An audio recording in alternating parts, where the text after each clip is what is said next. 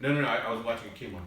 So, okay, well, guys, we're back. I just wanted to double check and make sure everything looks good here. So, okay, so we're going to jump into the discussion about health, specifically in regards to diet, exercise, and how that's being educated in the schools, right? How we're actually teaching that to our students. So, what's anybody's opinion? Now, does everybody go to because of our new Secretary of Education that has been proposed, because she's a big proponent of charter systems in certain parts of the country. So, but yeah, that'll be fun and interesting to hear about and stuff. So, we'll get to you in a second. Let's talk to our public school students. All right, so what do you guys think? What kind of education? I'm going to start actually down at that end of the table. Well, that's all right. What kind of education are you currently getting in regards to like diet and health? Well, in PE, of course, we get lots of information about health and exercise. Okay. For example, workouts to do and how they affect your body. Yeah. As well as how you eat and how it affects your body, like staying hydrated That's and good. Keeping fit, like over the summer or break times. Yeah. As well as we also have separate programs outside of PE, including yoga at our school. Whoa.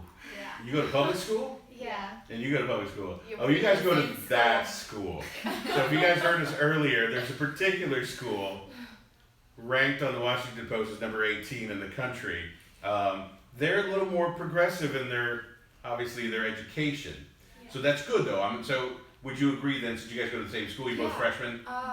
Our school focuses a lot on yoga, and we have like a salad bar, and we have like fitness Friday every Friday, and we have yoga once a week, and then we do like a lot of healthy eating, and that's part of like our mission statement, a healthy, well-balanced lifestyle.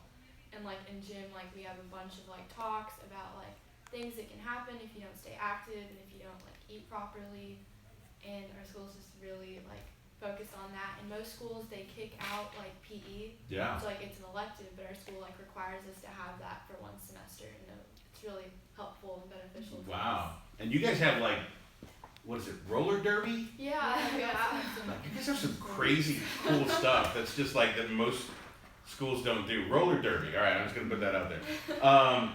So your school is definitely progressively moving in that direction to do Yeah. that. Okay, I'm going to jump over to this public school person. We'll come back to charter in a second. So, what do you feel? What are you guys doing? Do you feel like you guys are getting that kind of an education or something to that nature? Well, we're definitely not getting like health educated to that level. Okay. I know that my school offers a class, but you're only supposed to take it once for half a semester.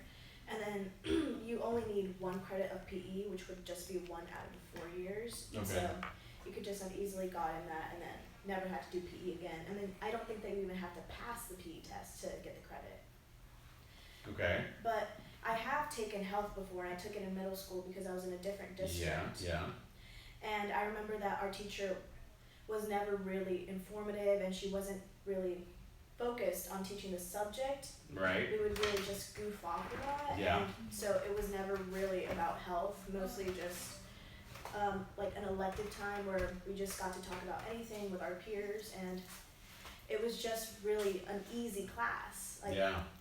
But it was like health and sex education, and it was a really weird class when we actually started getting involved, because I think that they told her something because we weren't passing a lot of our tests and stuff like that. Mm-hmm. And so she started like showing us all these videos and like how your body changes, and and yeah, I dropped that class. But now, because I took half of the credit that I needed, now they aren't letting me take it. Well, they are making me take it again next year.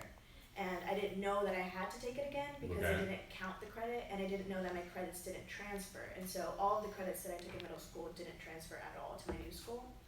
But like with the health education like part of this talk, which is what we're supposed to be doing. Right. Well, my school doesn't really have a salad bar. I believe that we have like lettuce and tomatoes and stuff like that, but I wouldn't call it a salad bar because it's not really, something that I put in my salad to say. Like, I'm not just gonna have a lettuce salad, just like, oh, I'm eating a bowl of lettuce. Let me ask you this question, that's fun.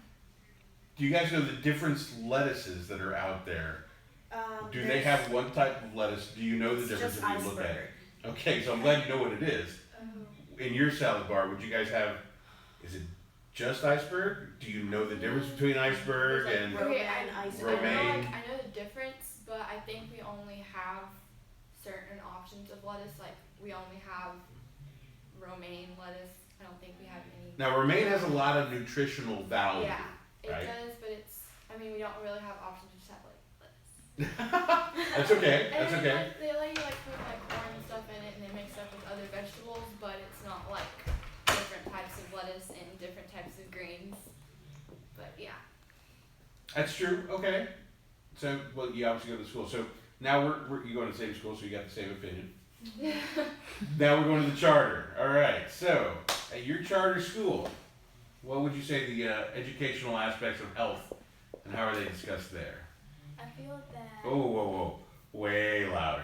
I feel that they give food options. Sometimes we have a salad bar and a sandwich bar, but sometimes the things that we put in the salad run out and they don't like fill it up again, and it takes a while for them to fill it up again. And so sometimes you just get the lettuce and like the leftovers that are there. And sometimes the food doesn't have flavor in it. And So you're going into it. Okay, so that's the salad, that's the food selection, and that reminds me of my I mean that's just schools in general, normally. Yeah. Now what about though? Let's speak specifically about the actual education. Are there any classes where they discuss? we have PE. We have PE, but it counts as an elective, and you have to take it the whole year. And it's only required for you to take it once the whole 4 years you're in high school. Okay, okay, and then that's pretty much it. Yeah. So obviously we see some differences. Yeah. You know, in the thing. So now I'm gonna hit the tough questions, right? What do you guys eat after when you're not at school? Do you think it's changed your preference of eating? No, these two. Let me start with these two. You're coming over here. I was just getting my errand. Go ahead. Okay. I think it has affected me a little because they stress it so much. It kind of makes me want to continue it afterwards, so that whenever I get back to school, I'm not totally out of shape or something. And they also remind you, like they tell you, set goals for yourself over Thanksgiving break and say, like, or maybe that's not such a good example. They let you relax sometimes, but over summer, at least. They'll say set goals and say, oh, I want to run a mile every week or something, so that you have some kind of motivation to keep going over summer. Yeah, that makes sense. That makes sense. So I know your school. We've been having a lot of students from your school for years, and they are educated at a different level. Like when you guys come, because we do these practices with the freshmen. They come in the spring, they learn public speaking, debate, different things like that. That's what you guys are signing up for, fantastic. It's a lot of fun. It's the weirdest thing in the world, but people actually enjoy doing debate with our organization, okay? So I promise you, even this one, right? Was it fun? Exactly, it gets there. So now with that though, when I get kids from your school that come and they're like, everybody brings a snack, they're not the ones coming with, hey, I just stopped at Mickey D's, Yeah. got a big bag of fries and some of these things. Well, They don't, no. right? So do you feel that way in your home life is what my question is to you guys? Or Well, can you not wait to get home and eat the good stuff? Well, I mean, at our school, we don't really talk, like, we're not allowed to bring sodas, and we're not allowed to bring, like, bags of, like, chips and What? stuff. Yeah. If not, you'll get, like, taken up and thrown away, and you're like, Whoa. yeah, it's pretty crazy. But, like, my family, like, we try to stay pretty healthy. I mean, there's times where we're like, oh, we can go out to eat, take a break. Yeah. But, like, from school to home, I'm like, at school I've been, like, maintaining, like, a really nice diet, and, like, I've been, like, working out a lot. So I'd rather, like, work out at home, and I want to eat healthy at home also. So it does transfer over for me, and I feel like school, since you're, like, oh, I'm being graded, oh, like, my friends are here and everybody's doing this, and, like, it's kind of pressure. Then you go home and you're like, oh, well, now I'm not pressured to do that, but it's still good for me. And Yeah. you, like, think about the benefits of yourself and, like, your family. If you eat healthy, then your family's gonna eat healthy, and it kind of goes along. Yeah. Now I apologize. We're having some sound. People are actually telling us online that I've been reading here that we need to speak up a little louder so they can hear us. So that's why I'm talking a little bit louder. Okay. So, but let me keep going with this line of questioning. Would you guys feel? Now we'll come back over here because she just said that. Well, actually, she said that. What about you, though? Yeah, Do you see like your family kind of trending a little bit that way and stuff? yeah, I definitely feel that. I mean, we already ate pretty healthy before. Okay. I went to middle and high school Yeah. now, but I think it's definitely encouraged me to try to be healthier, even from being pretty healthy in the first place. I think there aren't really many specific examples of this, but Yeah. I definitely have been trying to try new recipes that are less store-bought and more like homemade. Yeah. No, that helps. That helps. Okay. My turn? Yes. Okay. So my mom she's been working really hard, you know, like she has Yeah. a couple of jobs. It's because we're gonna build a house. So my eating hasn't been healthy, especially lately. We try our best, and I'll like have like a power juice in the morning, you know, with like spinach and lettuce and then orange juice and stuff like that. But I've honestly been eating a lot of fast food in the afternoons because it's just easier to just like pick up, go home, just like eat it really quickly and then go do everything that I have to do. Right. Yeah. Now, what you though? Yeah. So not like your family. You say you, not your mom. You. Yeah, this is what I do because it's just so much easier to just like, because we get home really late, so Sure. just to wait to have a home cooked meal like at 9 in the afternoon, well 9 at night, Yeah. it's just a long time, and plus sometimes, like let's not tell my mom, but I sometimes don't eat lunch because it's, You gotta say it louder so your mom can hear you. no, she already told me, she's just like, you have to eat lunch, I need you to eat lunch, and I'm just like, but I feel like throwing up afterwards, like it's not good lunch. Now, this has been a complaint of students for years. We're not by any means Yeah. attacking any ISD. Everybody does their best, right, to Yeah. feed you guys. So Like, I literally had a lunch lady scrape the bottom of her pan to give me food. This Okay. is not okay. so we're okay. Well, it's different. It's different. I didn't mind it, I threw it away. but then again, I might not have been back in my era when I went to school. We didn't really have any. We didn't have any knowledge of this. Yeah. It was just the way the world worked, right? I don't know, we're very into organic stuff. Like, my mom buys organic cotton pads to take off our nail polish. There you go. Like, this is just like, but So it's just you. It's your lately- fault. It's you. Oh. You're the one Oh. who's going and eating the fast food. I just want to make sure I understand what you're saying. Well, You hear that, Mom? It's her fault. It's not you're NHI, buying it. not the school. But, So yeah, just kidding. That's okay. You're doing great. No, we all did it. We all did it. Okay. What is your opinion? How do you feel? Like after school, eating wise? We sometimes cause I get out of school really late, and I usually don't eat lunch at school cause I don't like the food that they give us, and But you.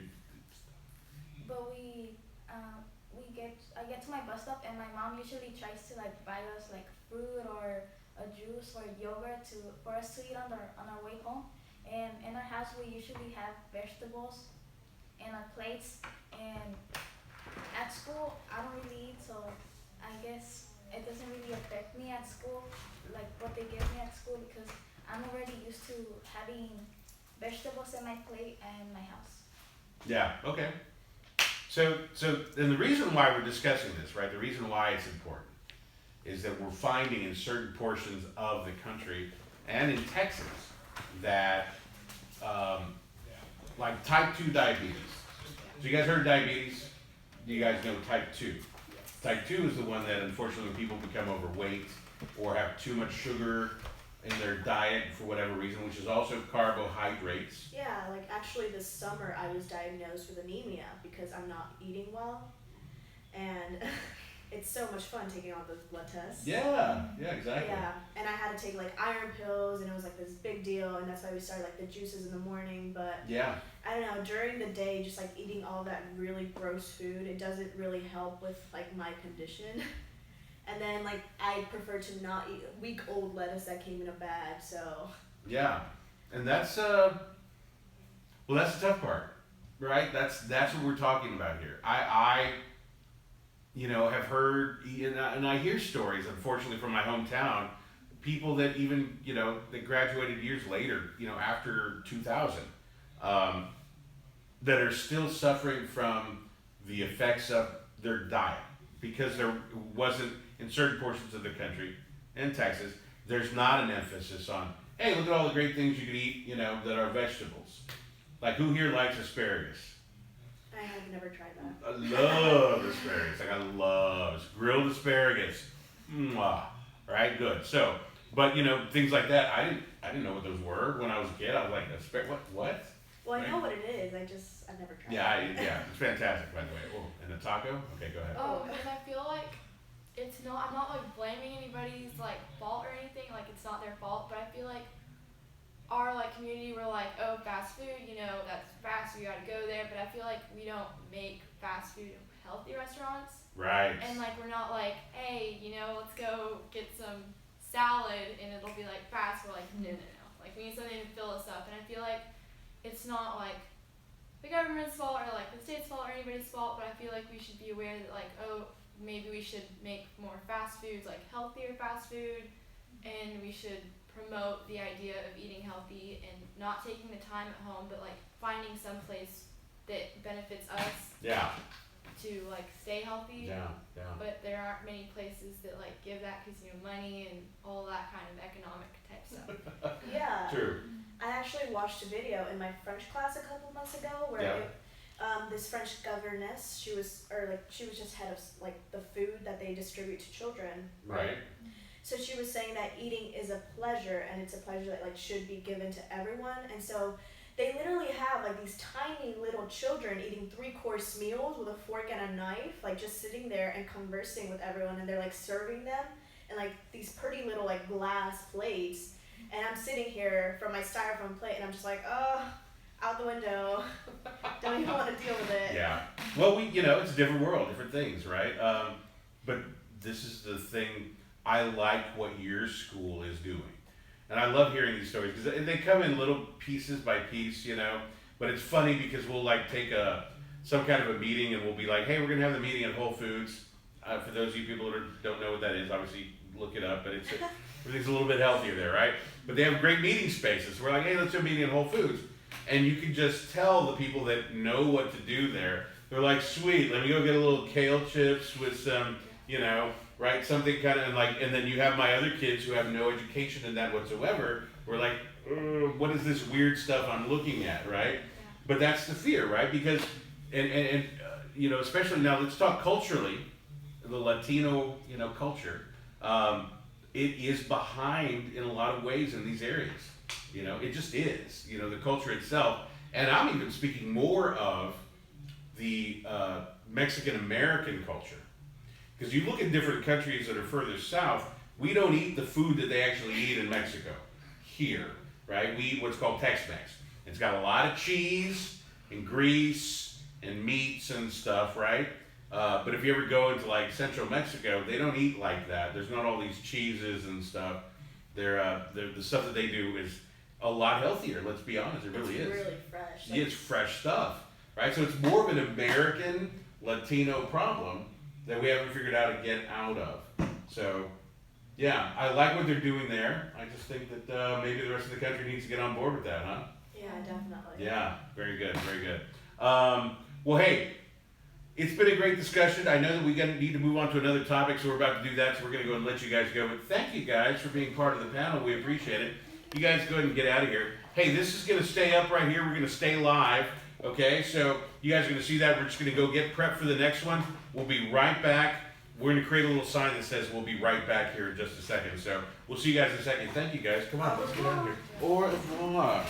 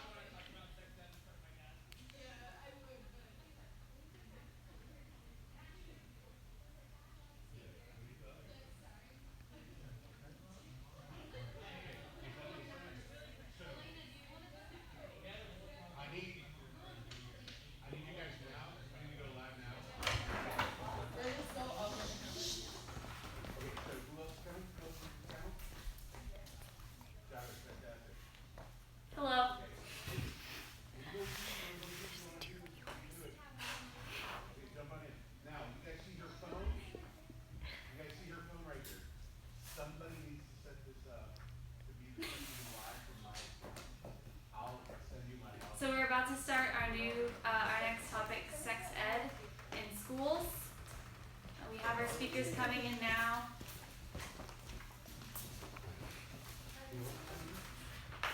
And we're back.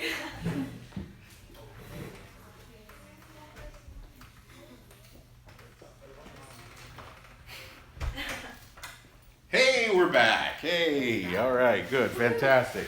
Sorry about the little break there. We're just working through the technicalities. So for those of you watching now, fantastic. We want to be right here on this particular viewing process because we're recording this live. But we're about to go back to Facebook as well. We're going to record with 2 phones simultaneously. I mean, 2 cameras, I'm sorry. 2 cameras. We're not recording on any phone right now. Absolutely not. It's just cameras, Just professional. cameras. You guys should Really see good these cameras. professional cameras that we're They're using. huge. Yeah. They're gorgeous, right? Yeah. Oh, hey, look at that guy. Hey. All right. Well, good. So the new discussion here. You guys should know these people, but we have somebody new here. Andrea. Good to see her. She's a little under the weather. We're going to be nice to her. That's okay. That's okay. Thanks for showing up either way, though. Absolutely. In the rain and the cold. I know. Right. We haven't seen you in a long time. What have you been doing senior year? What are you doing? Senior year, what can I say? Okay. Went to college. No. Getting accepted into college. Whoa, where'd you get accepted? Loyal in Chicago. You gonna go to Chicago? Baylor. Oh yeah, oh you haven't Yeah, I decided. haven't decided yet. Okay, Baylor? Yeah, and then Denver. Oh, right. So. But you could be with Chris Ruiz if I you know, go that's to Wow. You- The famous You literally Chris follow him around all day long. Amazing The and talented. the only freshman on the Baylor mock trial. The only freshman on the and Baylor. now the only mock trial team. sophomore. on the Oh Baylor my mock goodness, trial team. yeah. Wow, Chris you're Ruiz, huh? Let's give it a hand. Chris Ruiz. For those of you guys who don't know Chris, you're lucky. Okay, so let's go further with what we're doing here. So the discussion today is going to revolve around, and we're talking about sexual education, sex ed in high school, and it's a good subject. It's one of those things that has to be discussed because well, that's the world we live in, right? So we need to have that discussion. Now, the question is, and I love this because people actually posed this to me before. We actually have this subject matter in the Seed Talks because a teacher in a Catholic high school said it's an important discussion to have. And that's why it's here, right? So that was a couple of years ago, but I still think they're right. So, yeah, how's that? First That of makes all, I sense. think we should say the kind of school that we go to because that's really prevalent. That is I important. That is agree. important. So, okay, so we know public school, standard. Then you go to a public school, That's what is it called? what do they call those? No, not No, charter. you're not a charter. It's what is that called? A special public school. It's a special public school. It's a You have to special. apply. It's like public application. There you public go. school. And then Yeah, Andrea. I go to a private Catholic school, Ah, oh yes. so Oh, that's okay. I mean, I love it. And Yeah. I attend a public school. Yes, fantastic. So it's going to be different a little bit, probably. I would imagine. Variation. Yeah, there are going to be variations of it. So let's just start with an open discussion. How well do you guys feel? And obviously you're at different grade levels. We have sophomores, juniors, and seniors here on the panel. How well would you say you've been prepped in sex ed in school? Pretty well, I think. Well, of course you are. We know what school you go to. We know that school. I go to an all-girls school, and they bring in someone from Planned Parenthood to talk to us about it. So Oh wow. it's really a big discussion because, I mean, we're kind of expected to provide our own protection in sex. So That makes sense. That's good. Okay, so we know that. What about you guys, public school guys? We kind of just go. They like show us like a video and stuff like that, and the guy comes and talks to us. It doesn't really do much, to be honest. You know, it doesn't really like change our opinion. It's more like something that we look forward to like goof off, maybe. You know. I love the honesty. Yeah. But like, I really feel that like they should like push like different like agendas on us because there's like one group may try to like because there's different groups that present sexual education like programs, you know. Okay. And some might promote abstinence, some might promote using protection and stuff like that. I personally feel that like that stuff doesn't matter as much as, you know, knowing what's going on, because part of sex ed is like puberty, what's going on with your body and stuff, and understanding that. I feel like that's the most important part. It's a really controversial topic when it comes to this. So like my opinion is just do whatever you feel is right, I guess, for you and your body. Okay.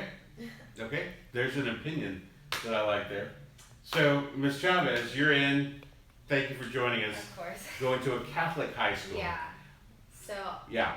obviously we at Catholic high school we like take a very different approach. It's more of like theology based, really. Okay. So like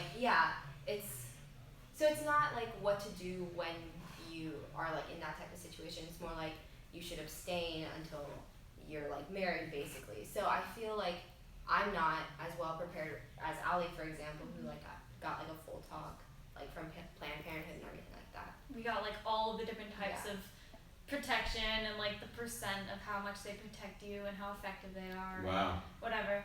But I just wanted to throw this out there. The topic of consent in sex ed is something that needs to be talked about and is not in Texas, especially, I think. So just want to drop that bomb. Consent. Boom. Wow. That's so it's a touchy subject, right? I mean, this is a tough subject to discuss. Yeah, the main thing, of course, is obviously knowing, do you guys feel, and that's the important part, really, at least because you guys have the internet. So when I was growing up, we didn't, right? You know, the old ice ages and stuff back in the old days. So, okay, it wasn't that long ago. Typewriters and There was internet when I got to college, towards the And end. like read with a candle Yes, exactly, old and a guy stuff. monocle. Right, but there was nowhere to get any information other than, well, your friends or whatever, right? That, you know, whatever life experiences came your way, I guess, right? So there's a good way to say it. But that's a good thing that at least needs to be discussed is, in the best way that you could possibly describe it, do you find at least that you have the internet if you have questions that you don't feel comfortable asking? And even further, has anybody at least done a little research online? yeah. I don't know. I think that if you want to have sex and your parents don't support getting protection for you, you do have the opportunity to go online and say, well, what kind of protection should I get? How can I get it? Kind of thing. Yeah. And obviously you used to not be able to do that, but I think that is available for us now. And that's why right now, especially, it's even more important to talk about the ideas in sex ed rather than the actual protection. Like Xavier was saying, the ideas of our bodies growing, the ideas of consent, and the ideas of protection and abstinence.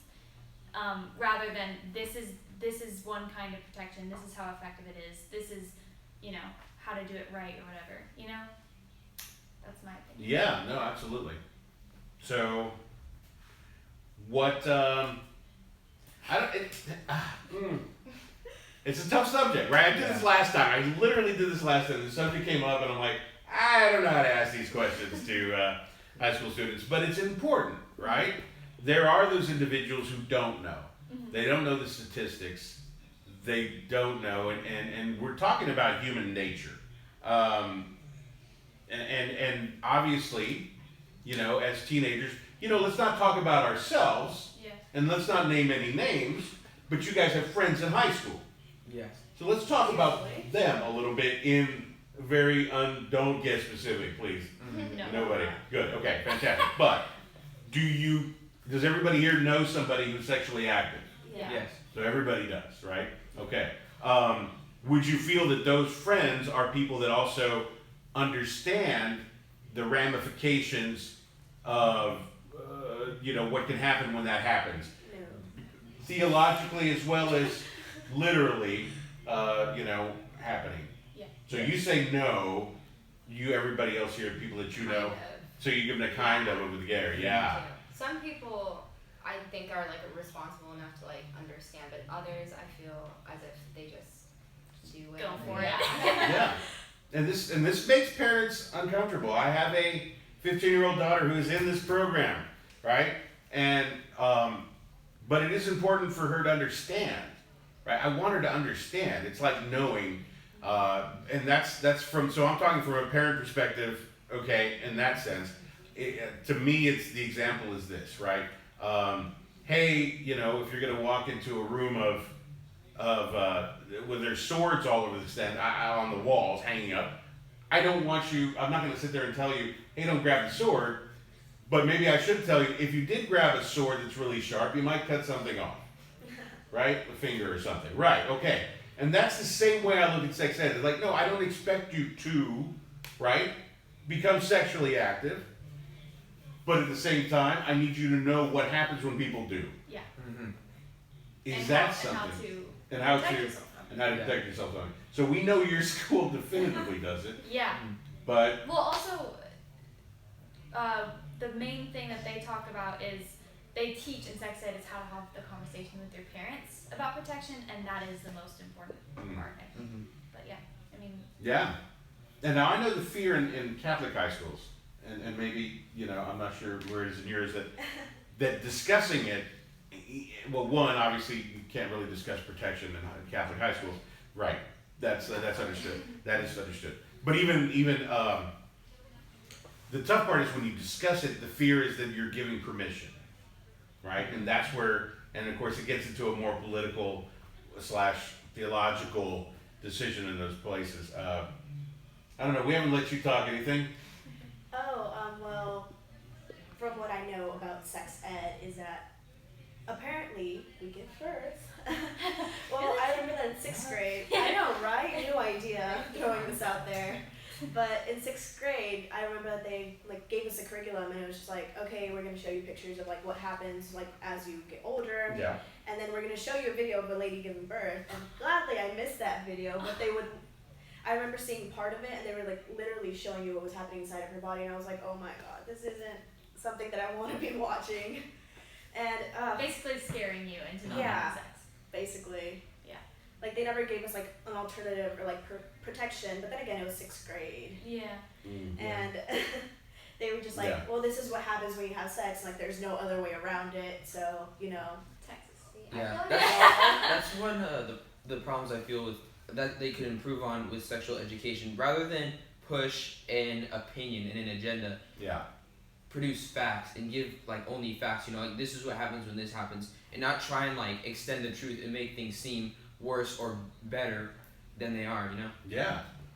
Andrea, you should Yeah, I was something? gonna say, I feel like taking that like fear approach is just completely wrong, because like Xavier was saying, I think it should be more like factual and actual, like an actual curriculum, and not just like Yeah. And the thing is too, I think that kind of feel right also in some cases works backwards, because I know a lot of people who like to try new stuff, and who when people tell them no, they do it anyways.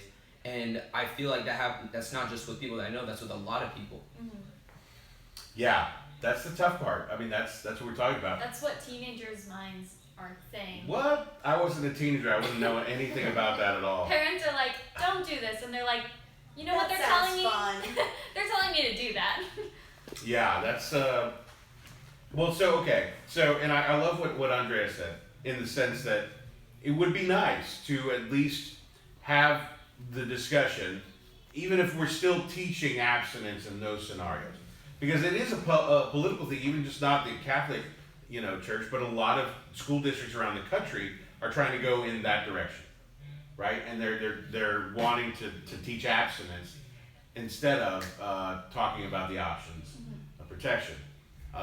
Wow is all I can tell you. It's a scary world. Yeah. But we have the internet, right? There are places to go, and my opinion, and this is just mine, but you're kind of saying the same thing. You're saying the same thing, and what I'm understanding from you guys is that, well, if schools want it done right, maybe they should adopt it themselves instead of letting the internet educate you guys. Yeah.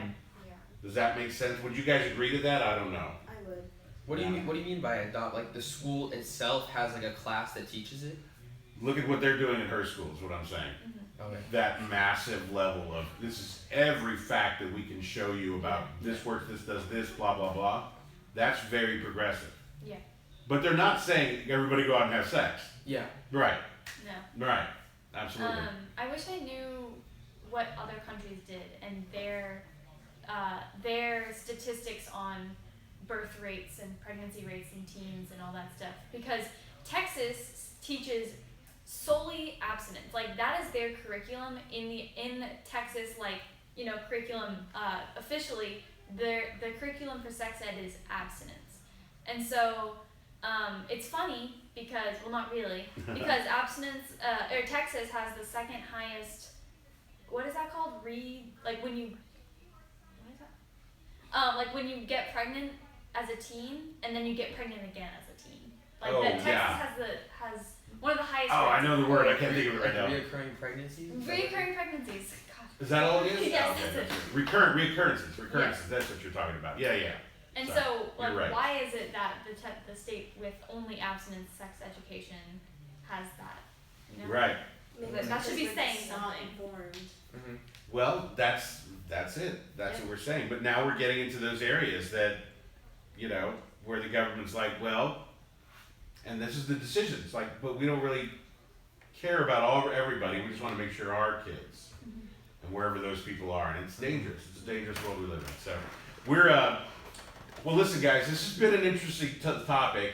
Obviously, thank you so much for having the guts to come up and talk about this one in particular, because I know, hopefully times change and things will change and we'll move forward. But appreciate you guys Thank you. again. Hey, thanks a lot, guys. All right, cool.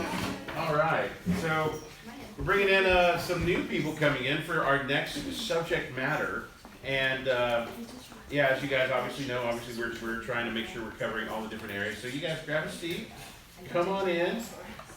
Lots of fun, lots of room for everybody. Just gonna check in with our cinematographer.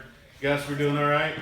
Good. Are you doing okay? You need anything? I'm good. All right, good. Anything you need, you can jump out if you need to. Fantastic. All right, good. Gus is being awesome. She is volunteering from her high school to do this, but we got some new faces. So now, since I have some new people here, we need to make sure that our voices are heard. So when we're speaking here today, just a little coaching, right? You remember our training that sometimes it sounds like you're yelling in your ear? That's okay. We need to do that today. Now, you're a little new here, right? So, are you a freshman? Yes, sir. Fantastic. What's your name? Alex Scott. Alex. All right, so Alex, that is going to require you to go like, wow, like way up here. Don't be afraid to do it. It's all right. So, even if it sounds like you're yelling, you're not, I promise, all right? Does it sound like I'm yelling? No. Exactly. I'm not yelling. I'm just talking really loud. Okay, good. That's fantastic. All right, so let's get some introductions for the rest of the group. We got a freshman in here. It looks like we got about 3 sophomores. Starting over here. Hi, I'm Riley Garcia and I am a sophomore. Hi, I'm Bella Sada and I'm a sophomore. Hi, I'm Alex Scott and I'm a freshman. Hi, I'm Chandler Bowling Martinez and I am a sophomore. All right, great. And what subject matter are we discussing today? Bullying. Bullying in the schools. Yeah. It's an interesting topic, and it's a scary one at the same time. Would you guys agree? Yeah. How many people, or would you guys say you know people that have been bullied in high school? Yes. Definitively. Yeah. You don't know too many? That's good. So now, do you go to public school? Okay. You don't have to tell me which one. That's all right. We're going to keep it on the DL, right? That's cool. But you do. So Chandler, you don't have to obviously tell names or anything. Let's not get specific. But what kind of bullying have you witnessed?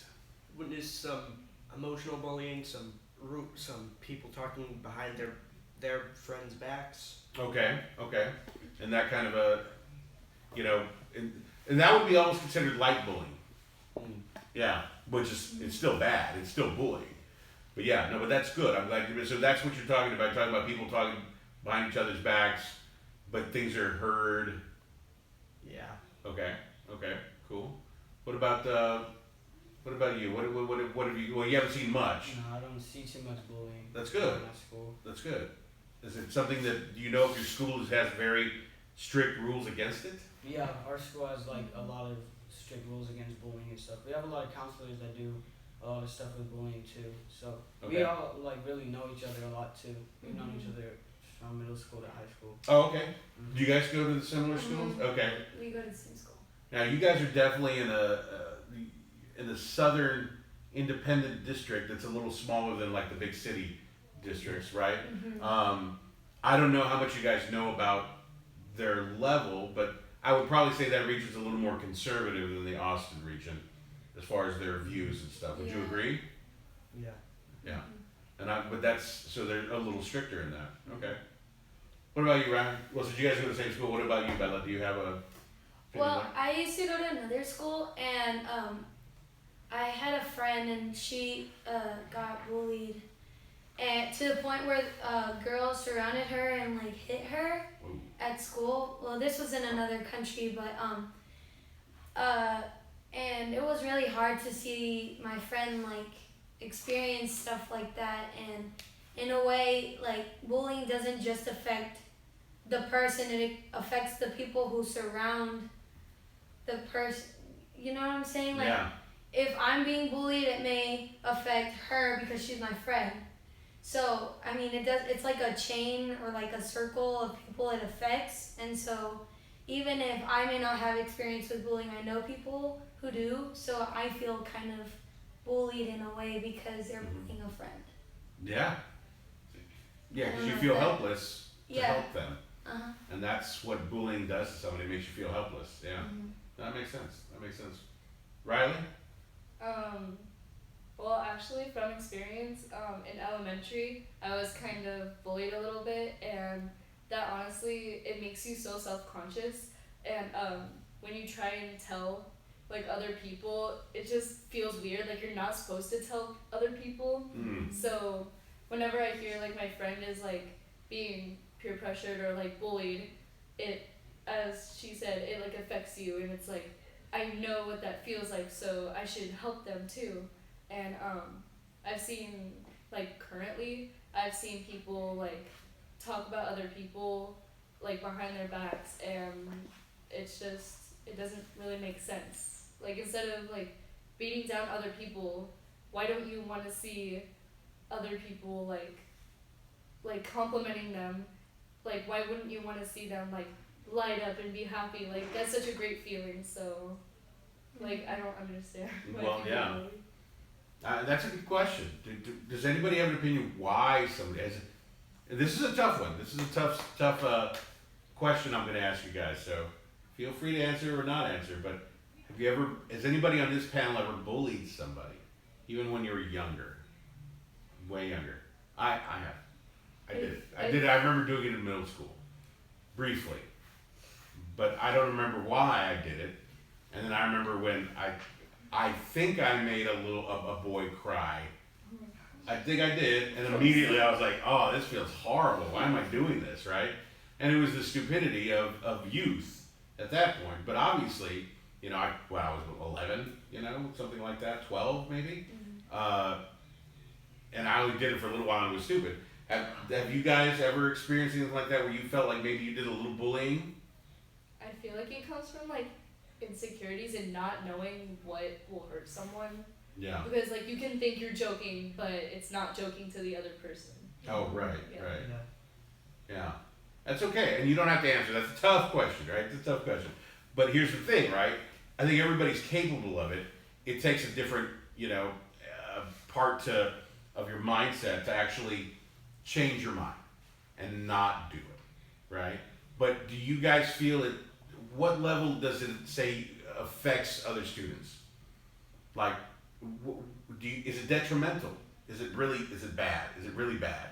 I never knew this person, but there was this kid in middle school, and I didn't go to the middle school, but I heard that he was being bullied because he was a cheerleader. Did you hear about that?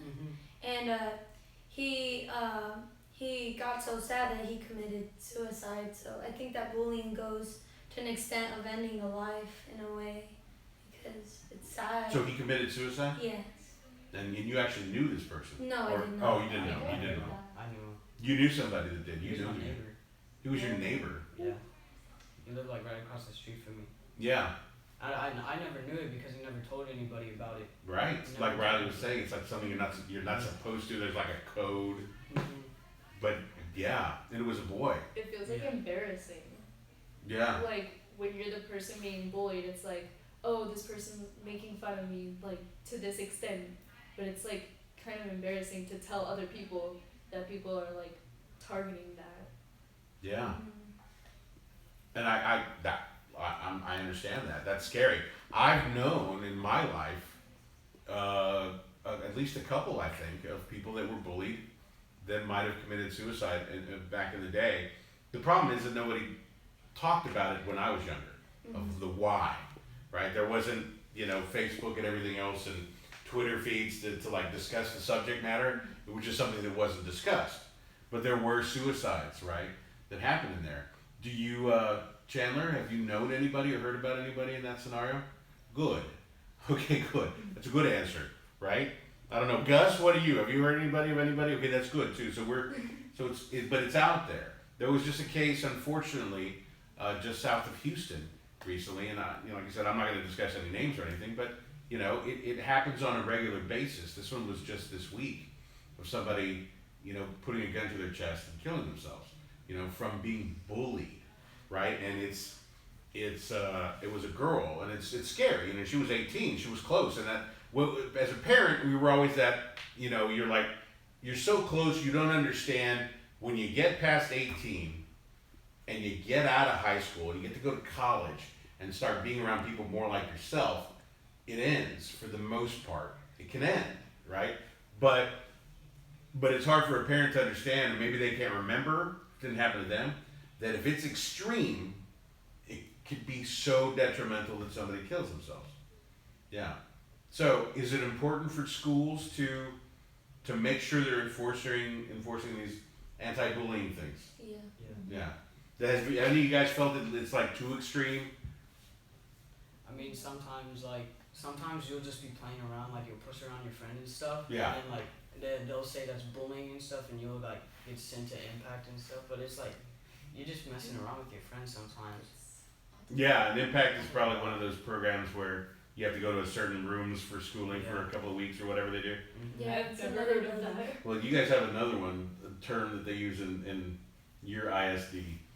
Back in middle school and stuff, remember that school that they send the kids that they have to go do schooling at some building? Like Leo? That's ISS? exactly. There's ISS and Leo. Right, We exactly. have access and impact. Yeah, it says an impact, so it's So probably that's like Leo. Yeah, That exactly. makes So, sense. but Chandler, yeah, that's how about you, man? Do you ever have you ever had any bullying done to you? A little bit? No. Okay. Well, yeah. Yeah. It sucks. Would you agree? Yes. It does. I'd say it just deteriorated my emotional state to a flat line of negativity. Yeah. Absolutely. And it's hard. It's hard, obviously. That's why there's so many different anti-bullying, aspects that we try to define. Now, one thing I love about our organization is we're completely inclusive, right? It's hard, I can't be on top of everybody, but we want to make sure everybody's comfortable here. Do you guys at least feel that NHI gives you, of course I know Alexander is your first time here, so that's okay, but at least does NHI give you a chance to be yourself enough? I think NHI gives you a sense of community, like Yeah. a sense of family. Like I know that if I were to, it's like I know that I can come to NHI and be myself and express my ideas without anyone bashing them down, Right. or even she could say, "Oh, I like your idea, but how about you change it to this?" It's like an exchange of ideas, but without bashing one another. I've never heard of somebody bullying somebody else, at least here at NHI or our Austin community. I think it's a family here. Yeah, I agree. Chandler, have you felt a little bit of that? Has it felt a little better in this organization than? It is absolutely felt better. It's like you said, it's family. Everyone's related. Everyone can help each other. Yeah. And we try. What's crazy about Chandler is I've been volunteering for 25 years in this organization since I was 18. 26 years this year. Darn. 26 years. So I'm a little older. But with the Austin program, I've been volunteering with them, and I used to do work as the head coach for the debate team back in the 90s. And I actually taught Chandler's dad as one of my students way back in the day. Wow, that's just bad. This is like, I'm getting old. This is gray hair. Do you see that? It's gray. But I'm glad he brought you here, Chandler, because you, my friend, are an intelligent person, right? You are a fantastically intelligent person, and yeah, it's important to know that there are places that you can be a part of or a group where you're not bullied or judged, and I think that's a good thing. That's a good thing. Mm-hmm. So what do we do, guys? I mean, you know, it's always the question, but what direction do we go as a group to keep moving forward, to keep learning, doing the right things? And we're going quickly through this subject. I thought we were going to go a lot longer, but let's talk about teachers. Would you say that teachers are doing enough work to combat bullying? I think that sometimes teachers could be bullies, like No. Yes. because you'd be for example, our teachers aren't really allowed to like mention race or religion or politics at school, but like sometimes there's always that kid with the joke like, oh, you gave me a 50 because I'm Mexican, or you know, and the teacher will like say, well, maybe, like I've heard stuff like that. I mean, sometimes teachers can make it seem like they're the bullies and then they like make a student feel bad about themselves sometimes when it comes to like grades or when you have a question, they're like, well, if you clearly read the instructions, like I'm asking a question, like, stuff like that. Favoritism. Yeah. There's so much favoritism with teachers. It's so annoying. It can be. Yeah.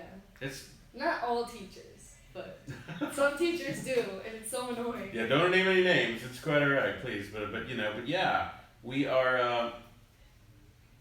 We're just we're in a place and time where we're learning the dangers of what we say and how they're affected over time. So, and that kind of leads me in, because obviously I like the fact that you brought that up. That is a good point. You know, teachers can be bullies. I know that there's there's ways that you don't realize you're doing it, and I'm very careful to watch and see what we're doing here in this organization, because we do pick on people for the fun of it.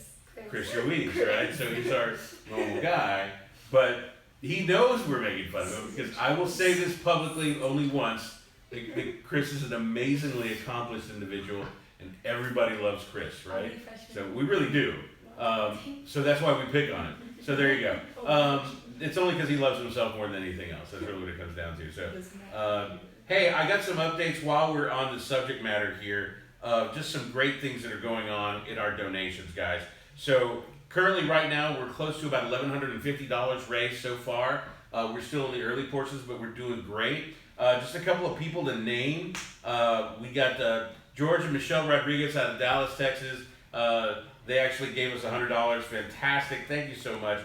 Sydney and Peter. The Untalons. There you go. Where's Pedro? Yeah, they actually gave us $200. Fantastic. Lily, I'm not sure. I think I just see a Lily O. But Lily O, $200 from her. Leroy Sanchez, $50. Beto Signs, love you, buddy. And Carmen, he and his wife gave us $250. Thank you, guys. $250. Appreciate it. Ricardo Espitia, $50. And of course, Ernie and Gloria, we talked about them now. Actually, the number's now $1,360. So we're doing great. All right. Thank you guys for contributing to that. Now staying on the same subject, because it is important, that we discuss it. When it comes to bullying, I didn't have this in my area. When there was bullying, it was flat out bullying. It was to your face, right? Or it was around you, like you were talking behind each other's backs. But you guys have something different that I didn't have in my era.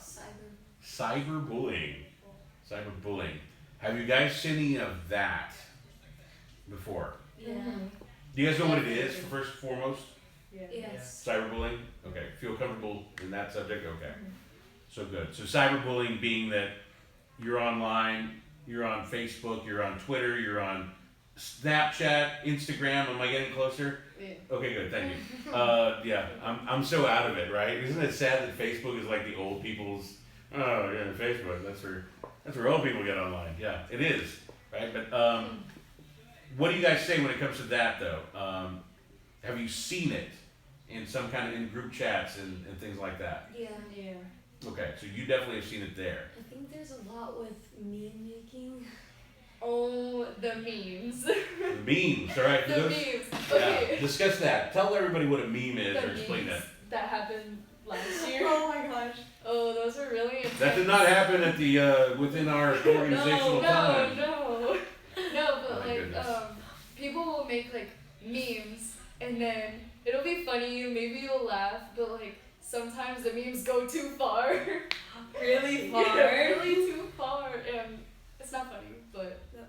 Yeah, that's the scary Yeah. part, right? That's the thing. I did hear stories of somebody going too far. Luckily, people jumped in and defended, and that's what it comes down to, right? Is if you're seeing it, how hard is it? And you mentioned it earlier, but because it affects you when it happens to a friend. Oh, Absolutely, when it happens to a friend, it affects you as a Yeah. person.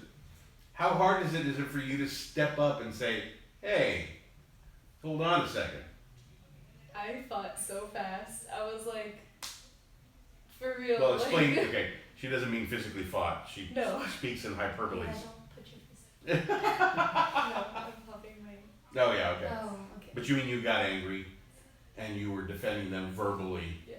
Okay. I can't. Everyone did. Like, a lot of Oh. people. Oh. Oh, you're talking about a specific. Let's not get specifics. But you have been in a scenario where somebody was getting bullied, and you immediately stood up for that person. Yeah. Good. Good. Absolutely. I mean, I'm not talking about a specific one. I mean, like, multiple things. Multiple things. Yeah. Yeah. What would you say? Now you obviously so Bella and her sister actually studied in Mexico for most of their childhood. Their parents completely bilingual. Her mother being raised here in Texas was actually instrumental in making sure that you guys still had an English background through all those years, right? Which is good. And your dad speaks perfect English as well. I know both of them. But you're now getting into the Texas education system, so it was different there as far as what rules are applied at those times. What talk to me about that as far as Like the difference? well, even like the bullying. Like, was it something that you could stand up for somebody or? Oh, in Mexico, I felt like I never had a voice, kind of a thing. The teacher was always right, and so you couldn't express your feelings, or like if I had a problem. I was at a really in a really little school, so like if you were ever to have a problem with like friends, you would tell the teacher, and thinking that they were gonna help you, and they would just kind of say that they were trying to help you, but there would not be any results. And because you were like in 4th grade or 5th grade, it wasn't like you could go and actually do something about it. For me, I was kind of like manipulated a little bit, and I fell into it kind of, like I bought into it, Okay. thinking that they were my friends, and sometimes then like 2 or 3 years later, I would hear that they would talk bad about me, and I didn't understand what was going on. And so I think that in Mexico, the bullying isn't so much what happens online or physically. It's more like he said, like behind your back, or it's like chisme, like everything. They'll like invent stuff about you to turn people against you, and because you're like la gringa, you like don't have really any friends. Well, that's how I felt at some point, like in 4th grade, 5th grade, and 6th grade. But then things changed. But and then I came here at high school, and then our school is kind of violent when it comes to fights, and so. Let's not name your school, but I understand. And so like I saw the first fight at school, and I thought that like the world was gonna end, because I wasn't used to that, and I was used to being proper, and I was used to like private school in Mexico, and then I came to public school, and I was like, okay, things are different. And like the bullying here is like based off of what they hear about, like, it's more intense a little Is bit. it? Yeah. Yeah. But the teachers help you more here than they would there. So it's kind of like a balance. I can see that. So I know I love what you're saying because if you think about it, and culturally, it would not be acceptable at all to have a fight in school, like a violent fight in Mexico. Yeah. Right? Like, I mean, it might maybe start, but it would be like, whoa, you get in Not even so start. much trouble. Like, it's Yeah. beyond the option of even have something that You can would happen. get expelled. Right, like you would lose every option that you had. Mhm. Whereas here, you get in trouble for a little bit. You go to that. What you guys call it earlier? What school is it? Impact. Yeah. Impact, right? Or Leo, as we've heard that Says- term, right? So, yeah, man, that would be scary the first time you saw that. Yeah. I was really scared. Yeah, absolutely. Weird. Okay, but yeah, obviously now we're here. Things have changed. Life has changed. I'm just wondering if we're doing enough as a society, to work through these things. I think that the solutions are sometimes. A little loud. I think that the solutions are sometimes wrong a little bit. Like you could solve it in other ways. Like I don't know. I Yeah. don't know what ways, but there could be more solutions towards ending bullying and violence. How about cyberbullying though? How do we end that? That's a tough one, Yeah. right? I mean, I wasn't expecting you guys to have an answer because that's the point. We don't have an answer at this point, right? I know that case because it made national news. That case I just talked about in Houston of that girl that I think it might have been on Friday or Saturday. It recently just happened about a week ago in Houston where the girl killed herself, and then unfortunately it happened in front of her family. Right. I And, did hear about that. yeah, and it was. That's terrible. And it's unfortunate, and it was cyberbullying that was to blame for it, and it's that kind of stuff that we, as a society, we want to help fix, and they don't know what to do. The police don't know what to do right now. They're trying to chase down some leads, but then again, to what extent was it? The person that created the account that they were attacking this person they did it as a fake account where it was untraceable. Oh. So it's not like they could immediately pull it up, and that's the world we live in as well too. So it's complicated, right? And of course, parents would probably say, "Hey, get off Facebook. Just stop using those. Get off Twitter and That's what my mom said. yeah, don't use those sites anymore." No, my mom Why- just said don't use your phone at all because most of the problems come from the phone. Right. So most of the problems with the phone. Is that a solution though? No.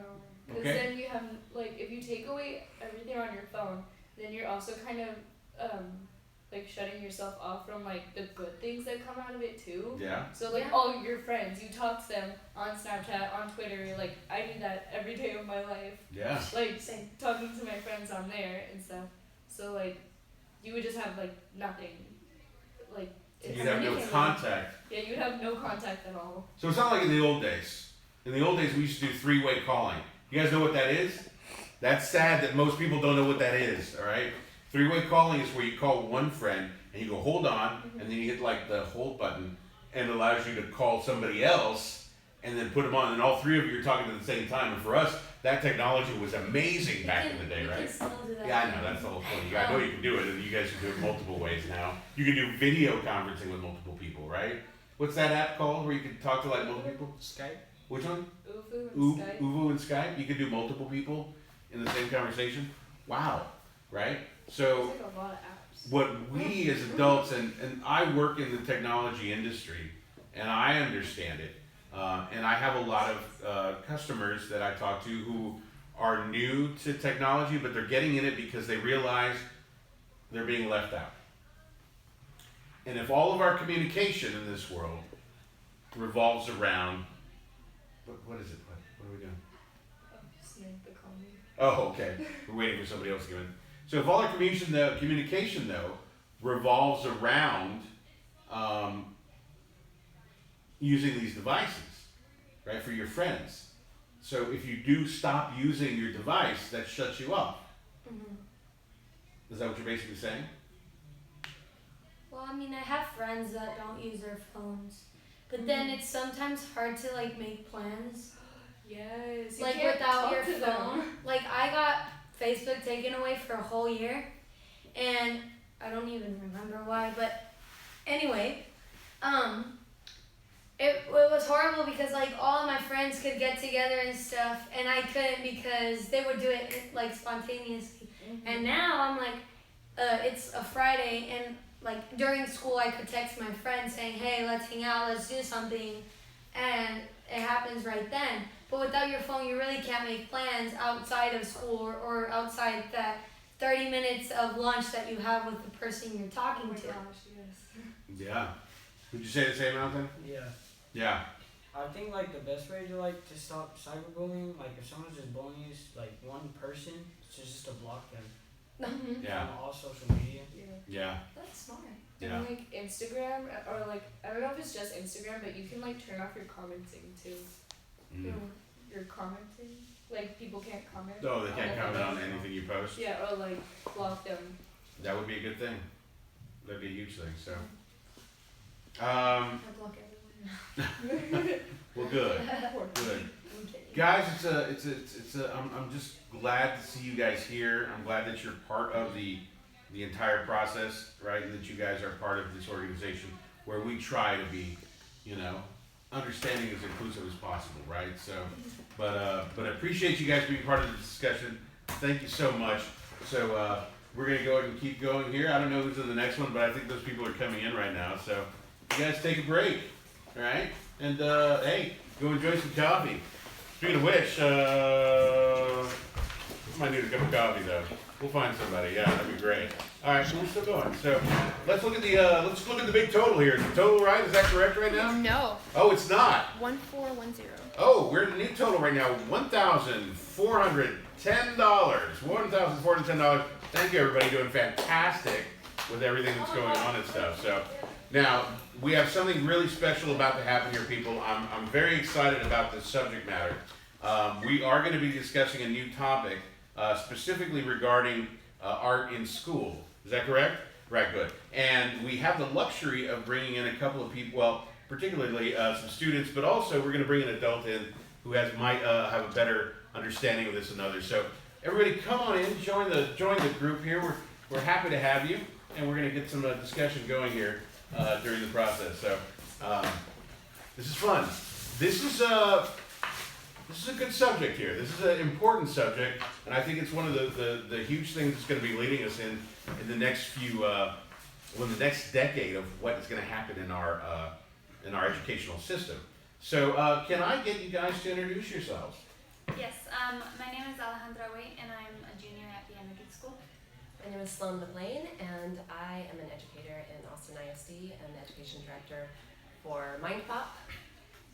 My name is Billy Banda. I am a junior at Aikens High School. I'm Andrea Tomar, and I'm a sophomore at Cape Austin Collegiate.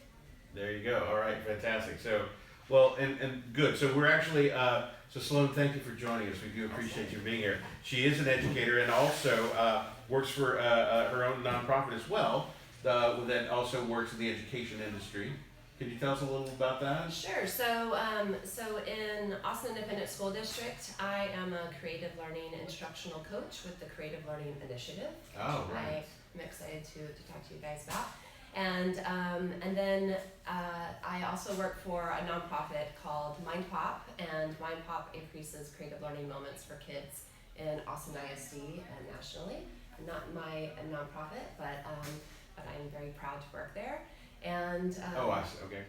the goal of the Creative Learning Initiative in Austin ISD and nationally is that we are helping kids to have equitable access to fine arts experiences in school, pre-K through 12 in drama, visual arts, music, movement, digital media, and that we are helping teachers to learn arts-based creative teaching strategies to teach their curriculum, every subject, social studies, science, reading, writing, math, using these arts-based strategies pre-K through 12th grade, and that we are bringing the arts community into our schools, especially in a community like Austin that has such a robust, vibrant arts presence, and that we are helping kids to have arts experiences outside of the school walls, both during school time and after school time. Okay.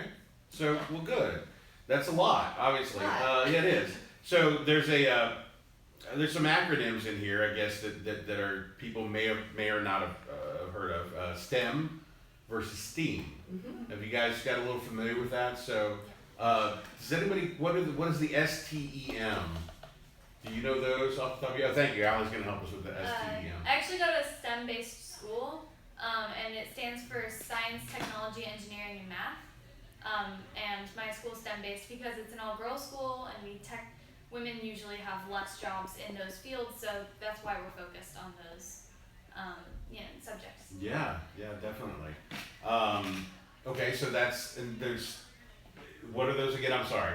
Science, Technology, Engineering, and Math. Okay, so that would be stuff. Now, the A, STEAM, adds the AN of arts. Yeah. The question is, and this is actually something that's going around the country, is should schools move away from the arts to focus on STEM? Or should they Reincorporate arts back in? Because a lot of them already did move away from it. Yeah. Right. I think this is good. Let me ask Billy. I'm going to ask you because you do go to public school here in Austin. Yes. I'm going to fix that here in a second. But just, Billy, what are you guys currently doing in your school in regards to arts? Well, actually, like Ali, I am also in where my high school education is mainly focused around STEM and the STEM program.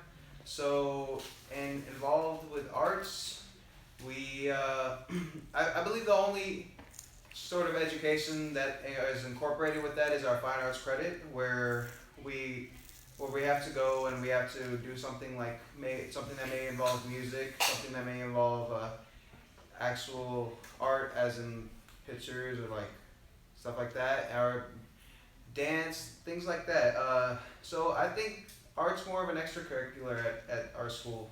And that's what it's become at a lot of schools, really. Yes. The question is, like, if you're preparing for college or a career, is it necessary to have art involved in the school and in your education?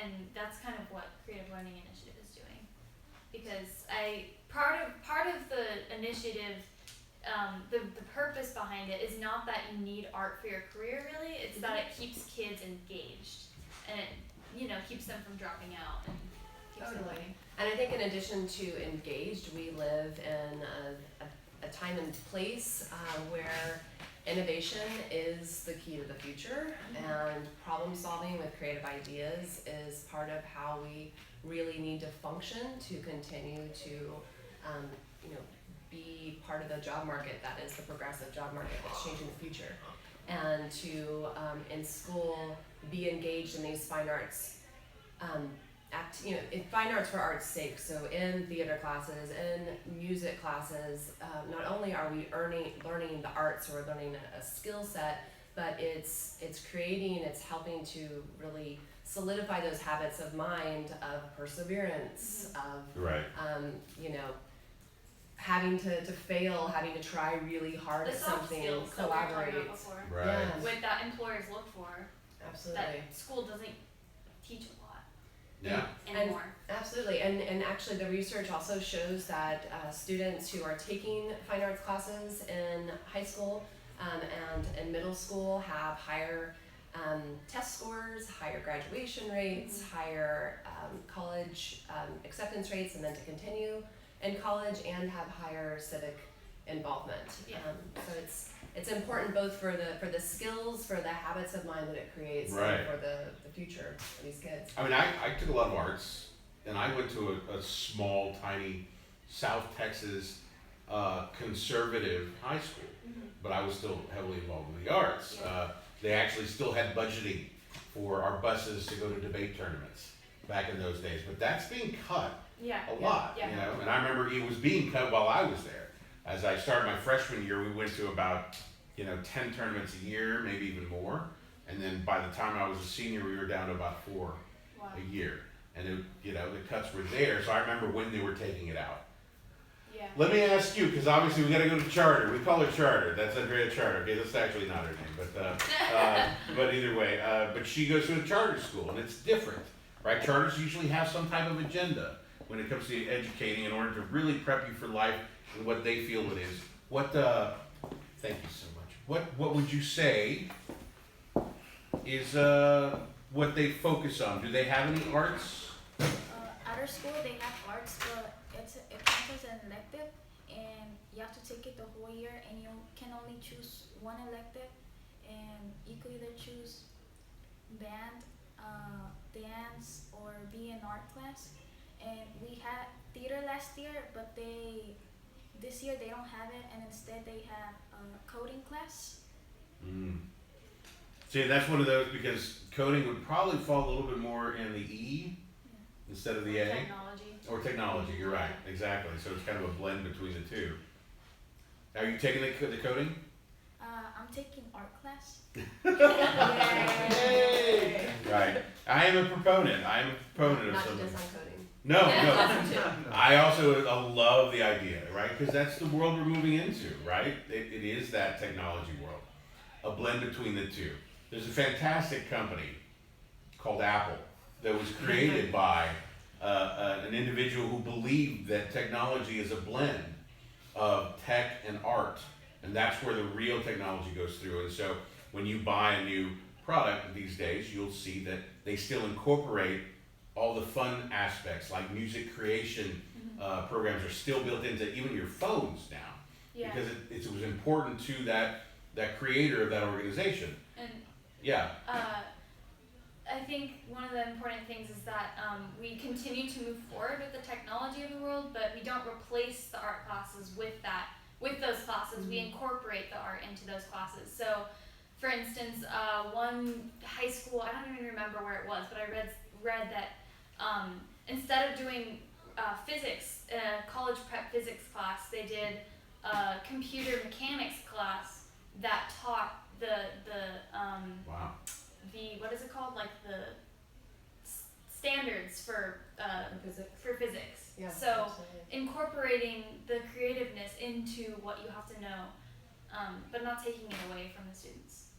And that's hard to do. Yeah, it is, and it takes really good teachers and really Exactly good planning. No, correct. it is hard to do, and I feel like when I talk to kids, when I talk to adults about, what do you remember, what's your favorite high school memory, what's your favorite, middle school memory, elementary school memory, it's not prepping for the STAR test or the TAX test or the TOS test, it's not problem solving in math, it's some sort of creative experience. It's learning physics through mechanics. It's when you start in the classroom in the theater show, the school show. The productions. The production. Yes, Thank you. yes, That's what I'm looking there for. you go.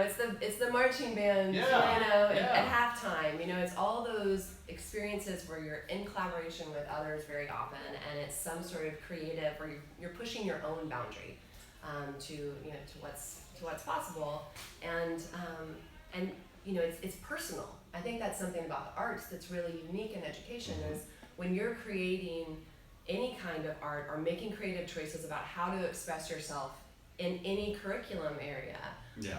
Rather than having to just complete a worksheet, if you have to communicate something in a way that's unique to you, then you remember it better. Yeah. And actually, I did not do this on purpose, but I do have I was wondering, you have something some in your materials lap here, here. and I wondered if we could take 1 minute Let's just to do just it. experiment with something. I would love to see what you're going to do here.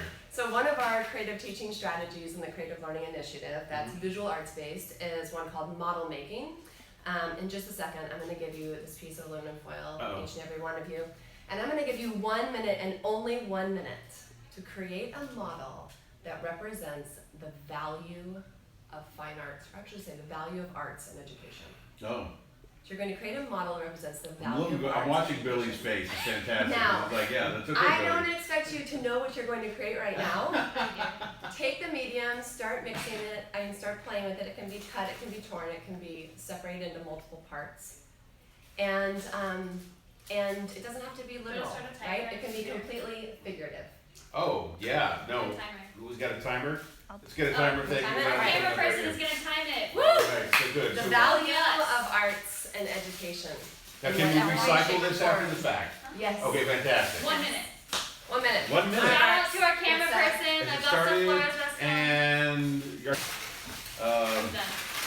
Oh, I was just gonna do that. You can do that. all right. Let's see here. All right, I'm starting something here.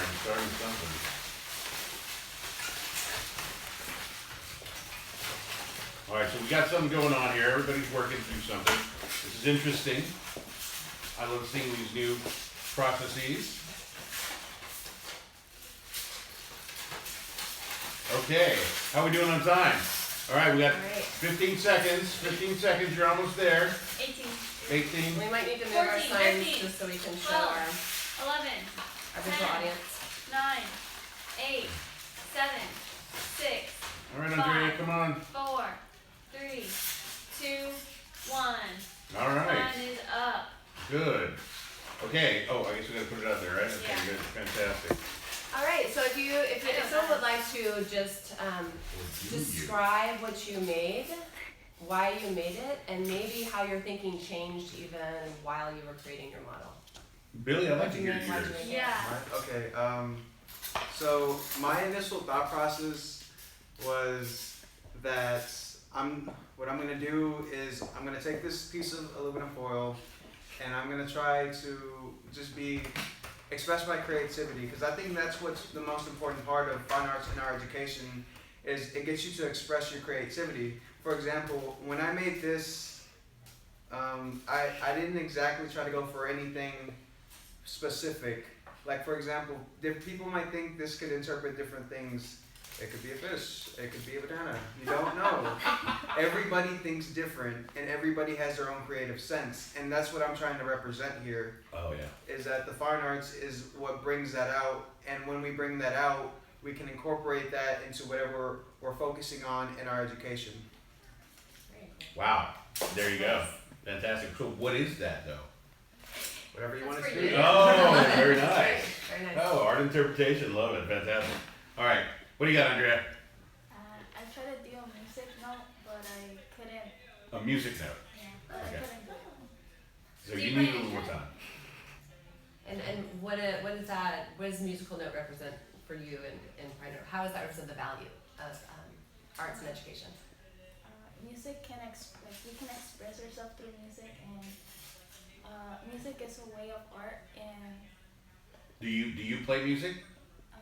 in middle school, I used to play the flute, but in Okay. high school, I got into art. Oh, I see. Oh, nice. That's awesome. All right. Cool.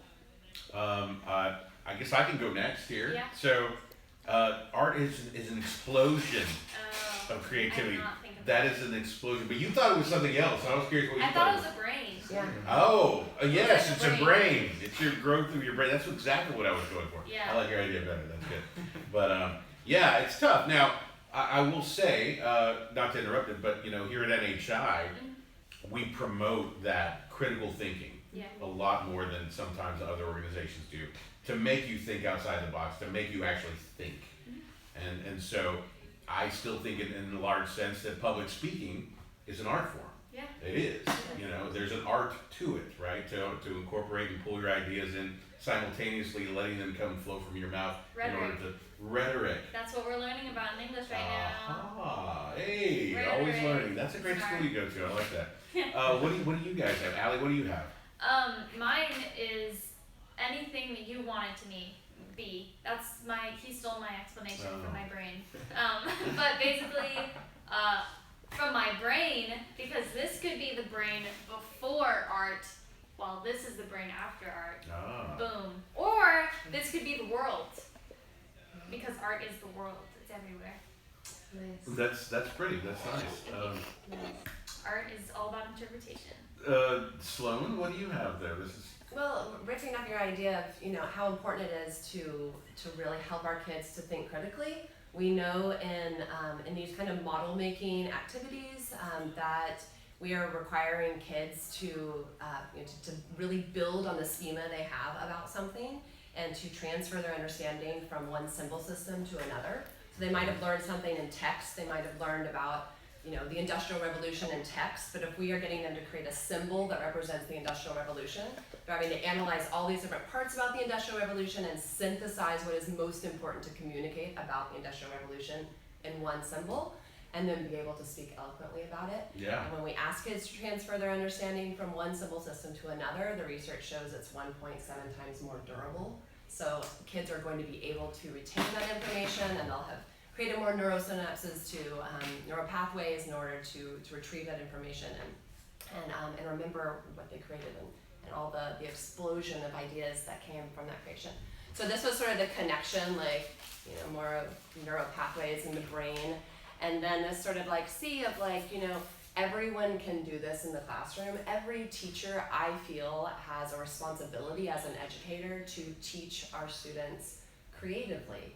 Yeah. Not from the textbook, not this rote learning style, but to get kids thinking and wondering and sharing ideas and posing questions that lead to further inquiry about something and connect to what the kids are experiencing outside of school and to their life in the future. Is this a person? So this is sort of kind of like that, there's this individuality that comes, even though we all have to learn the same thing, right? We have our Texas Essential Knowledge and skills that we have to learn, but you can teach them all in unique ways. That's a sea of knowledge, right? It's kind of a sea of knowledge. No.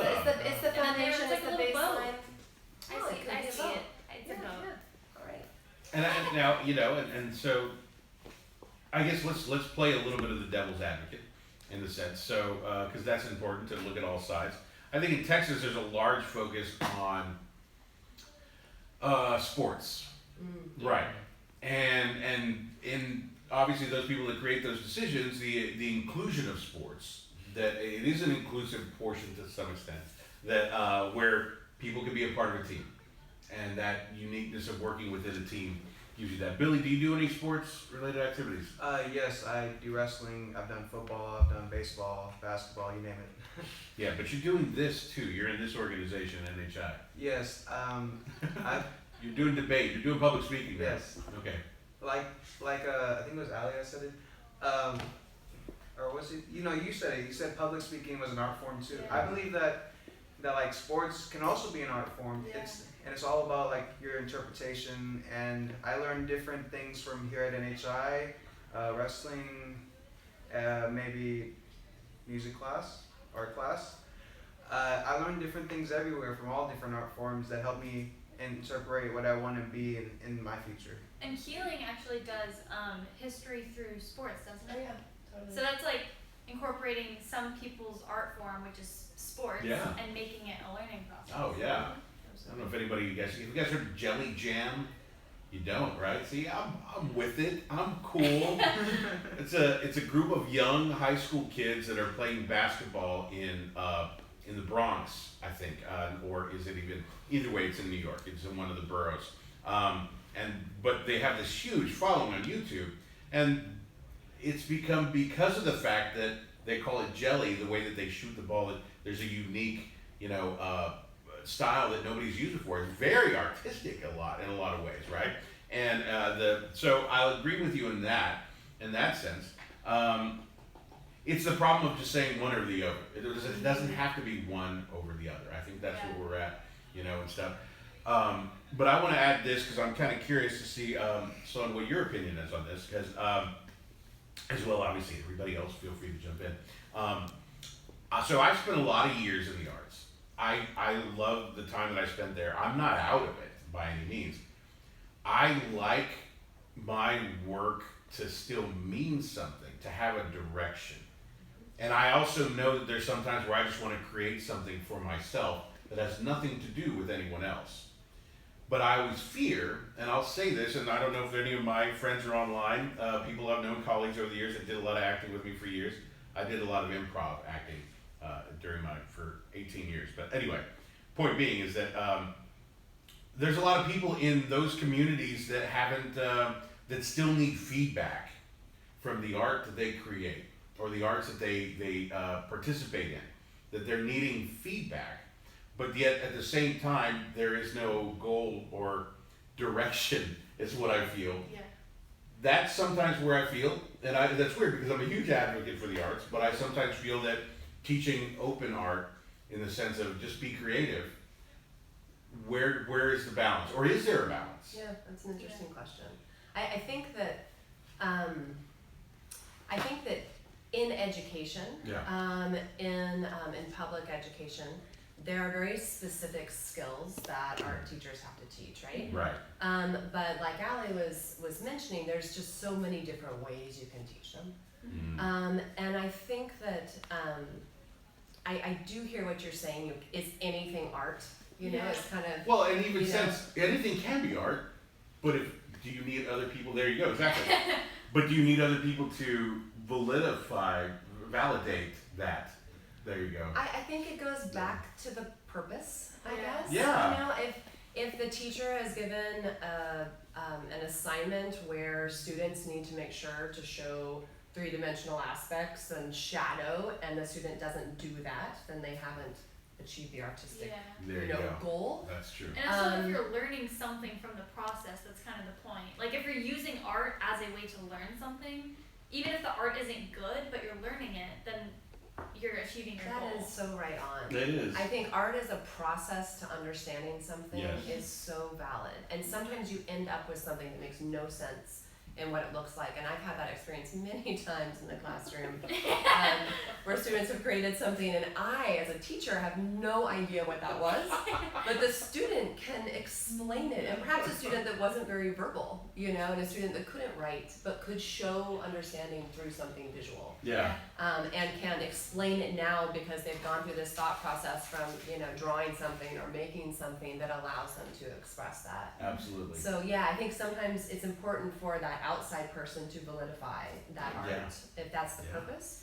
And then if the purpose was going through a process to come to an understanding on the other side, you know, it's different. Or if there's you know, it's the, I wish I knew the exact quote, but there's someone famous who says this quote that the Mind Pop executive director says a lot, Brent Hasty, but it's about, you know, creating art that is the right art for that moment that's useful. Yes.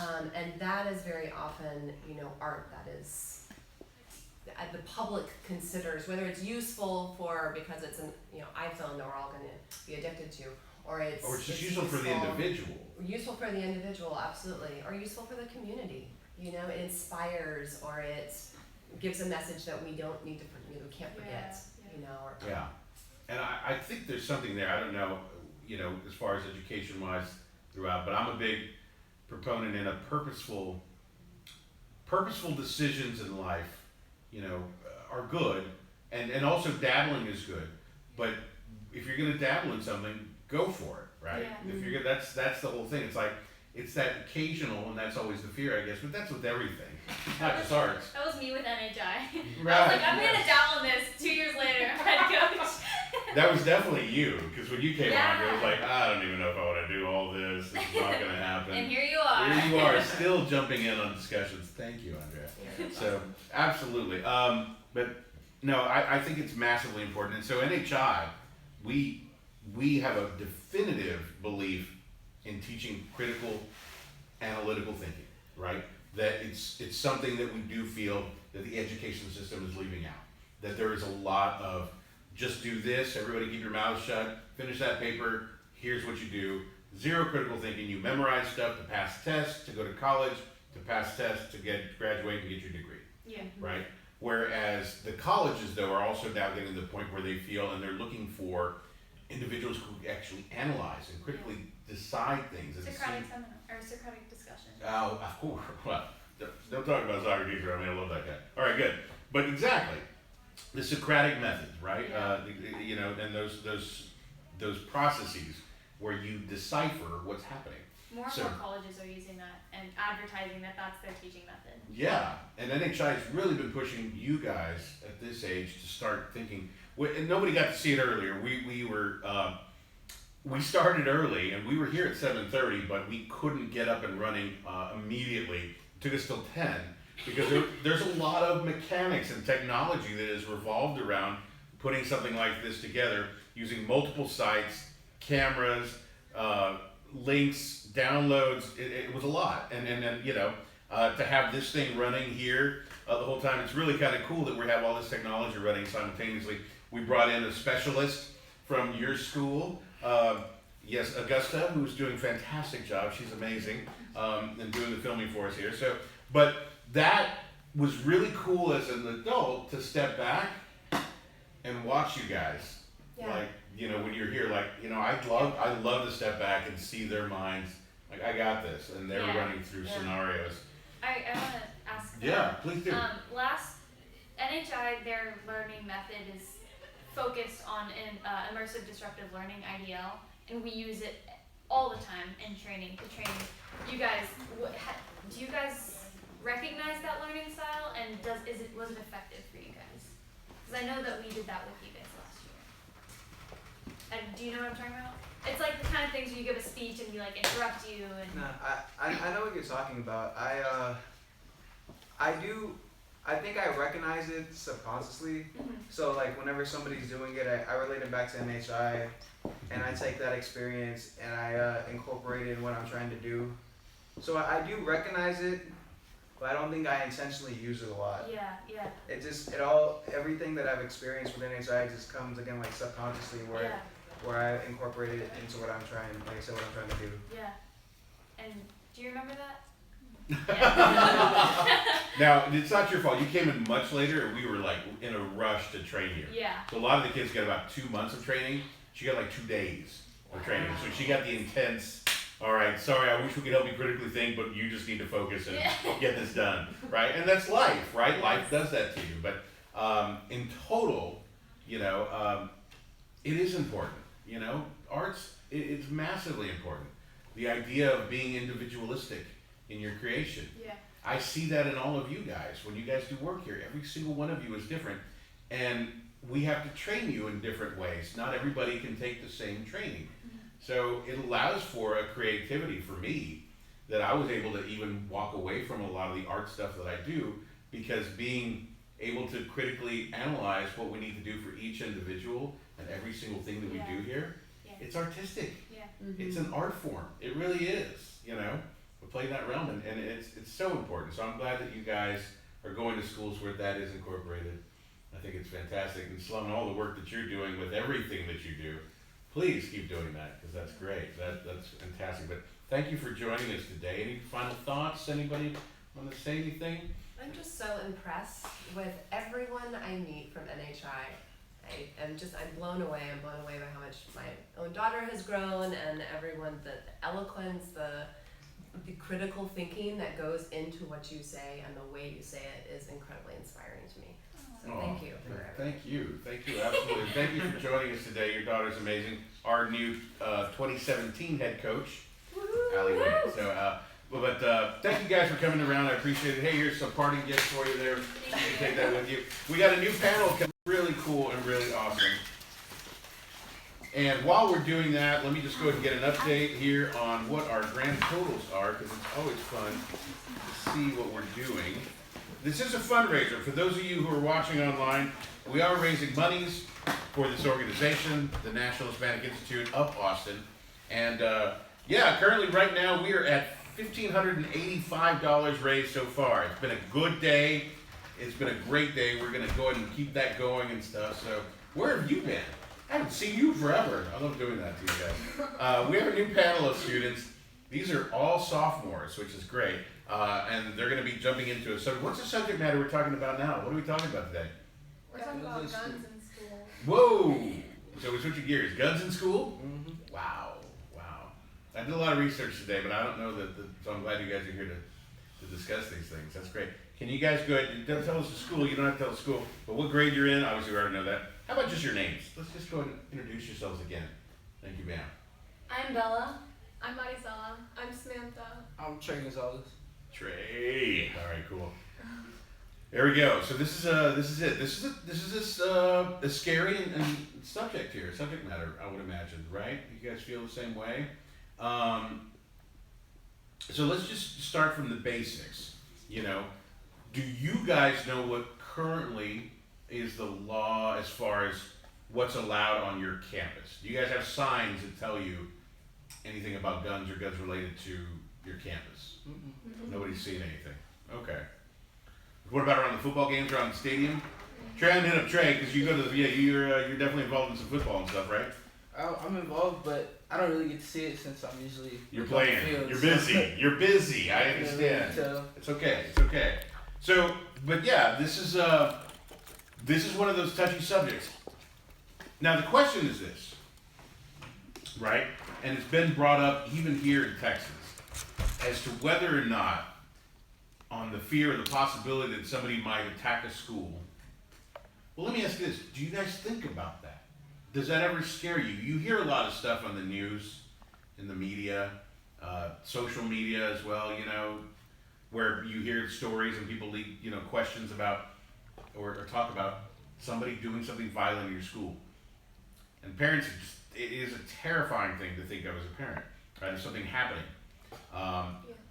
What are you guys' thoughts about that? Do you have fears about that? Let me start here. I think you kind of do get a little scared, like, what if it happens to you? But we do have a lot of, like, those practice drills, like, if somebody does come in, you know where to go and, like, what to do, so. But it's still, like, a slight fear, kind of, knowing that people do that. Yeah? Yeah. Do you, Samantha? Do you have any fears? Yeah, I'm scared of like strangers coming into the school, but also like students coming into the school as well, because like those are, you know, my peers, they're people that I trust, and that's kind of like scary to think about that like some like schools like have students that come in with weapons.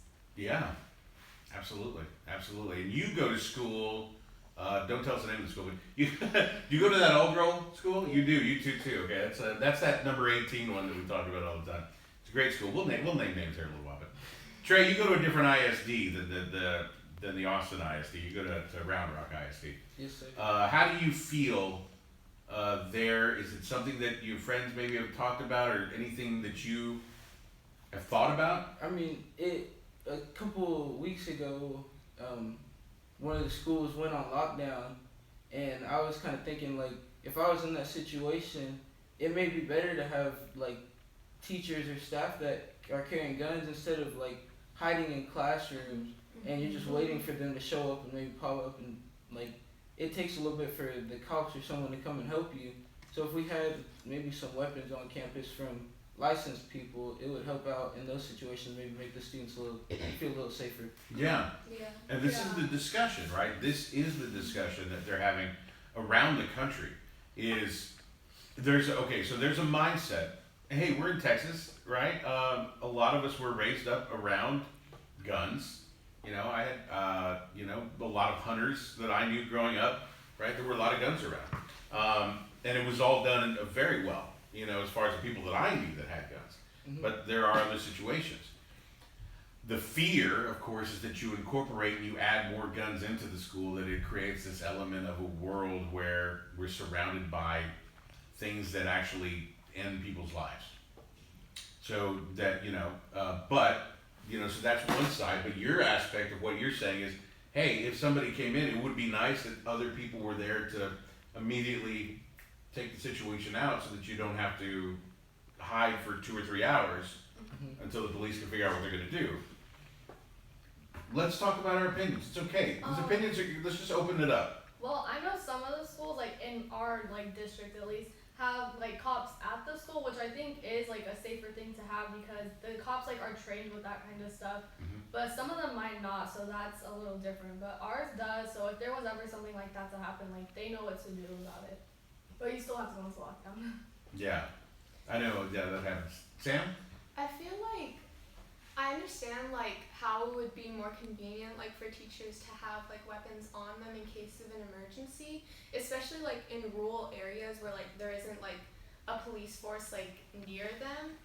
But I feel like it's also like a safety hazard too, because you're promoting gun violence by like allowing teachers to have guns in school, which doesn't necessarily like help like our like school in general, like, you know, like the whole gun situation. And teachers, again, they aren't really trained with guns as like police officials are, and there are like a lot of things that could go wrong. Like, what if a student got a hold of that gun and started threatening the school, or what if a teacher suddenly got angry or started threatening the school with their weapon, you know? Or, you know, a whole numerous of things could happen. That's a good point. This is the fear, you know. So and yeah, that's where we're at. So let me ask you guys. You mentioned lockdowns earlier. Have you guys ever had your school locked down because there was a fear of a gun or a bomb or something like that? Yes, sir. Yes. I know my daughter's had it at her school. I would imagine not as much as the school that you're at there, Sam. Have you guys had a lot of those? Any of those? Yeah, No, we nothing? do have. Well, there are some lockdowns. We had one this last week. Was it for practice though? Or was Practice. it? Okay, yeah. So that's good though. That's good. No, yeah. The ones I'm talking about, the ones where somebody called in something, yeah, and all of a sudden you're actually having to go through the practice of being aware. When I was a kid, we were always afraid that the USSR, the Soviet Union, Russia was going to bomb us. So we were always worried that they were going to shoot their nuclear weapons at us. You guys ever heard of the Cold War? Yeah. There you go, exactly, right? So there used to be practices where you get under your desk just to see what that was like. I remember at least I don't know if we actually did anything, but it was freaky. It was the world that we lived in, and it was scary, right? Have you guys had any scenarios where you yourselves might have heard about somebody bringing a gun to school or anything like that? No. Well, at Bowie,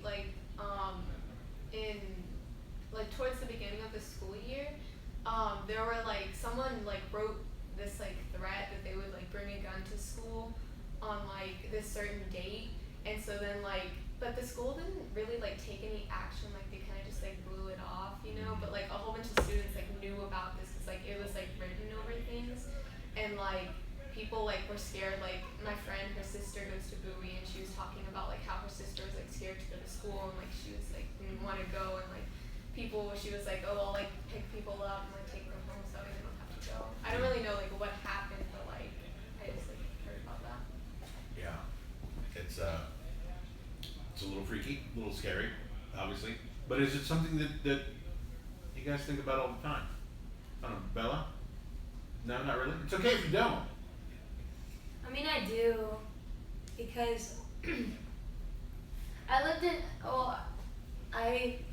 like I said before, I lived in Mexico, and so at the time when there was a lot of violence, and I remember one day I didn't feel good, so I didn't go to school, and there was a gun shooting right by my school, and so everybody pecho tierra, so that means get on the floor and but there's no actual lockdowns, it's just immediate kind of a thing. Yeah. And yeah, I mean, it's scary because at that time it was okay, bye mom, I hope nothing happens kind of a thing. Right. And one time we got called into the office, me and my sister, and we thought that we were in trouble, but we weren't. And they were your parents are coming to get you, and we were why? And my parents came running into the office, and they were are you guys okay? And so they had got a call saying that they had both me and my sister held hostage, kind of. What? Yeah, and they do that so that you pay them even though they don't have your they don't They didn't actually have yeah. So sometimes what they would do is they would somebody would call you, but they wouldn't say anything. So you'd be hello, hello, hello, and they record that, and they use that to show that to prove that we were with them. So we were hello, hello, and my mom heard our voices. Wow. And got scared, and so we've had times like that. But here in the U.S., I don't feel really scared compared to Mexico. But I do think of the what ifs. Right. What about you guys? The what ifs. I don't really feel too scared in my school, at least, because I'm around a bunch of people that I trust. So Yeah. I mean, you still don't know who's gonna walk through the doors and come in, and if there's gonna be a group with weapons threatening the school or a person with weapons. Yeah. And so, I mean, you can never really feel too safe, but with the people that I'm with, I feel safe because they're my peers, and I've grown up with most of the people, and I know the teachers aren't there to harm me. Yeah. But I mean, I still get a little scared when there's subs because you don't really know anything about them. visitors that come in, you don't really know that much. They could easily have a fake ID or something and just get into school. I think that's the big fear from everybody. I have somebody coming in for that, don't worry. So in regards to that, people are making decisions right now. Lawmakers are making decisions right now that are going to be affecting, things going on in the future with you guys and what's going to be happening in the schools. The idea of having teachers armed and stuff is going to be happening. And the question always is, you guys have an opinion. Your opinion matters, right? Your discussion, your opinion matters in these areas of what's going to happen to you. So that is a big thing, right? That's the question we're at. That's what we're trying to figure out is, what do you feel should happen? Now, Trey just mentioned his earlier. I like what he was saying because you're being honest. He thinks it would be great to have teachers with guns in the schools protecting against the possibility. As long as they had it like locked up, not like on their side in a holster all day. Oh, see, we're talking about that. That's good. It's good to know, right? Because the students aren't gonna know where that key is if they like hide it in their classroom. But like just having it locked up, I'd feel a lot safer that the teacher had a weapon instead of someone walks in with a gun and they're coming to your classroom.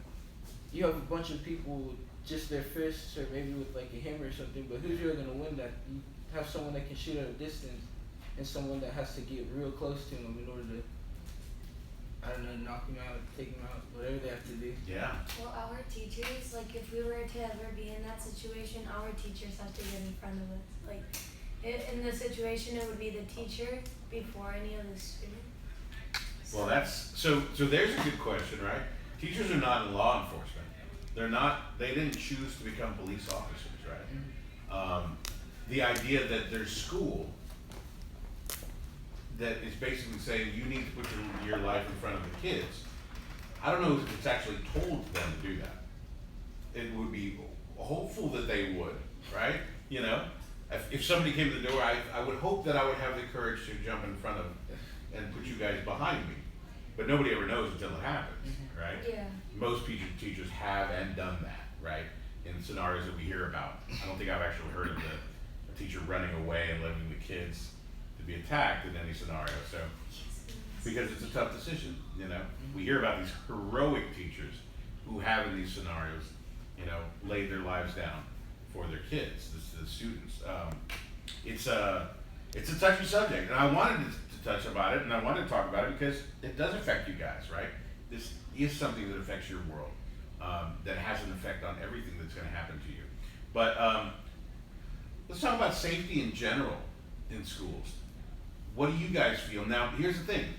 You're in this area, right? The Central Texas area, Austin area. There's not a lot of extra violence here that I can see because you guys don't have that inner city violence that they have in other areas.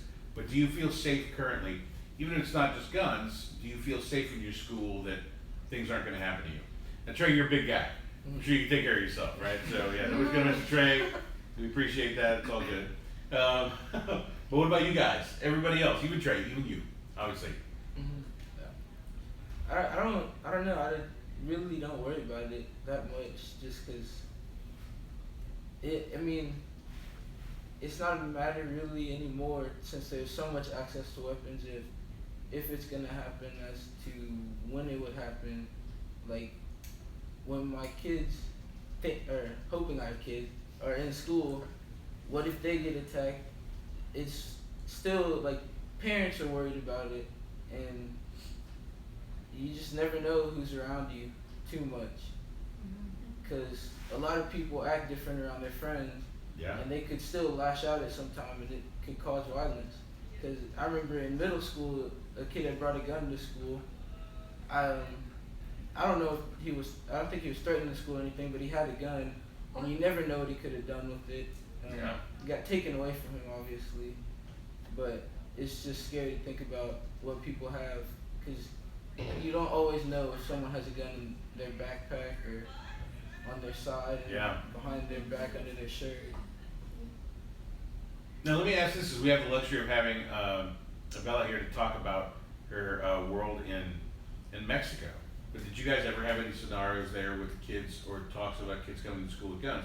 Now the laws are different in Mexico in relation to guns, right? Or do you know about it all? It's okay if you don't. That's okay. Let's go back out of that for a second. In Mexico, you're not allowed to just have stagnant here, I think. He's off. Yeah. It's back on. All right, great. Thanks. We just had a little break there, really quick and stuff.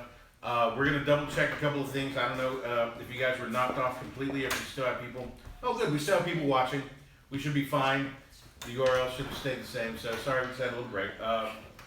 Yeah, as you can see, obviously we still have our updates here. This is a tough subject, right? But we wanted to tackle this. This is what NHI does. You know, most of the time you're not going to be sat in a situation where you're like, hey, answer a question. Are you happy? I'm happy. All right, great. Thanks for talking. Good luck. All right. You know, we want you guys to sit there and think about these things because it is important. You know, the whole point is this. In life, you know, there are going to be people who are vocal and those who aren't, right? And NHI wants to teach you guys to go, hey, be a part of the decision-making process, right? Let your opinion count, and let's teach you how to analytically look at a subject matter, make a decision, and then verbalize it, right? And that's what's important here, right? Is verbalizing and creating those things. Guns at school, this is a tough one. I don't know what to tell you. But I used to see it on TV. You guys seen the movies, right? Those are the ones that always used to scare me. Like, oh, I'm glad I don't live in the inner cities of Los Angeles or something, Chicago, right? Those are the dangerous ones where kids talk about where they go to school and it's like, well, you know, am I going to be shot today, right? And I don't even know if that's the case. It might have been something that was exaggerated on TV and stuff. But either way, yeah, I don't. The world we live in, and the question is, and the reason I brought up the Mexico situation that she went to Mexico is, there's a different mentality. If we had a lot of guns everywhere, then the mentality is it's okay to have guns, and therefore you produce the possibility of more people eventually saying, hey, I'm going to bring a gun to school because I'm pissed off and I'm going to shoot everybody.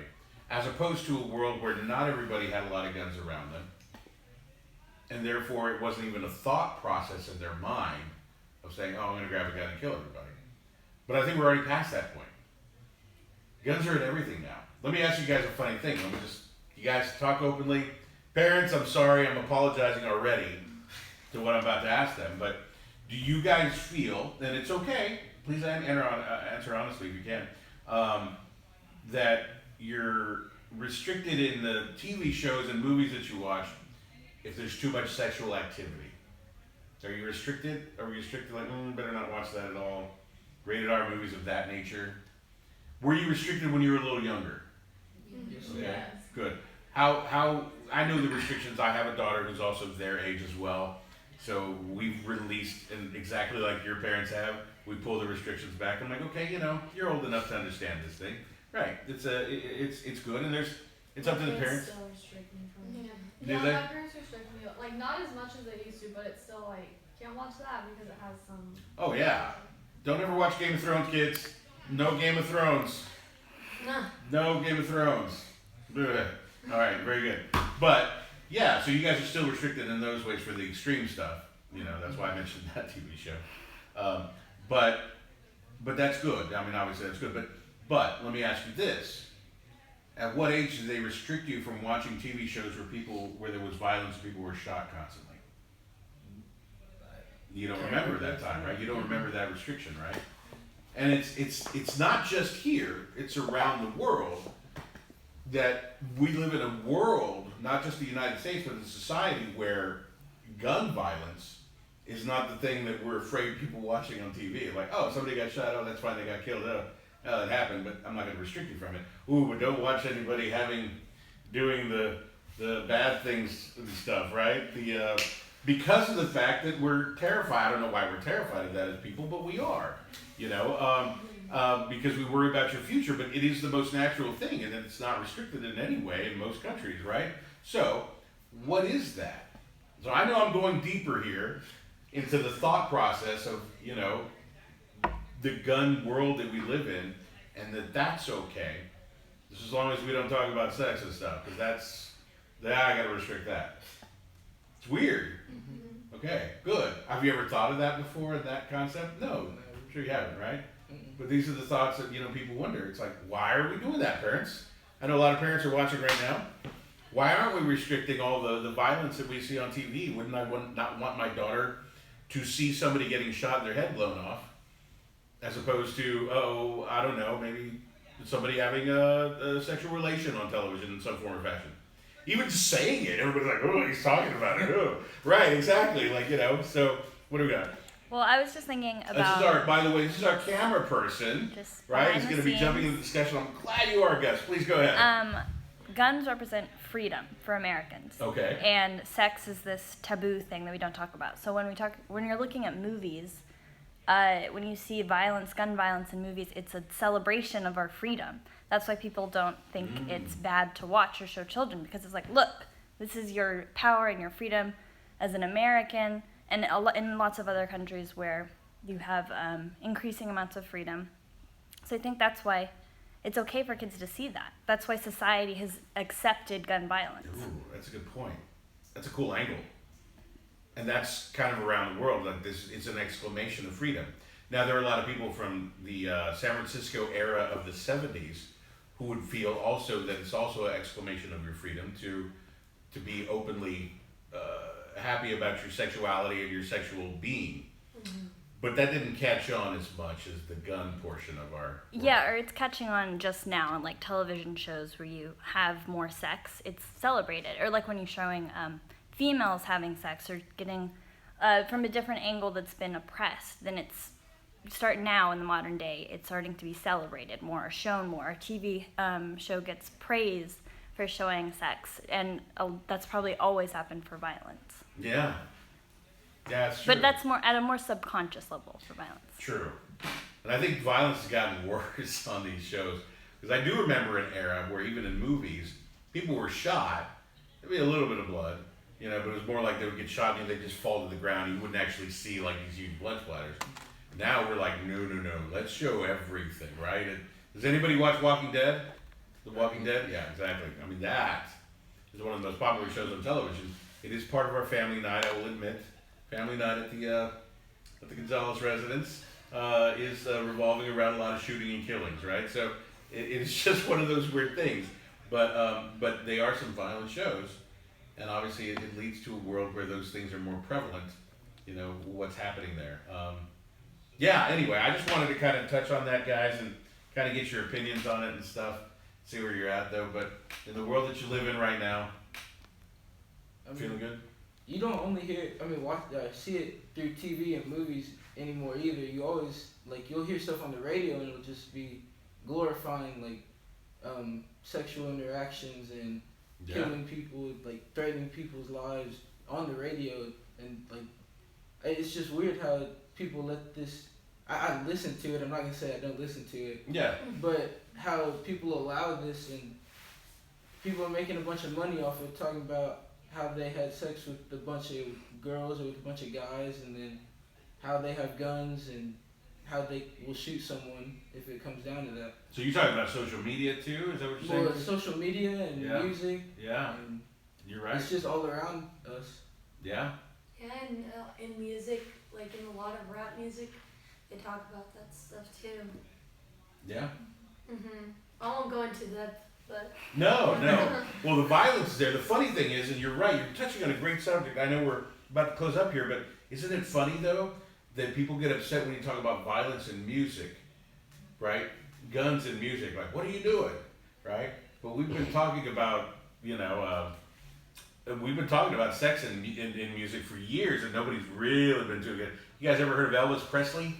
Right? So everybody's probably heard of Elvis and heard about that guy.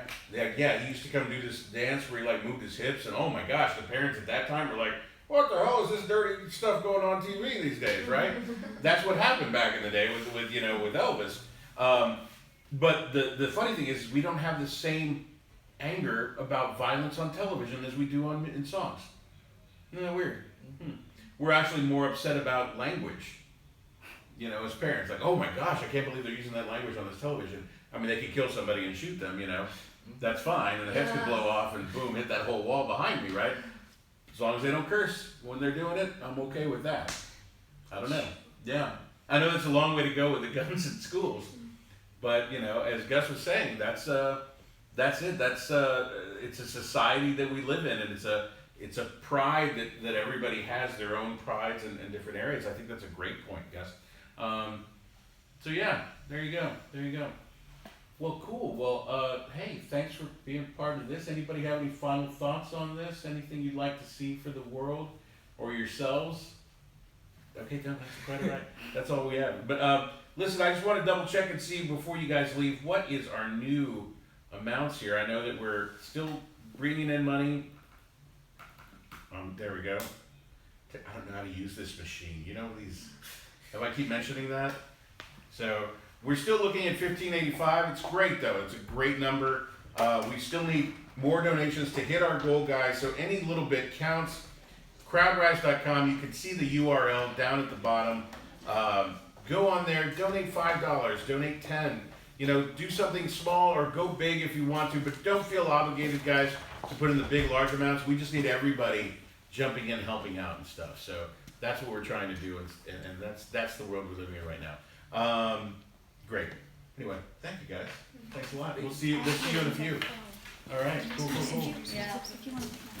Stick around. Have some breakfast tacos. Have you guys seen the tacos out there? Okay, good. Just want to make sure.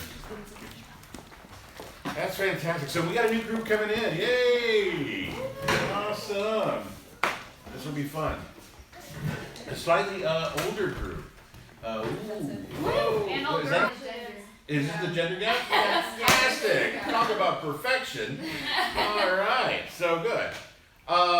So we're gonna jump into it a little early. Oh, please go ahead and take that away from me. I don't know what I'm doing at all. So, there we go. So we're talking about the gender gap in college, and today on the panel we have a couple of juniors with us today. Yeah. Exactly, both juniors, and then also 2 freshmen in college. At the University of Texas. We're going to speak their name because they're at college, so we can go UT. They're at UT, right? All their opinions are related to being in college at UT. Well, not for that reason. They have their own opinions. Thank you. All members of NHI, though. So, can you guys introduce yourselves so everybody knows who you are? My name is Elena. My name is Cassie. My name is Maria. And my name is Alejandra. All right. Cool. And these 2 are the college people. Those are the high school kids. On the end, kids, I hate to use that term, sorry. Students, educated individuals. All right, so let's discuss this topic, this subject matter of the gender gap and what it is. So it's been happening for a few years, but we've been noticing over and over again that we're starting to see a shift. Does anybody have the number? But it's in college and it's enrollment. And enrollment also leading to graduation rates. That you go back 30 years ago, and it was primarily males, right? That were, probably close to a 60-40, maybe even further around there. Now we're getting close to 60-40, but in the other direction. And that being females over males. And we just want to kind of discuss the whys. What's that going to look like, 10 years from now? So let's jump right in. Have you guys? Well, let me ask girls. Oh, wait a minute. Allie goes to an all-girls school, so it's not going to help if she doesn't know anything about that. So, what have you seen in high school currently right now that would lead to that? Do you have a lot of male friends that are going, I'm working towards college, or is it primarily the girls? Well, at my school, we started this new thing where, this year, the girls that just came in as freshmen are girls that, for their eighth grade year, they went to an all-girls school. So this is their first year as a freshman in high school that they're collaborating with males, and then that really has changed. When I was a freshman, it was the same people that I went with eighth grade year with males and girls. I went into freshman year, and now there's our advisories are they call all the young women into one room for advisory, and then the males into another room, and then that's whenever I guess they talk to them, and I've noticed in my school now it has changed how like let's say clubs. Now there's more clubs that like involves like girls, just girls, and like they have like really good opportunities. Like yesterday they went like to wrap up presents for Blue Santa, and also like the girls, most of those girls on the top 10 and are getting like grades higher than a 80 or a 90, which is like causing them to, I guess, like really have like their minds focused. But on the other hand, the males is like they also went to like an all guy school. Okay. So now that they're entering into school as freshmen, they're starting to like, I guess, act up and like kind of like they're getting. Now we're generalizing a little bit when you're saying that, right? Yeah. But yeah, but it's still. Yeah. But they're guys, right? Guys do that. No, I'm just kidding. That's horrible. I didn't say Actually, that's one of the things that I talked about in the link. that. Okay. There was a research link that showed that.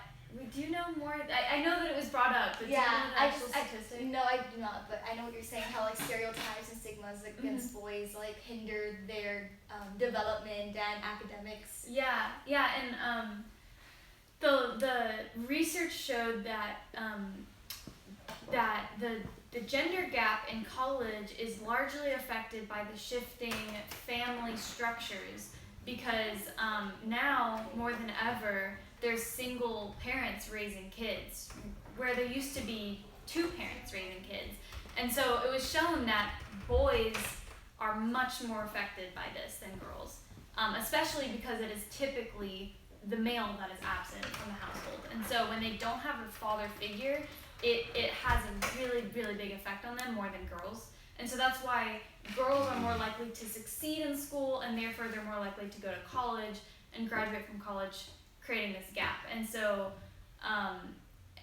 it especially has an effect when they already have behavioral problems and then they also don't have a father figure. That makes the behavior problems even more prevalent and makes them less likely to go to college. Okay. I think also it might not account for like the biggest amount of the gap, but because in our society men are typically do more manual jobs, manual labor. If a boy is thinking like maybe college isn't for me, instead of going to college and not going to anything at all, they'll go to like a trade school, which is a great option, but not a lot of girls necessarily go on to those options. So I feel like sometimes guys, if they're not going to college, they're also going to like a trade school kind of option. Yeah. That's interesting because I mean, we've seen it at the National Hispanic Institute, right? So here as a project administrator, you know, myself, when I joined NHI, that was back in 1990, I was recruited by an amazing individual. I wish she was online. Maybe she'll see this later, but Amalia Leticia Ortiz. She went and was part of the Supreme Court of New Mexico. Wow. And she came back and told me about NHI and said, you got to go to this, you're going to love it. And I was in a room and I was like, you know what, I got to try this thing out, I'll see what happens, right?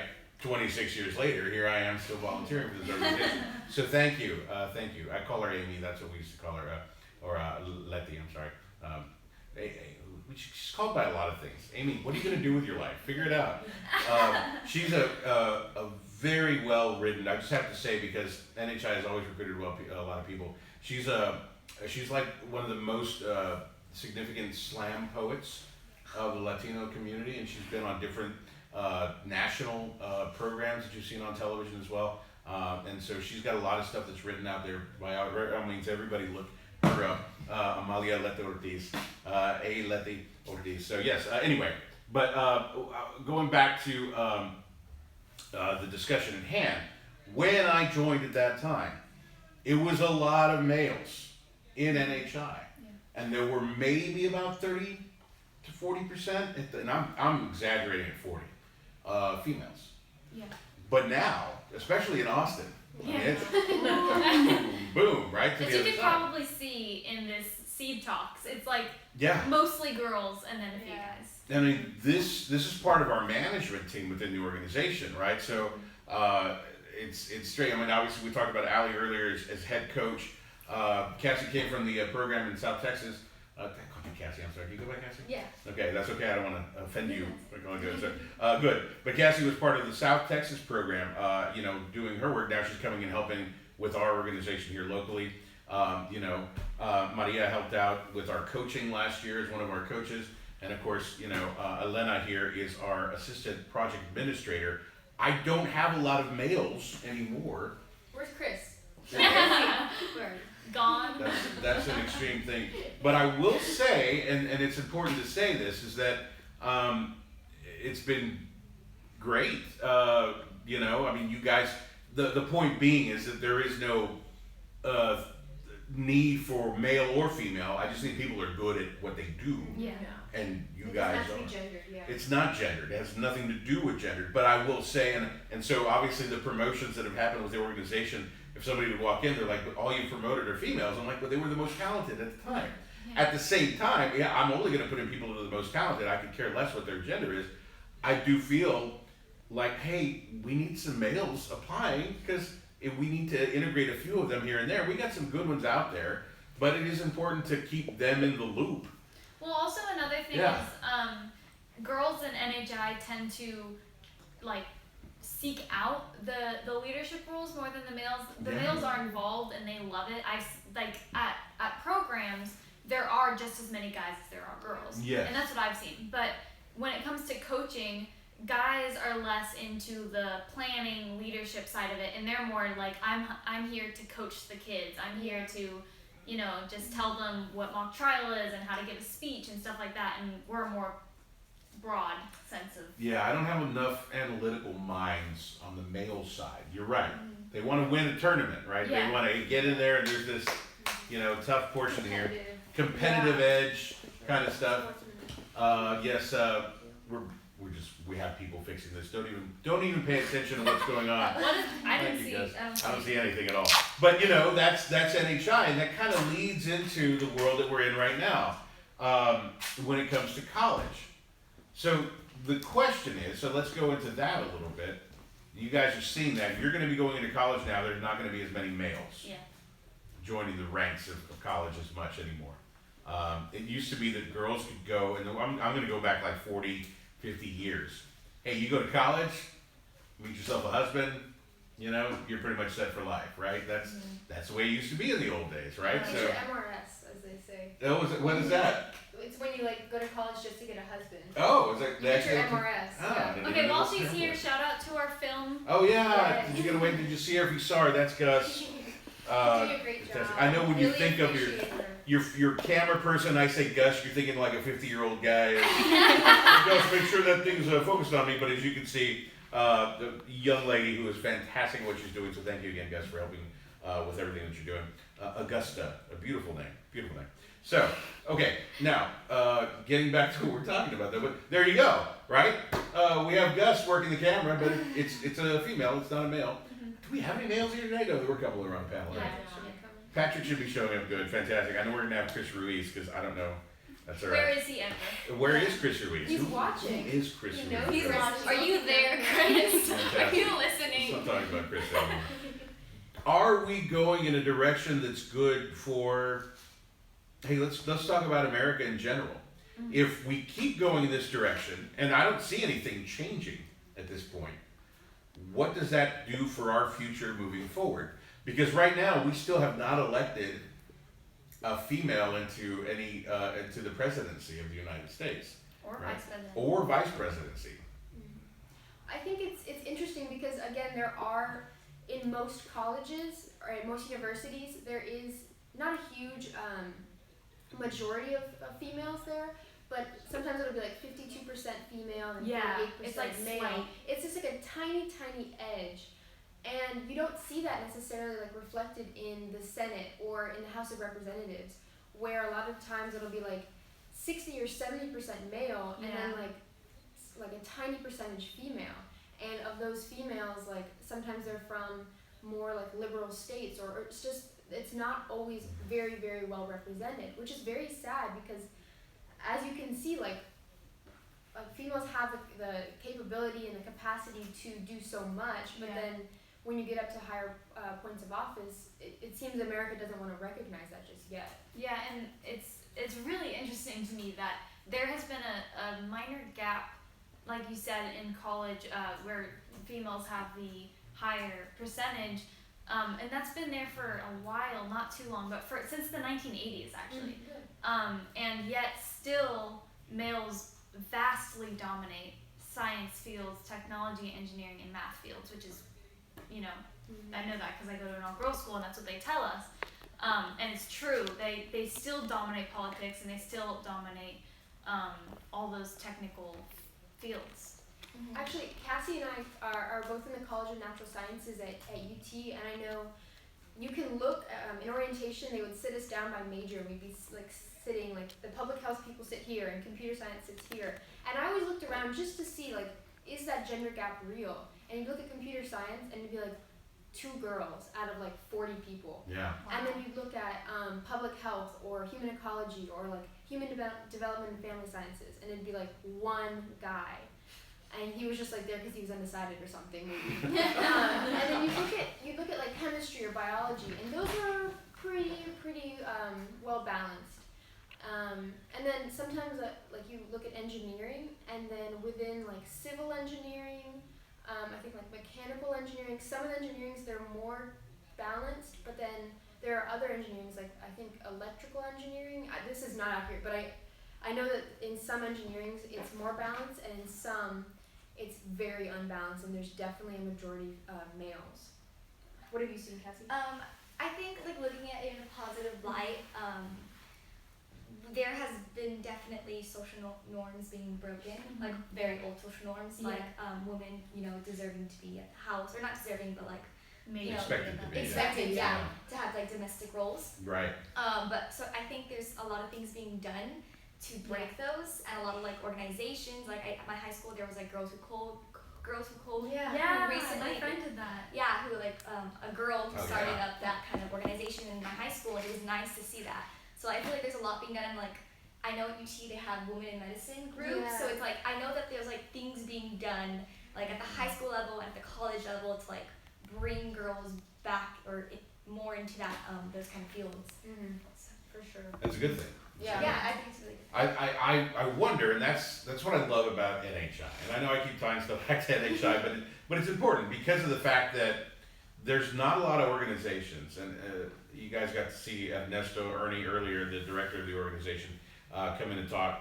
And he and I have had this discussion many times. There's not a lot of organizations where we push the actual leadership and power and give that and hand it over to the students to allow you guys to feel and experience what it's like to make decisions that affect other people. Yeah. Right? And I would say that from my experience, what I've seen is that lack of leadership experience or training that females, for some reason, unfortunately, haven't been given a lot of opportunities to do. There's not a lot of opportunities. Boys are constantly pushed, let's be honest, in like football and sports to take leadership roles and stand up and be the voice of the team, you know, and do things like that, whether it's there or in other places in life. And unfortunately with, you know, and people are obviously, you know, females watching, you're familiar with this, that the education of a female was always like, don't be bossy. You guys have heard that one, right? The whole bossy girl. Oh my goodness, I know. And it's sad that we're like, why? Yeah, there were references to that in even in our election. It's like, you know, that somebody who boldly speaks is not, you know, fun to listen to. Like, but that's because they're female, right? And that's a sad world that we're living in. That's why I love NHI, because I think there is an aspect of training. Wow, I'm going to go political on this. I'm going to ask you guys. If somebody who might have been running for office, female, had gotten a little more training with an organization like NHI, you know, do you think maybe they might have been able to be more likable? Ooh, whoa. I think that NHI does help a lot, but I don't think that she lacked those skills. I think I think it's like case by case basis. Yeah, I think it was more of just the. I think it was more of just the public that hadn't. Maybe if the whole United States had gone through this program, it would have understood it better. But So when you saw her, we'll see Hillary Clinton. When you saw her give speeches, did she come off as bossy to you? There's a term, huh? No.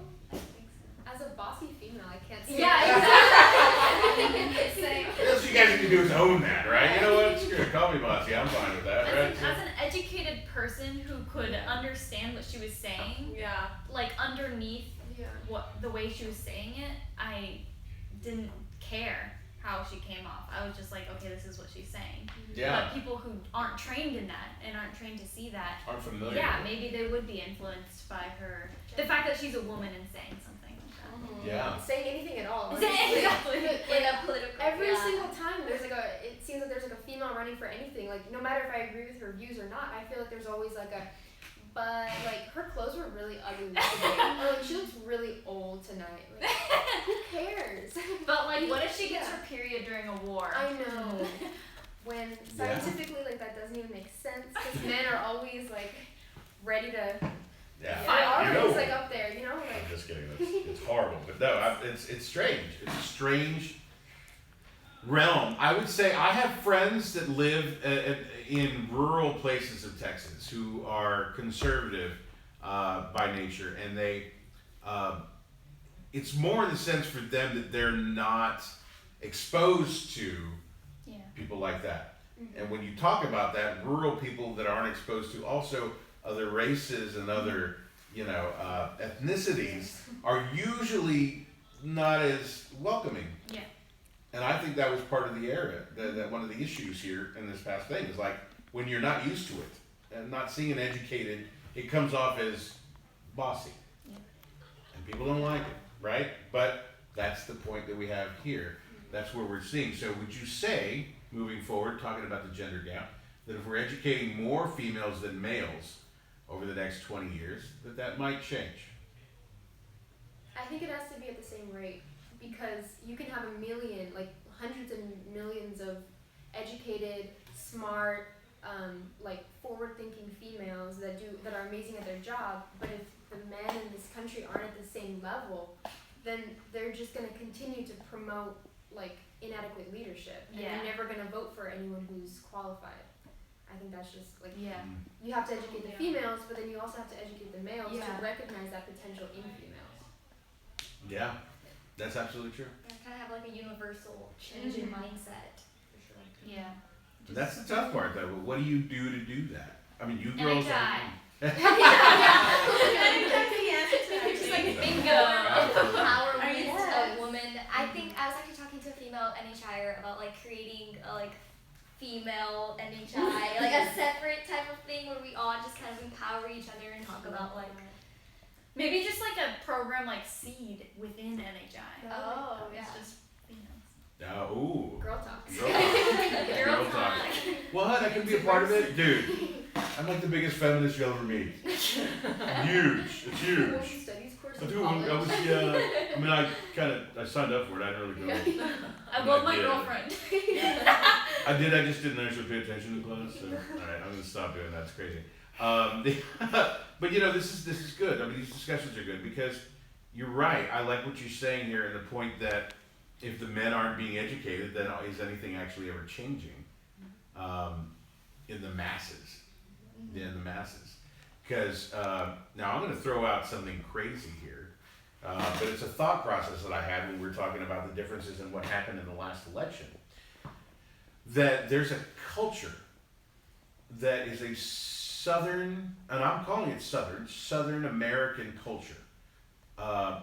And the weird part about it is, I just think this is a good place to talk about it and stuff, is within that culture, women are allowed to be strong. They should be strong. Just maybe not as... Like physically strong? No, they could even be physically strong. Oh no, that's okay too. It really is. Right? So they can be physically strong. They can be mentally strong. The culture, though, itself doesn't necessarily lead to a large amount of women who take charge and tell men what to do in that culture. That's a weird one, though. But so this is my throwing it out there because this is where I feel a lot of the people in that culture say I'm an American. They consider themselves American, but I think there's an interpretation here that people aren't realizing. And I wonder if they'd be okay with being told that, no, you have a cultural belief, and what you have is a culture. I know this doesn't completely tie into what we're talking about, but it is something there. Yeah, we're actually learning about that in U.S. history. Okay. It developed, I don't even know when, it was before the Civil War, and it was the Code of Chivalry, which is like not directly what you're talking about, but basically it was a culture that was created in the South that has developed over time and essentially led to the ideas that we have now about how women, no matter how strong they are, men are going to be the protectors of them and the stronger ones and the men of the household and the leaders or whatever. Yeah. And it's absolutely true in that culture. You're right. And so do they talk about, I'm just curious, do they talk about it as a cultural thing? Yes. Or do they use the word culture? And I just want to make sure I understand. No. See, that's what I'm saying. I didn't pay attention. We talk about the Latino culture. We talk about the Mexican American culture, right? Mm-hmm. The South Texas culture. Cassie and I are from the same part of the state, right? Grew up in the same area. There's a culture behind the way people think. Yeah. And I would almost wonder, since that some of those people, might be offended by themselves calling it, it's not American, but you do have a culture and you have cultural beliefs and a belief system within that culture that there's nothing wrong with. And that's why I'm trying to bring in maybe not anything wrong with taking pride in that culture. As long as you understand that it's a culture, it has nothing to do with skin color or anything else. Yeah. Right? And with that, women that would like to stay within the culture could theoretically take those positions of being a strong woman, just not necessarily verbal, allowing the man to be the protector. There's a lot of women that want that. They still like that. I don't think that's necessarily a bad thing. Exactly, right. Because if it's a cultural thing, think about it. So let's think about a culture from like the Middle East, right? Where the women, there's some women that are very proud of covering their heads with those different, garments and stuff. It's actually more of a geography thing because it's not as much. Well, it's different in every geography of those religions, correct? Because of the heat. Right, exactly. Because of the heat, they have to have different processes that. But a lot of women are here in the United States with that same thing, and they prefer to be part of that because that's part of their belief system. And that's what I'm saying here that I would say would be kind of cool is if that particular Southern U.S. culture, if they recognize themselves as a culture, realize that, okay, your women don't want to take that lead role, they prefer the men to. But the women that do, it's not a bad thing. Yeah. It's not a bad thing. If they want to, they would, in a sense, just either leave the culture or have a division of the culture. That's like what our topic was freshman year. Hate to bring this up, but for mock trial. Oh, with NHI. With an NHI, it's like if you have that culture, you can't say that, oh, if you want to go to college and go somewhere else for college or be a strong woman in this culture, you can't say that once you do that you're gone from the culture, because then that's restricting those people's aspirations. So I think yes, it's okay to have a culture and it's okay to want that for yourself. You can't expect other people in your culture to remain that way. You have to move forward with them. Yeah. And allow for them to move forward. Yeah. And still remain in your community. We have it in the Latino culture. Exactly. That's what I'm like. That's what you're alluding to.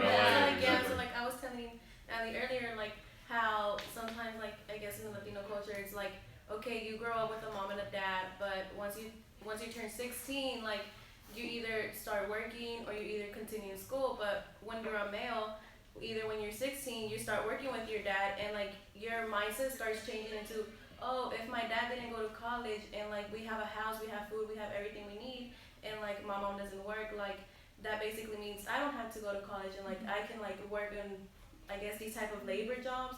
And like, why would I have to go to college if like my dad is making enough money and this is my culture and like I want to continue in this?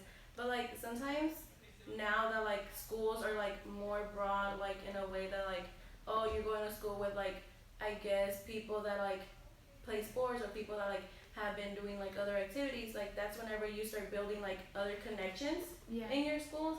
And if you're a guy or like I guess a male, if you're a male, you start like looking, you make your own decision of like wanting to do that or like wanting to stay at home and like do what your father does, as in like your culture. Right. Yeah. No, that's a good point. And yet, when girls see some women who are raising the kids by themselves, then they see, oh, I need to go to college. But these guys are still seeing, oh, I don't need to go to college. Yeah. So then it creates the gender gap. It's just like. Then that's exactly what we're seeing. So I mean, what you're talking about is exactly probably what's leading to it. Mm-hmm.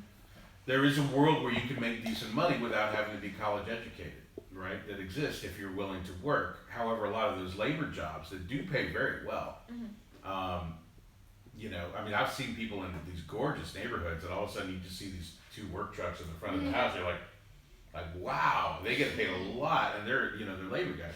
But we're getting into a world of automation, right? You guys are talking about girl codes and things, right? And organizations where, where machines are being built. And that was one of the leading factors in our current presidency. The election was even male labor workers were upset that they no longer had their jobs here. But there's a lot of things like the coal industry or the iron industry that might never come back, right? For jobs for everybody. When you go to a car place where they build cars, a factory, you see machines, you see robots. And there's people that check those machines, and they don't have to pay them as much as they used to have to pay the people that actually sat there and built stuff. So this gender gap that we're seeing could lead into weird direction. Yeah, definitely. And now it's more of people going into, what is that called? Someone said it. Trade school instead of college, which is perfectly fine. But maybe that's why men are going into that and not women. It's a good way to make money quickly. And it maybe another aspect of it is the fact that, let's be honest, I know a lot of college grads who don't immediately get jobs anymore. Yeah. You guys probably heard about that. Tuition going up. Exactly. So you're paying all this tuition, you get out of college, you're not making a lot of money. And you're in debt. And you're in debt. And then you got a guy who drops out of, or decides not to go to college, goes straight into a trade school. Within a year, he's working. 3 years after that, at the same time you're graduating from college, he's already making $60,000 a year. Yeah. In a trade. And maybe that's what we're seeing a little bit here in this world that we live in, right? So it's interesting. I'm curious to see what's going to happen. I'm curious to see if there's going to be a shift. Maybe, it just came to me. What if part of the reason for the gender gap is that men feel the need to still support the woman in the household, so he needs to make immediate money, so he goes into trade school, but then women feel like they can get an advanced degree because, while they're going to college and getting in debt, their husband is working and making money. So while they're looking for a job after college, they're being supported by their husband. I mean, that's just... Yeah. I don't know. So many variables. But again, everything leads back to like culture. Yeah, I was just gonna say that. It does. And how you're raised and what you saw. your values growing up. Absolutely. Well, good. Well, listen, guys, it's been fantastic for you guys to be on the panel. We are having a shift here for the next couple of hours. Actually, the next couple of sessions. Let's not call it hours. But, speaking of the gender gap, my other co-director, co-project administrator, came on last year. Fantastic individual, Melissa Garcia. Yes, she's amazing. Missy is amazing. She's going to be joining us on our panel now as the new moderator, giving me a little break here. Nobody's helping Gus. Gus, you're just going to sit there for the rest of the... Oh, you're leaving soon anyway, too. Are you leaving right now as well? This is your time to leave, too. So we're going to lose Gus here as well. That's okay. And Allie, I think you're leaving, too. Hi, That's guys. all right. No problem at all. But we're going to bring them in here and get this thing going. Have Missy sit down. I'll take over the work on that and stuff. Thanks. Can we get a little round of applause to Gus for all the work she's done? Thank you. Thank you so much for everything you've done and stuff. And I'll let the panel come in and join us here. So we'll change out right here in front of your eyes. Yay! Thanks, everyone.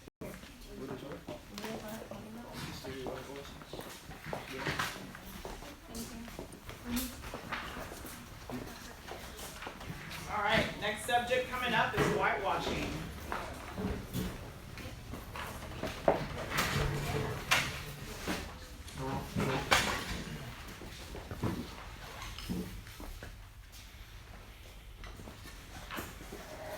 Welcome everybody, we'll get started in just a second. While we're doing that, if y'all want to introduce yourselves, we'll start talking. Trey Gonzalez, I'm a sophomore in high school. Hi, I'm Billy Bunda. I'm a junior at Aikens High School. Hi, I'm Bryce Martinez, and I'm a sophomore at Cedar Ridge High School. Hi, I'm Riley Garcia, and I'm a sophomore at Leander High School. Thank you guys. My name is Melissa Garcia and I am the project administrator for, sorry about that, the project administrator for the Austin region at NHI. We are working on our seed talks, and the next topic that we have coming up is whitewashing.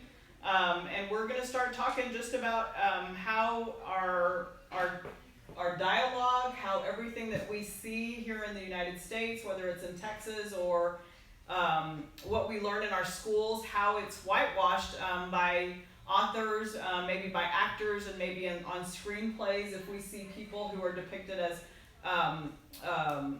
white people that might have been people of color originally, and they depict them in the film as a white person, or in things that we read as well. So we're going to go ahead and start on, first of all, what are some of the things that maybe you guys have seen that have been whitewashed, or that you have noticed that you've seen differently, or that are depicted differently in things that you come across maybe in daily life or in books that you read about whitewashing? A lot of the textbooks in high schools and a lot of the curriculum is based off making the people that originated here, the Native Americans, seem all like savages and all like they were being harsh and stuff when the white people came here and took their land. It just makes it seem like what people were doing wasn't really as bad as it was to people that had lived here for all their lives and even their ancestors.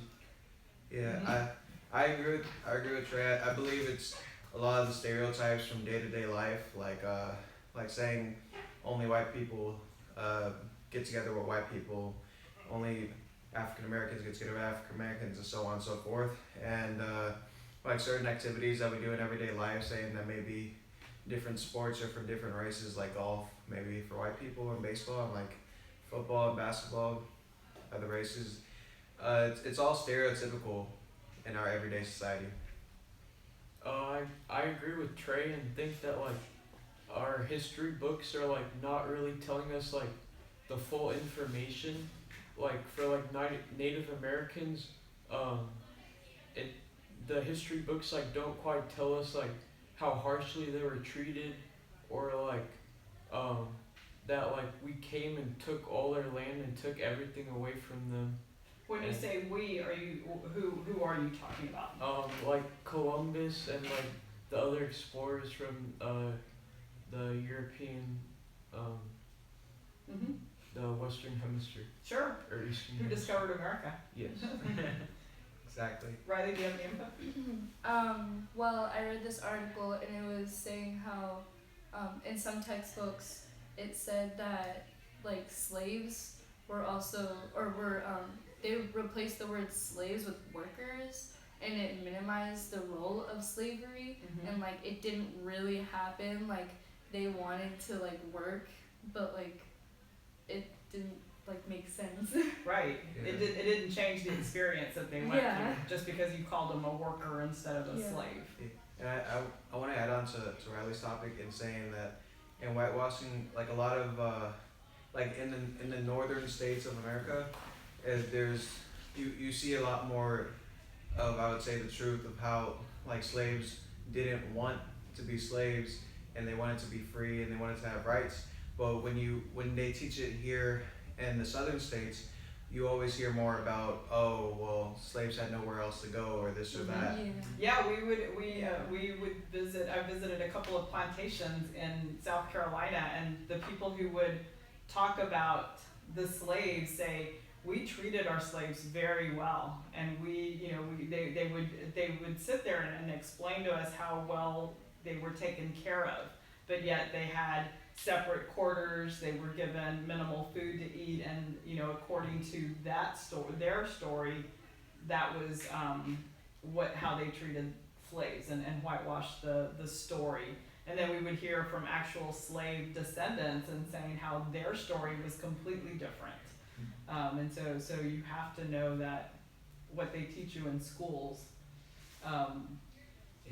there's always another side to the story. And so when you're reading, or when you have lessons in schools and they're teaching you these things, what are some of the things that go through your mind? Is it something that you want to talk back and maybe say or question, or how do you feel about that? I think I get mixed feelings because like what Trey was saying with the history books is they try to write it in a certain way to make it not sound as bad. But then a lot of the times my own teachers go through it and say this is wrong and this is what really happened. Oh, so your teachers are actually also So like the bigger companies and the bigger associations that actually make all the textbooks and the learning props and things like that, I think they're the ones trying to hide it and trying to wash over it, the whitewash, and then the everyday to-day people, like the teachers, are the ones trying to tell us the truth and trying to reveal that wash. So do they offer any suggestions? Do they not use the book, or do they give you any other resources to maybe, instead of just going by the book, do you do lessons that are not typically following the book? I believe that. I believe like the teachers have to go by the book sometimes, like they're according to like the school or maybe like AISD or things like that, they have to teach what's in the book. But at the same time, they don't have to teach you the way they want you to, as long as you get the curriculum. Okay. Yeah, like I'm in World History AP right now, and so we go like way back, like BC, and so like we haven't really gone to like slavery yet, but we're learning about like different kinds of slaves and like serfs and like those types of things, and like every quiz that, or we have like chapter quizzes where like we have a quiz over every single chapter, all 36 chapters. Oh wow. But she also, or our teacher gave us the option of like also using a different book, so we can have like different points of views other than like the standard textbook. The standard textbook. Have you guys heard, just very recently, there was a textbook in Texas that was going to be a social studies actual book that was going to be in the classroom that depicted Mexican Americans. Did you guys hear about that? So there was a book that the Board of Education was about to approve, and it actually did not get approved. But it talked about Mexican Americans here in Texas being lazy, wanting to go against, the typical history of Texas, and so so the Board of Education was going to approve this book. So this book would have been in your classroom. If you had seen something like this in your classroom, how would that have made you feel? Or what would you have done? What would be something that you would have done to make sure that that kind of information maybe wasn't shared? You just have to kind of like tune it out, because there's gonna be stereotypes and racism everywhere you go. Everything's gonna be one-sided, because it's all opinions, and that's just how these people felt when they were making these textbooks. So, I mean, as long as you know it's not right, and you can prove it by showing like what you've done and how you're not one of these lazy Mexican Americans that they're saying, then I mean, you can change that stereotype, and eventually probably will be removed from these textbooks. They can always be changed. It just feels race. Yeah, no, I think that's very true. I think that you know the reality and the history of it, but I think you also have to engage and make sure that books like that don't get passed and passed through the school board. Yeah, like I think that like I agree with Trey that like some people might know that like Mexican Americans like aren't like lazy and stuff, but like some people don't know that, and like just like putting these false stereotypes in like people's mind that like don't know the truth is like a big problem, and like that needs to be fixed. And I'm really glad that like that book didn't get passed by the Board of Education. And I think if I would have gotten a textbook like that, the first thing I would have done is taken it to one of my counselors or maybe even the principal and told them, hey, we need to report this. This is something that shouldn't be in our schools, and it's something that's, one, inappropriate, two, false, and three, it's a secondary source too, so you know that they didn't actually go up to the ethnicity of these people and ask them, hey, are you really like this? Right. And observe them. This was just something that was handed down, and Yeah. but I think a lot of times we're not aware, and I think that we didn't even know. A lot of people didn't even know that this book was going up to the Board of Education. But we were fortunate that there were a lot of people who did know and made it a point to speak their voices and had it not passed.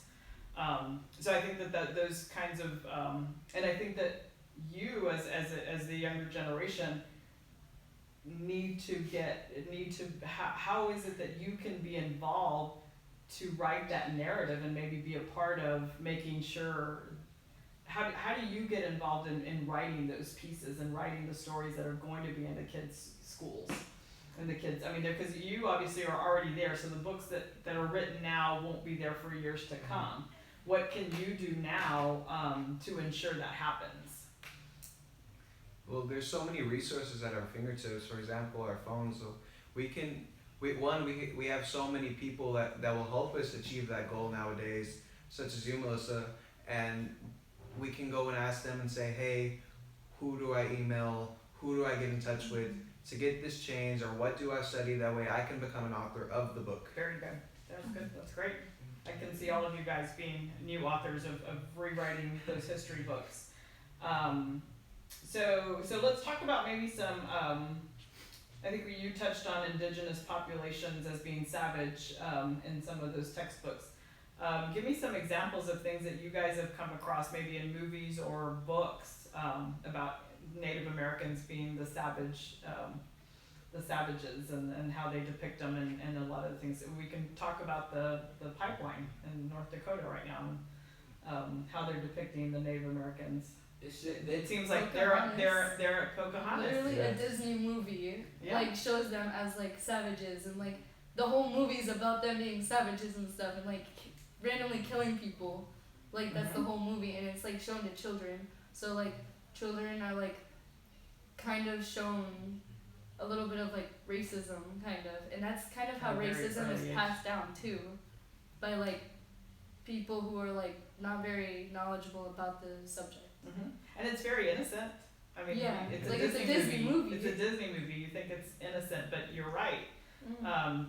Kids at a very early age are seeing that, and you think it's a Disney movie. What harm can it be? But at a very early age, kids are getting an image of what Native Americans are. They make them seem like they're crazy for trying to protect themselves when people are coming and take their land. Like if someone came into America today and threatened to take like what you have and what you've built, you're not gonna just sit there and let them do it.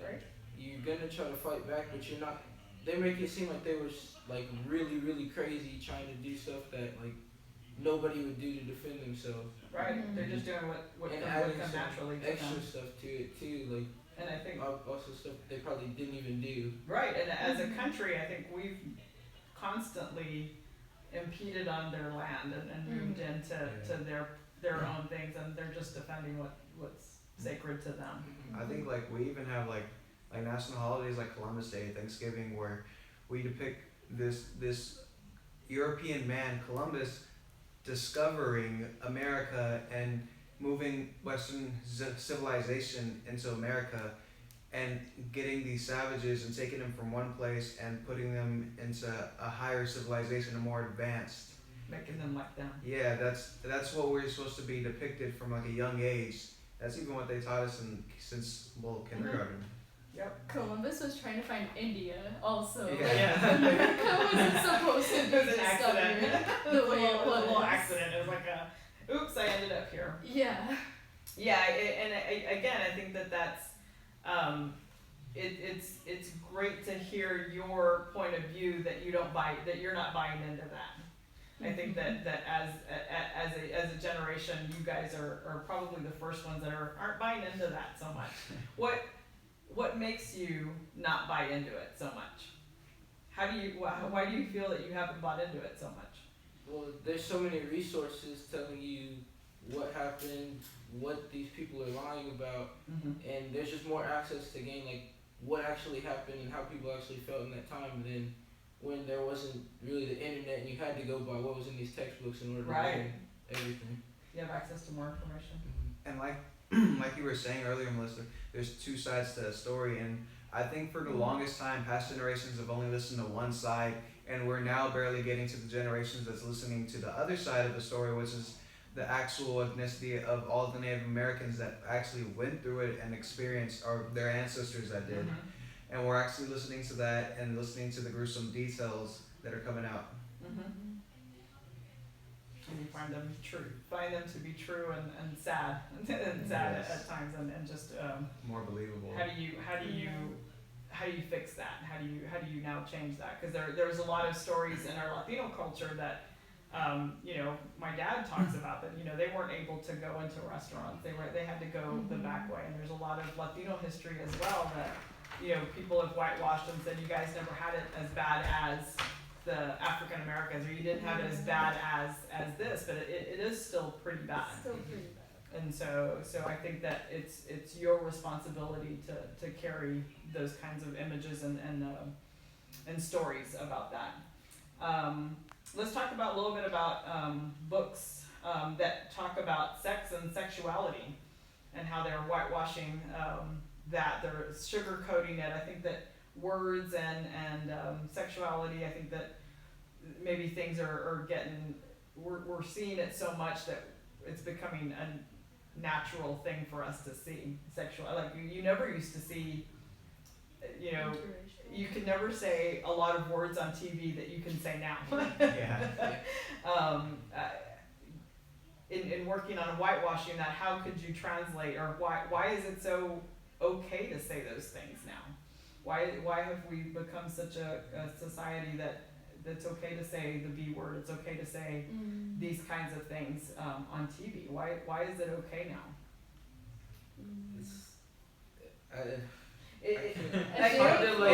Maybe I'm the generation that was not okay, and you guys see it as okay now. Because it's just all we've really grown up about around.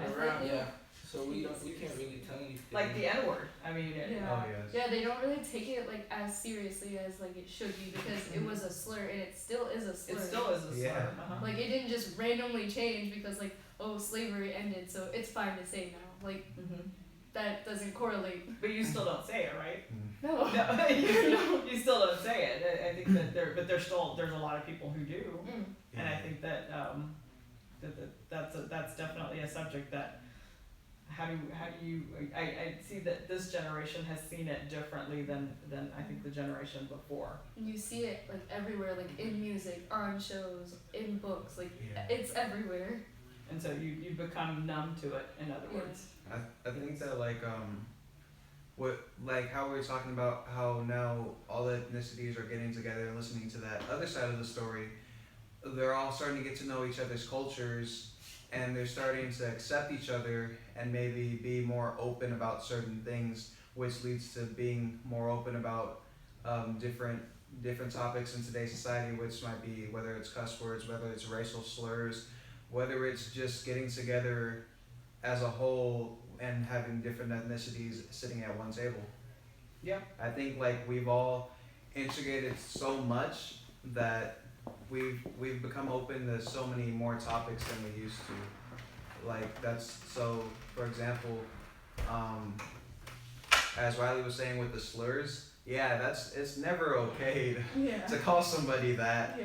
But I think nowadays that we're being around each other more and we're not segregated like you were saying earlier, we rediscover our past and we say we're not like that anymore. So if we say it now, then it's going to mean something different because we want it to. We don't want to mean the same thing as we used to. We don't want that to offend anybody as much as it did in the past. So there's more of the tolerances. Yeah. Because nowadays people use them, not that it's okay, but like as jokes, and people laugh about it all the time. Right. Or just like sing along in a song. Yeah, but if someone it were to walk in and say, you guys are always late, leave it to Latinos always being late, is that something that would offend you? Yeah. It would offend you, and would you say something about it?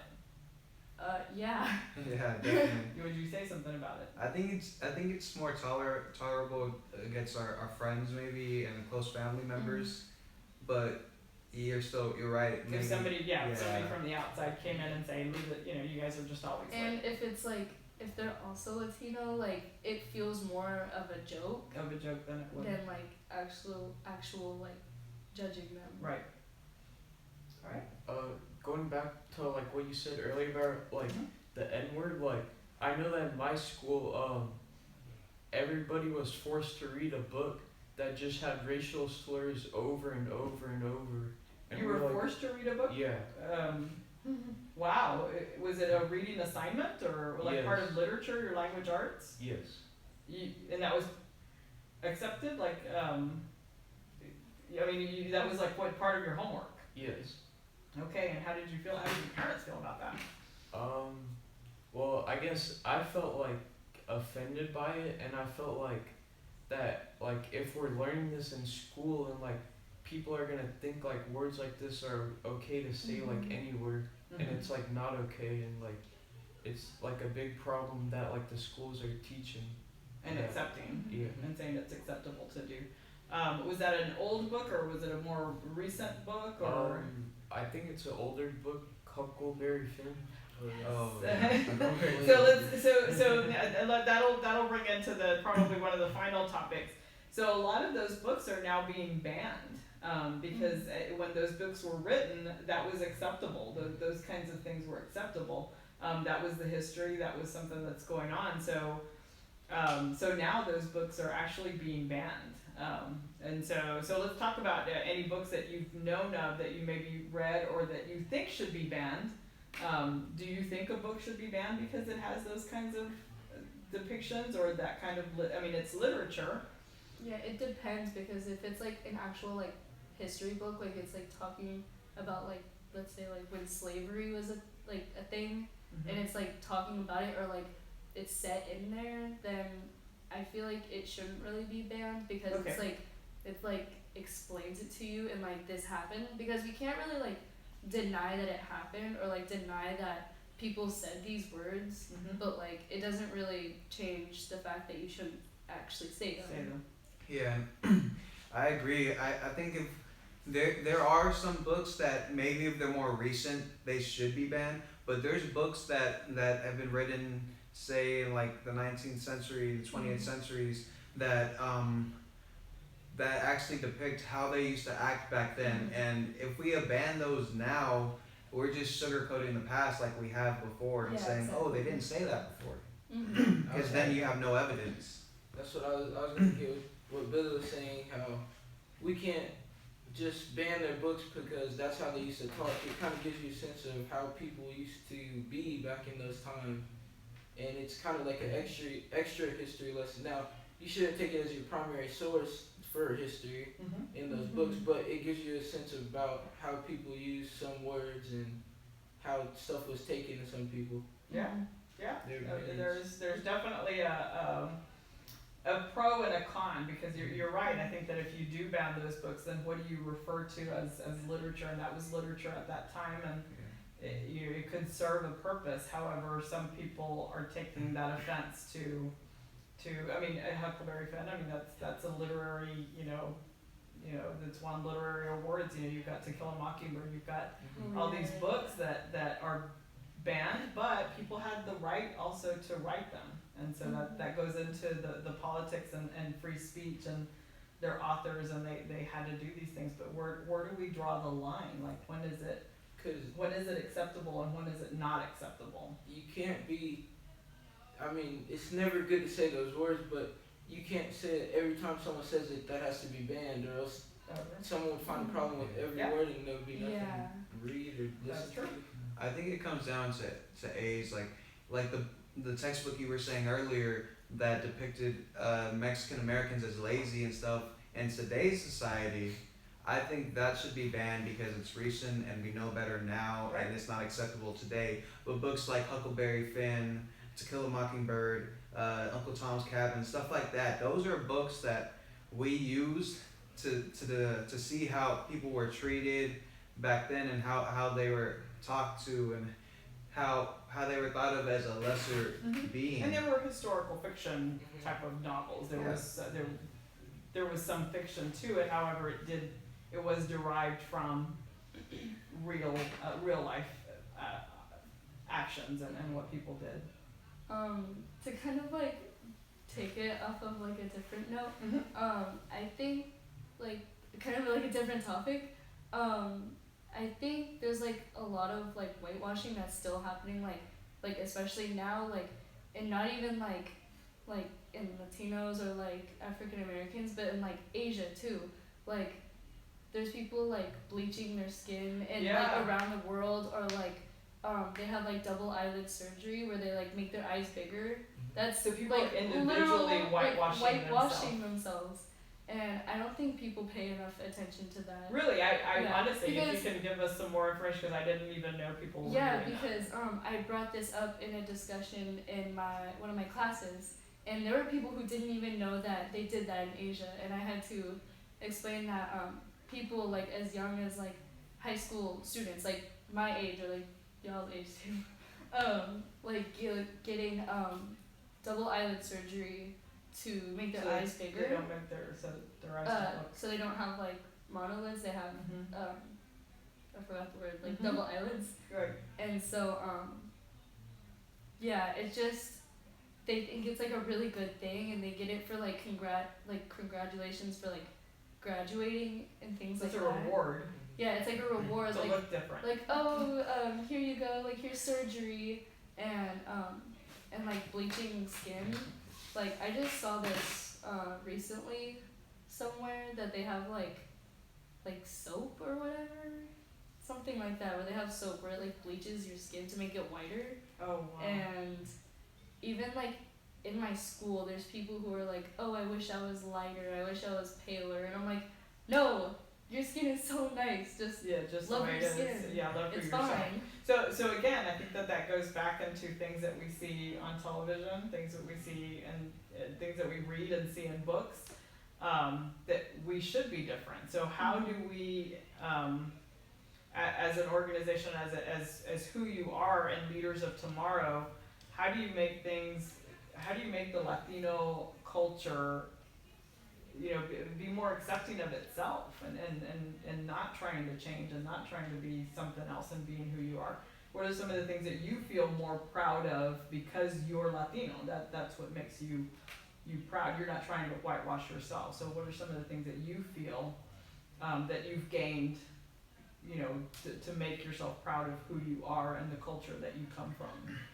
I think it's just embracing your culture, because that's the one thing a lot of people don't do nowadays. Is like the Latino community, like a lot of us get together, and we have one stereotype is that we have these huge parties and things like that, and that there's so many of us. Yeah. Well, why is that bad? Yeah, exactly. Yeah. Exactly. And and most of us are family. Yeah, it's like It's if we embrace our culture, if we say I'm Latino and I'm proud, then people are gonna want to be like us because we're confident about it. So I think that's one way we can make ourselves more self-accepting. Good. I think just too many people are like scared of what happened in the past, and it's just part of embracing our culture and what's happened. Right. And just we need to be ourselves and be Latinos and proud of who we are. Any final thoughts and words? Riley. Okay. I don't know.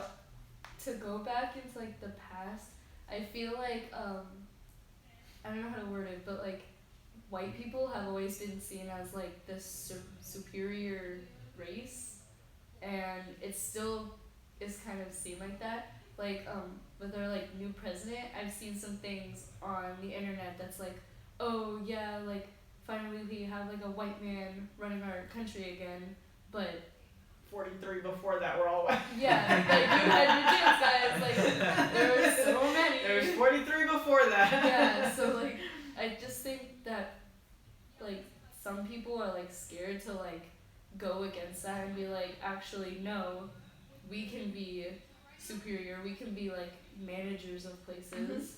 Like we don't need to be white to do these things. Good. Exactly. All right, guys. Well, thank you so much for serving on this panel. You guys did an amazing job. Again, we're still live. We're still needing your donations. Our goal is 7,500, and I think we're a little over 2,000. So we're doing amazing. So please continue donating, and we're going to break up for a quick moment so that we can transition into our next segment. Thanks, guys. Thank you very much.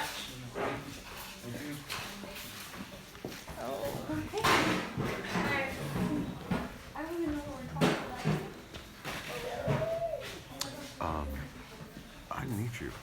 What? I don't have the next one as. Hey, welcome back. So, Wait, okay, so give me something about politics and education. Like We're on live. oh, here. So we'll be right back. We're just about to get started here in just a second. Stay on live here. We're going to be Stay back online. in 2 minutes. Keep donating. Come back Keep over. donating. Keep donating.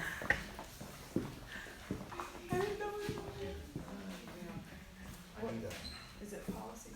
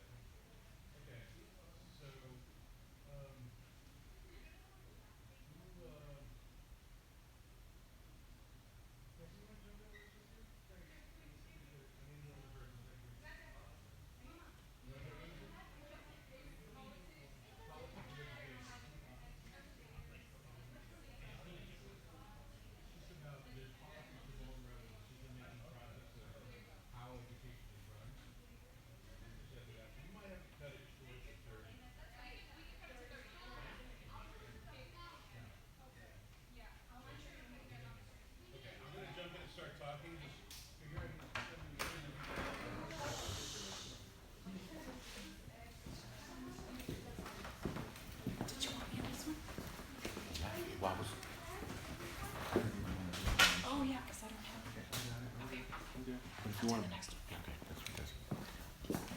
All right. Thank you all for being so patient. Sorry about the hold there.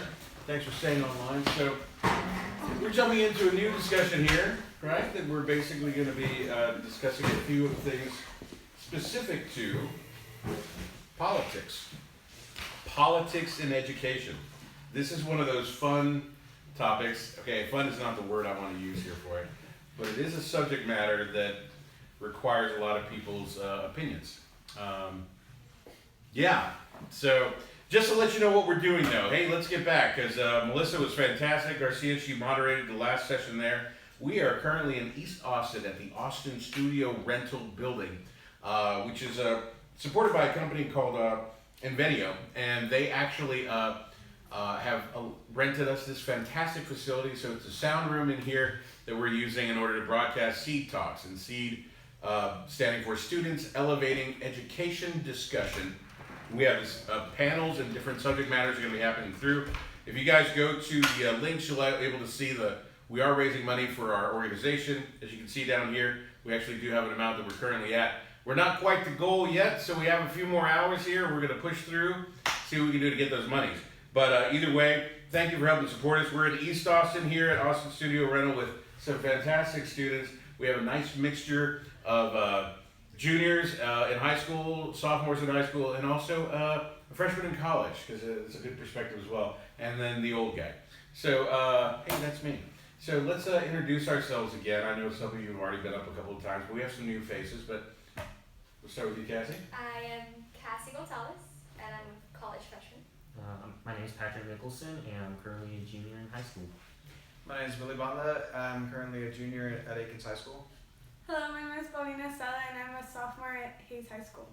Very nice. Thank you, guys. Thanks for being a part of it. So, now initially we were going to talk about this for an hour, but we need to squeeze in some other stuff, so we're going to kind of pull it back down here. We'll be done here about 30 minutes with this one. But what we're discussing is the politics behind the educational decisions of what we do in schools. And politics, you guys are familiar with obviously the subject of politics. Hopefully, they teach you guys a little bit about that, right? So there are obviously a couple of political parties here in the United States, only two. You know, other countries have multiple. So Paulina was educated in Mexico. Mexico, they literally have like 10 different parties of political parties, which is great. Might be even more. I'm not actually sure the numbers, but here in the U.S. we have two. And within that, there's some ideals or ideas that are generated around that, and that's what we're discussing today. The politics of education, specifically in Texas as well. We can talk about those, but as far as your familiarity with it, anyone, do you know how obviously politics affects your education? It's okay if you don't. I think that like a lot of the funds in the state, they determine what's most important. So like the funds for education, maybe the funds for building new highways, different things like that. That affects how great our education is and what we get out of it, like new textbooks, things for our high schools, maybe like a whole new, I don't know, driveway. it's right. It's the different things. So absolutely. And it's tough to decide where or why monies are distributed, right? That's where our politicians make those decisions for us. Sometimes it's done on the state or the federal level, then down to the state, then down to the local. And that's where you get into the school board makes decisions, for the local regions. But politics also does affect our education system, even in the college areas, right, in the realms. But we brought in Cassie here because she went through the process. She sees it, and now being a college student is able to give us like, ooh, looking backwards, wow, right? So, the subjects that we want to discuss, and the one I wanted to talk about a lot specifically, is in regards to Latinos. And in the sense that the Texas Board of Board of Education, right? These are the people that are appointed by the governor to be on this board to decide what is actually being learned at or in the public schools throughout Texas. They make decisions based on their appointment by the governor, but guess what? They're not actually elected into those positions, and they don't actually have to have any background in education. Interesting. So that's something I'd like to discuss with you guys. So do you think that's fair representation of somebody who decides your future and what you learn? Opinions. I don't quite think it's fair at all, because I don't think they understand what an everyday educator goes through, and they don't quite understand from the student's perspective what we think is important as well that we want to learn. I think they, being from a different generation, don't quite understand the knowledge that's needed in today's society rather than where they came from. That's a good point. And that's a huge point. I don't know. Anybody else as far as that? I appreciate Bunda because that's a good point. Patrick, you can be quite quiet, but let's go to Cassie then. No, yeah, I agree. This sort of disconnect between, those people in authority and the people in the local level, or even like in like a city level of people in those schools, how they aren't able, or they're not being represented well as they don't express in that, so that those people in authority don't really adhere to their concerns of what's going on in the educational system. Right. I would also have to agree, and I kind of find it interesting how, what do they even, what are their qualifications for these positions in the first place? Because I feel like education in general has an ability to be very, very general, kind of, because, it's education meaning, everything that's taught in school, and that has a wide variety, from science to math to art and to engineering to all these other skills. So, I do admit it's not fair that they put people in these positions that don't have the right qualifications, but at the same time, you kind of have to ask, then who is qualified for this sort of job? Maybe is it someone who you have to go to college and major in education, or is it someone who maybe simply like a teacher who's worked with schools for a long time, and so then they move her up, and then they just get to that point. Right. But I mean, we keep talking about like they're not qualified, but who is actually qualified then to be in these positions? And I think that's where everybody's trying to figure out, what do we do with that? Is it educators? It's people that maybe have been teachers for years, maybe it's principals, maybe it's superintendents, but those aren't requirements though, right? There's people that are attorneys. They weren't even they're just like, oh yeah, they were just promoted to this, hey, by the way. So what has happened, just to kind of give you guys a little background on it, there was a book that was proposed in the spring of last year for this year or maybe even next year that, where once again, the decision making of those things, the book itself has a different depiction of Mexican Americans or Latinos in Texas during Texas times. Now we're going to be talking about that subject matter here in just a few, on the next subject here in the next 30 minutes, the history of whitewashing. But let's go back to the politics. Yeah, were you wanting to come to that one too? That's a good one, by the way. I was gonna say, well, we already talked about the whitewash. And Oh, was that the last one? That was the last, and we talked about that book. Oh, and, thank you. And how we were saying that with that book that they didn't go to this certain ethnicity and ask them, are you like this, and is this what you do in your everyday life? And they didn't go and they didn't search them, they didn't observe them in their everyday life, so they don't know that. And so it's like a secondary source. Right. And those are the people that have been elected to be part of to choose what we learn in our education, and they're choosing what we learn, and if they choose that, that's an example of why they shouldn't be in their position, because they don't know what exactly needs to be taught, and they're using things that were acceptable in their past to say what we should be taught today, if that makes any sense. No, it does, absolutely. So you're saying they're just basing it off of what worked best for them in the past? Yes. Okay. Absolutely. So, Paulina, I'm glad you're here. Paulina, her sister, you might have seen her earlier, Bella. Paulina has joined us today, though, here at this point in time.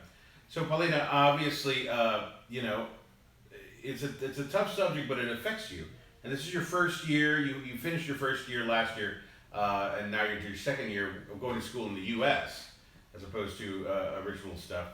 Have you noticed anything different as far as the way things are like, especially like in history classes, the way the history is told here as opposed to maybe in Mexico?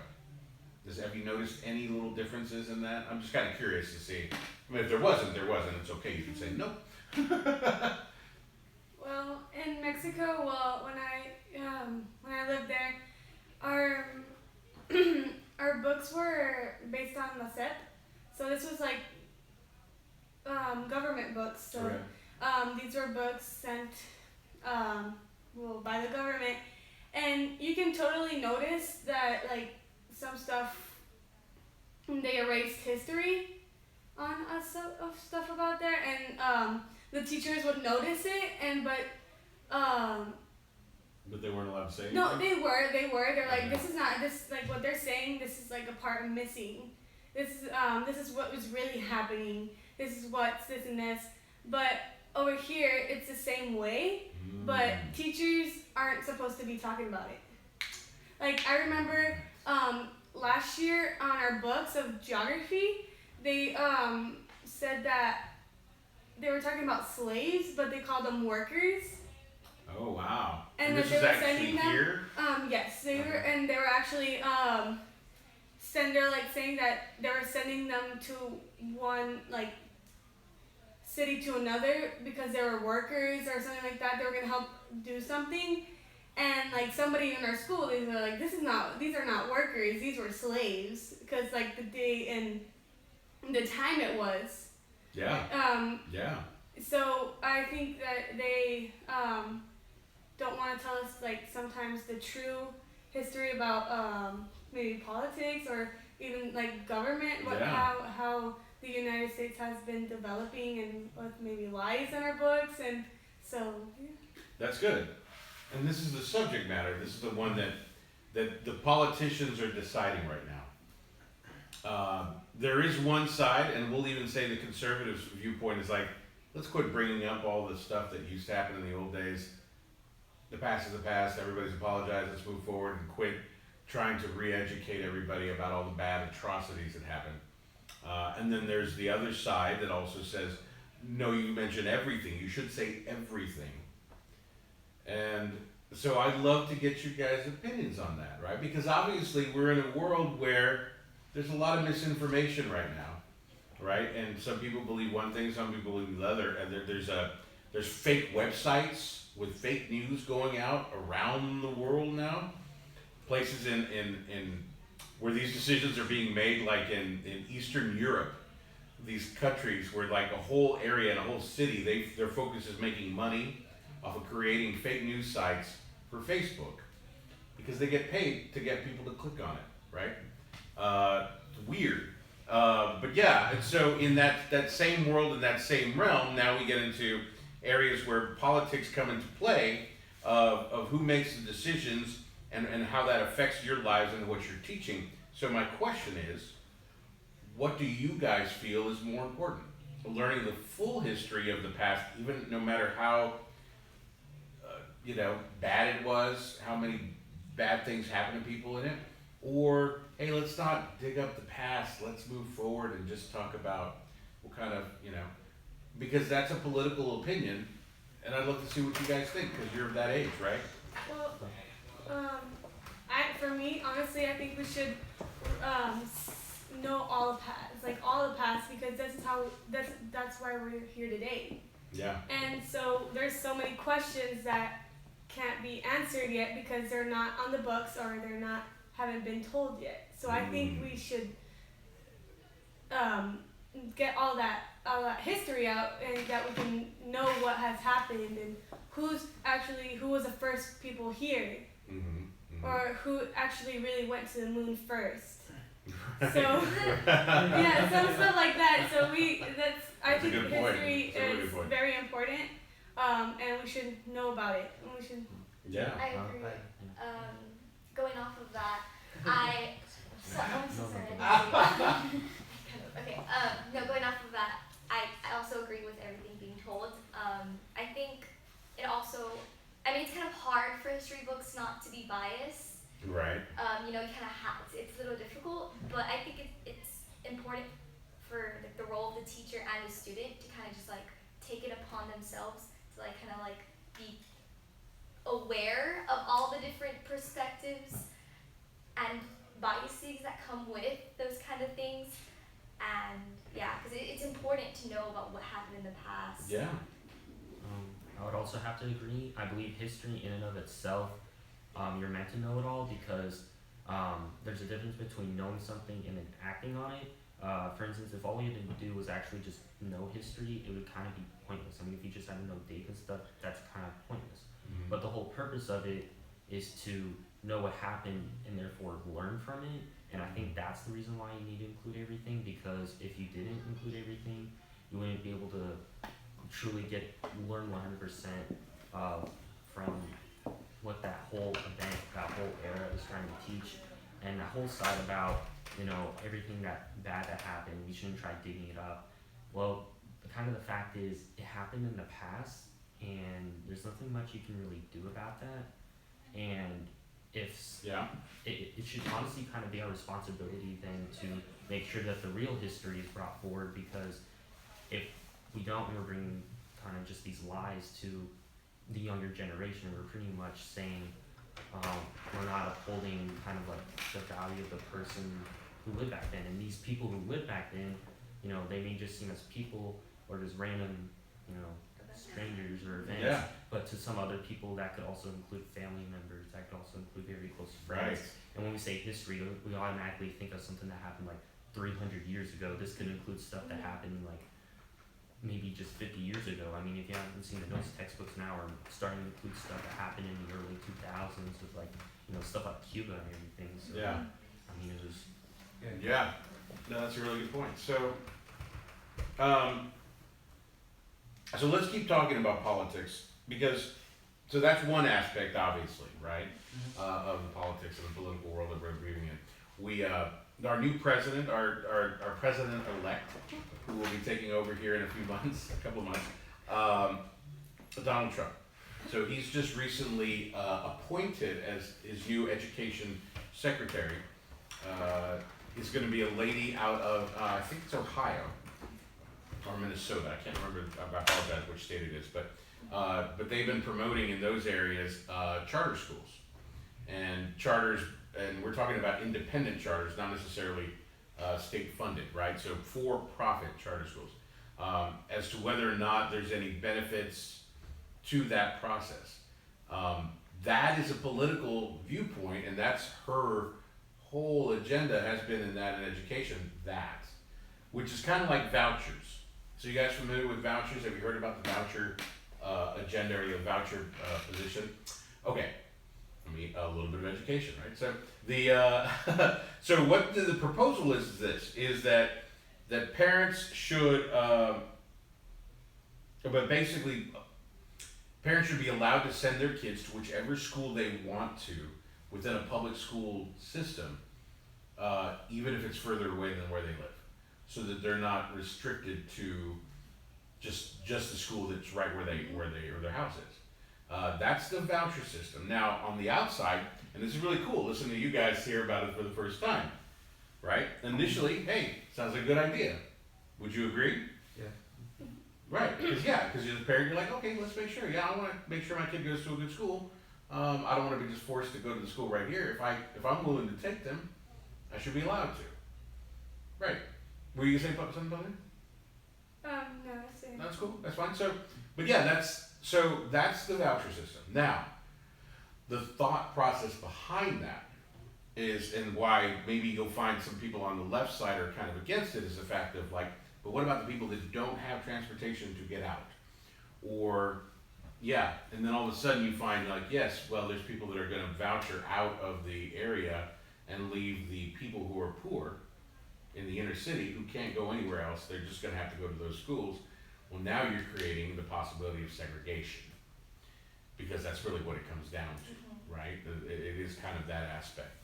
And then now you have a certain school or where the predominantly maybe it's white, and maybe a parent wouldn't even feel comfortable with their kid going to that school if they're from another race or color, right? So that's the voucher system. It's a little different, right? It's a little scary. You add in charter schools, same concept. How do you guys feel about that? Yes. I lived in a system where you could go to any school you want to, wherever it was, Yeah. even though if it was in the city. So when I lived in Monterrey or in Torreon, you can go to any school you want to. You can say if you live on the other side, you have to get your transportation to go all the way over there. Right. So that's on you. But when I lived in a smaller city, I knew all the schools and I knew all the people, and it was very divided because let's say that all the rich kids would go to one school, and then all the poor kids would go to one school, or only there was a soccer school too, and Right. it's all divided. But I actually like that it's more We don't need that. district. Right That it's more where if you live here, you have to go to this school because it's more actually multicultural sometimes, and I think it's better for the school and a better image for the school that there's different cultures and different kind of people there. So And I also went to school for the longest time on the different side of town. I live in South Austin, and I went to school. I live in a nice suburban neighborhood, real sheltered. I went to school off of Rumberg in North Austin, and what I'm familiar with is a lot of my friends in that school didn't have as nice of things as I had. And Yeah. didn't weren't as privileged, and so in my experience, the school itself was great. I got more of the one-on-one focus, everything like that. So it benefited me in the process. So I think that if we did have that voucher system, that'd be a positive to it, is where everybody would go to schools that fit their certain needs. It's kind of like picking a college. You go to the college that fits your certain needs and fits what you want to learn about. So that's one thing the voucher system would do. On the downside, what you were saying was that, yeah, we could be segregated, and those schools that nobody wants to go to could get less attention by the politicians and could maybe get ignored and have less funds and stuff than the schools with more population.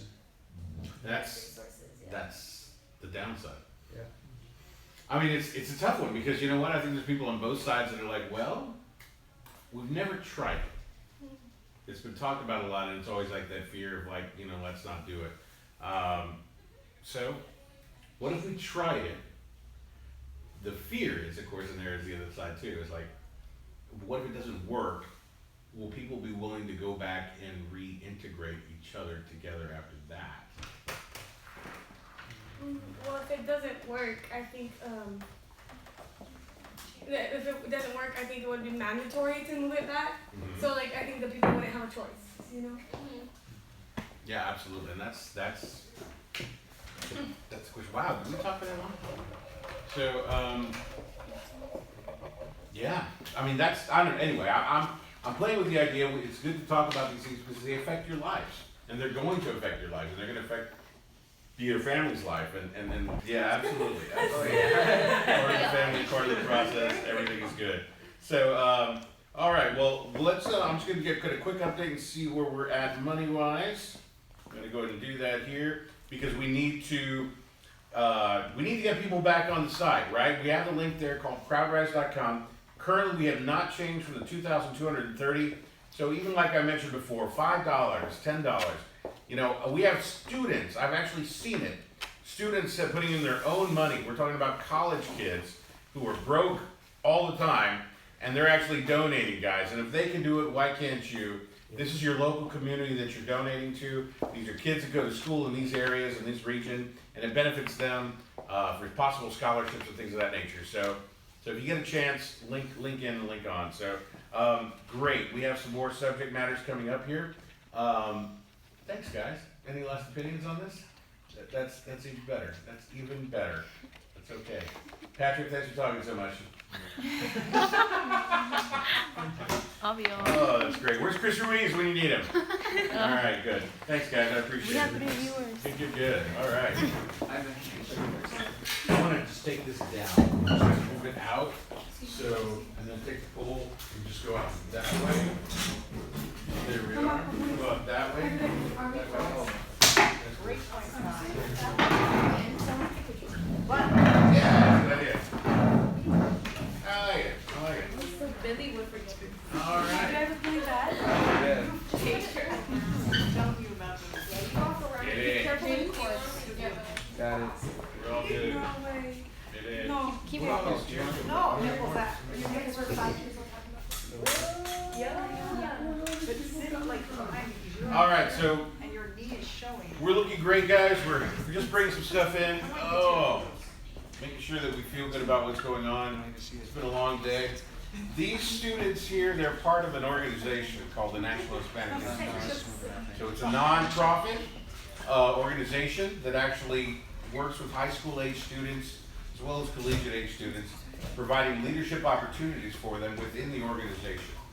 One of the few organizations where we actually give them the opportunity to be empowered to make those decisions, actually run the organization and be part of it. So, well, I just lost power. That's all right. We don't need this. What do we need this for, right? It's not even important. So, yeah, we're going to start the discussion. Do you guys know what we're talking about right now? Teachers. Teachers. This is the big one, guys. This is the big one. So anybody have any teacher friends and everybody else that is part of this that you might know? Obviously, you all are in high school as well. You know, you should be tweeting out if you have your teachers' emails. Hey, log in now, teachers. Log in now. If anybody has access to my account, I'm sure you don't. Let my friends know, my teacher friends know, this is the time to be watching. So put it down. It's better, right? Good. Okay.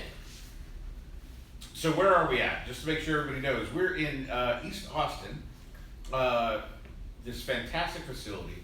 It's a great facility. There used to be some old warehousing area. Now it's a bunch of small businesses in the area that have stayed up, and we're at Austin Studio Rental, which is part of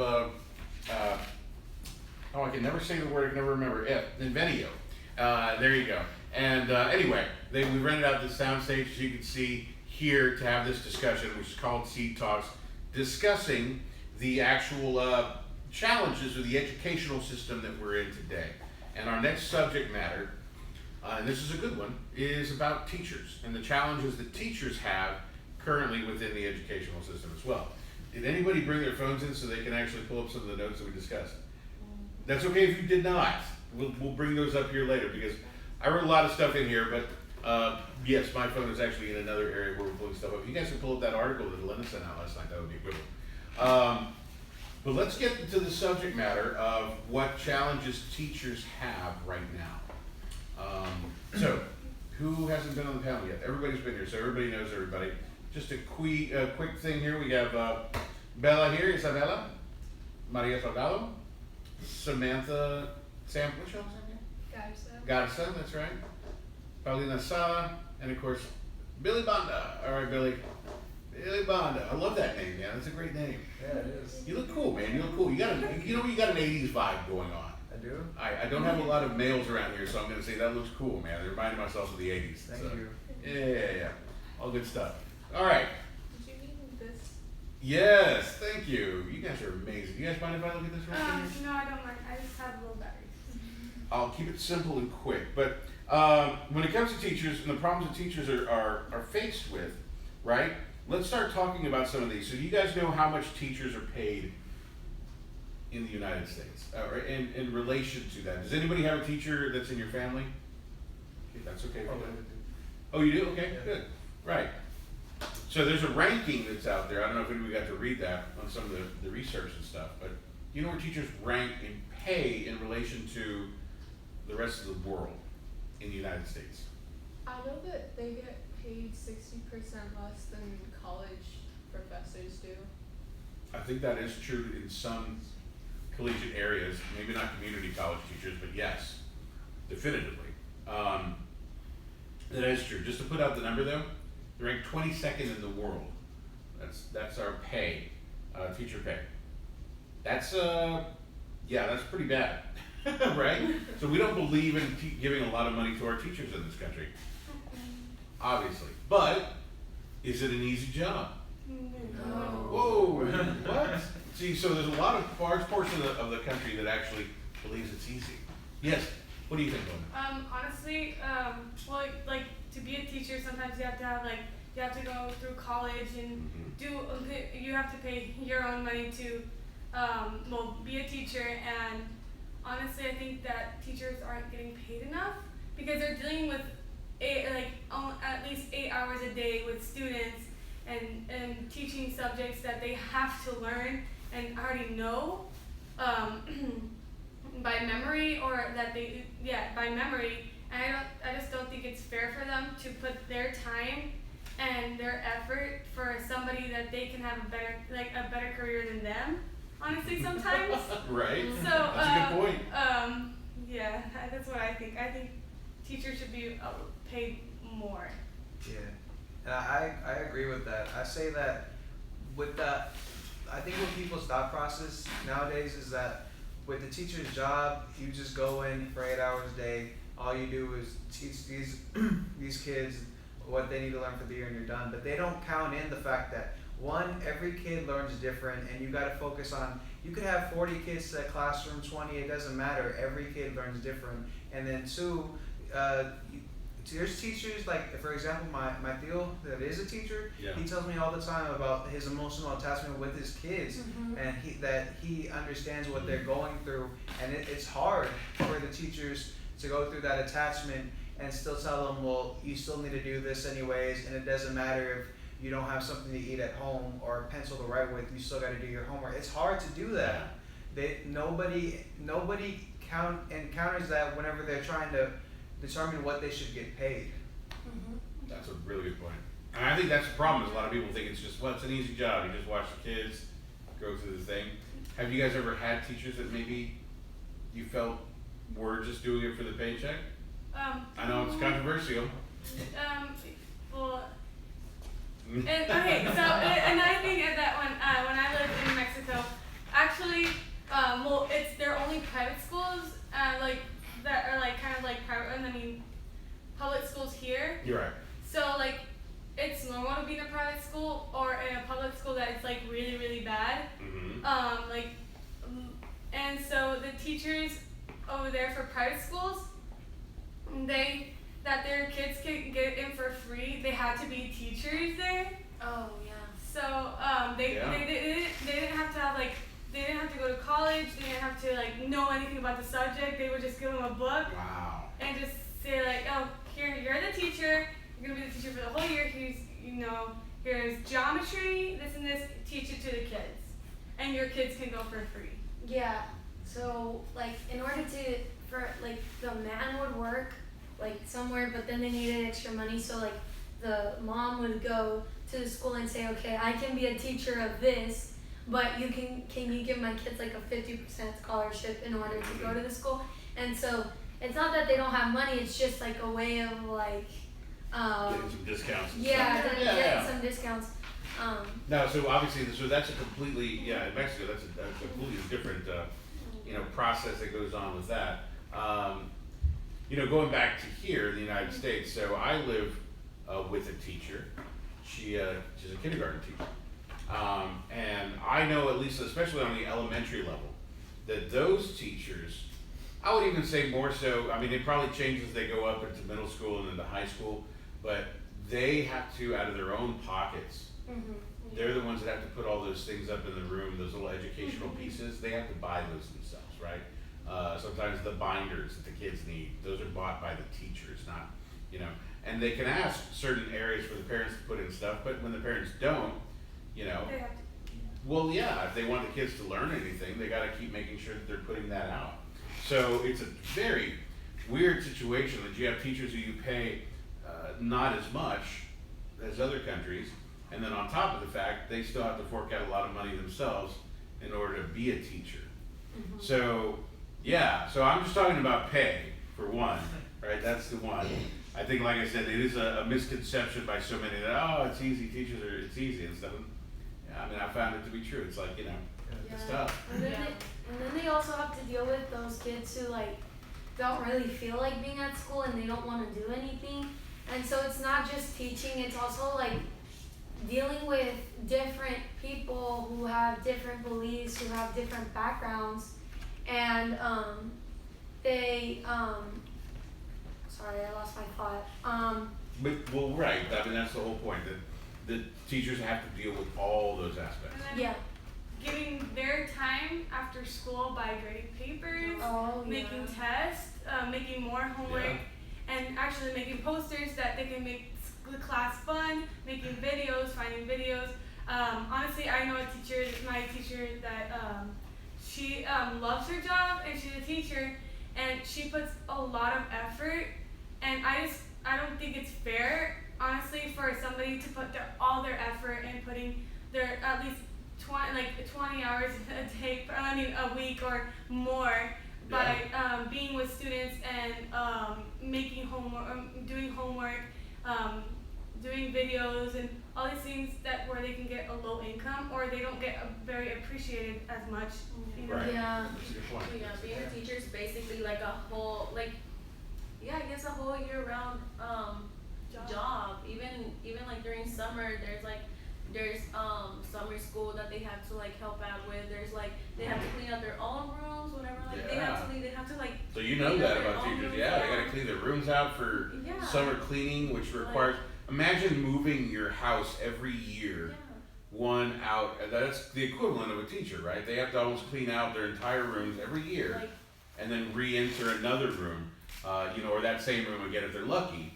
But there's a lot of that going on that people just don't understand. So you're right. There's a. So then there's basically that's where I guess that mindset comes in that do I want to go to college to be a teacher?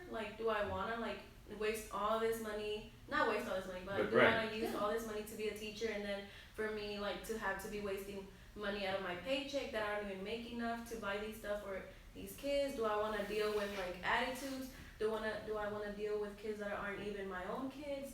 Like that's whenever like Boom. we need to like start like thinking about like what do teachers really like do, and like what do they sacrifice, and like why are they being paid like this amount of money when they're basically the ones creating the future. So I just want teachers to hear that you guys fantastically said, by the way. Yeah, Yeah, that was really good. I mean, so that's it. I think it's important for people that are watching to understand, especially if there's any teachers out there, so that these kids get it.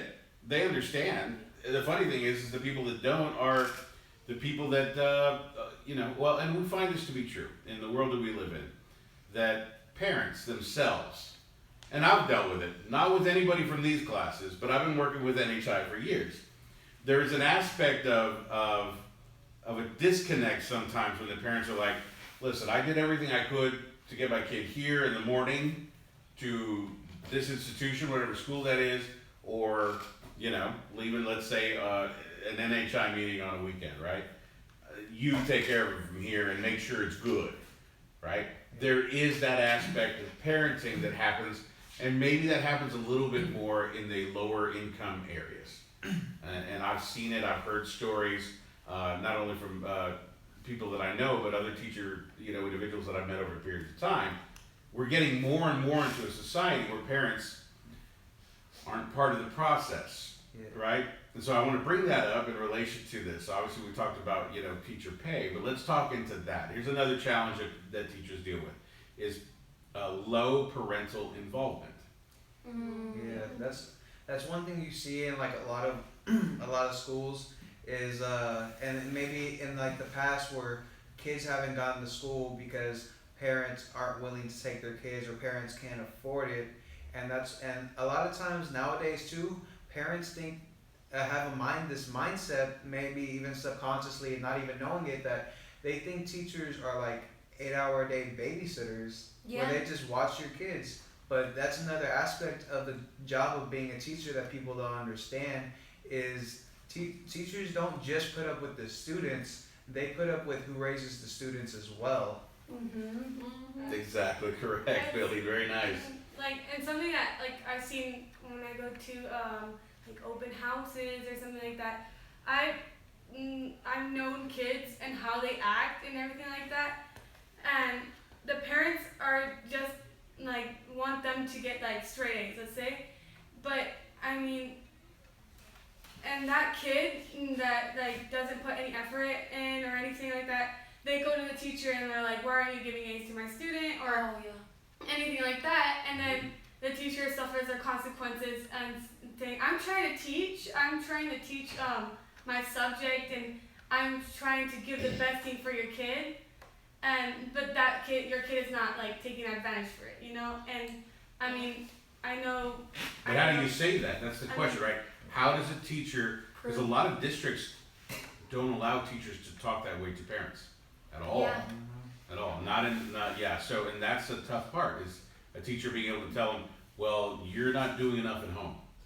They can't say that. Yeah, because they get fired. No, yeah, I know. No. You're making a good point, because it would be great if they could, right? What you're saying is correct.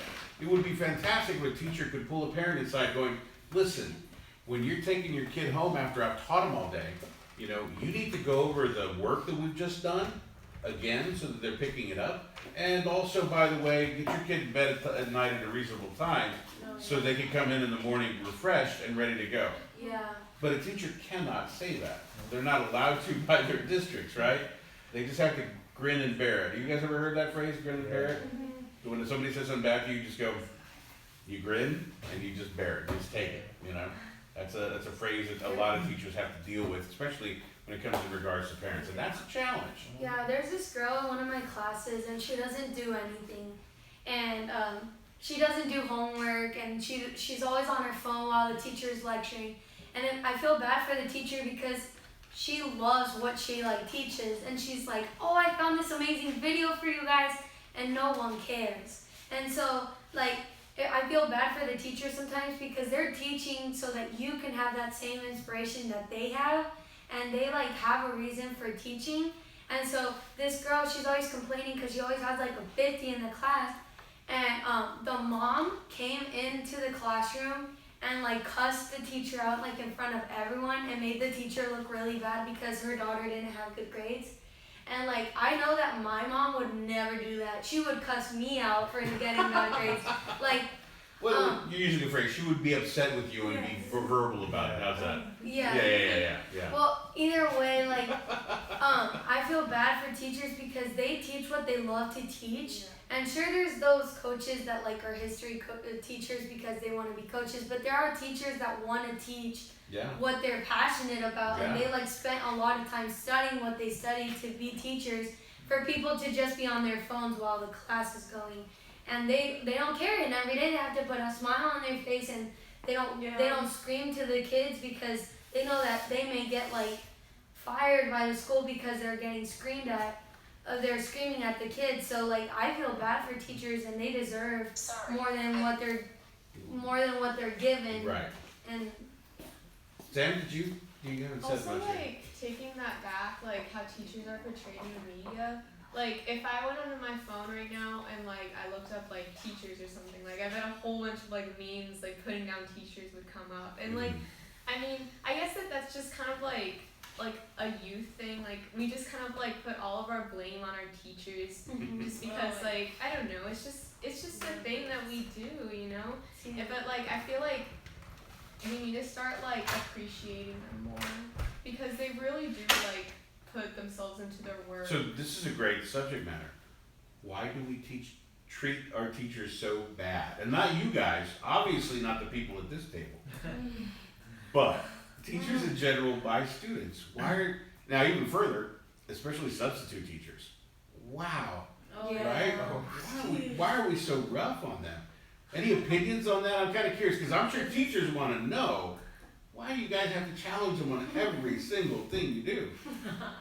It's just, I guess, basically, like, this is where, like, humanity comes into, like, we're all human, and, like, we're all gonna get mad, we're all gonna get upset, we're all really gonna be happy, or really gonna be, like, stressed out, and, like, I guess we all need to understand, like, the matter that, like, that not everybody's always gonna have a great day. Right. And then as like teachers already have a lot on them, but also students do too. Students can have a lot on their plate too.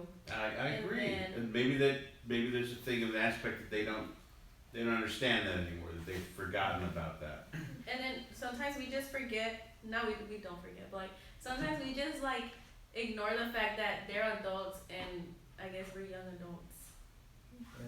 I think we fail. I'm sorry, go ahead. No. Okay, I was gonna say I think sometimes we fail to realize that teachers are people too. You gotta understand, and I think as students, a lot of times students feel like, oh well, I'm forced to be here by law because the law says I need an education.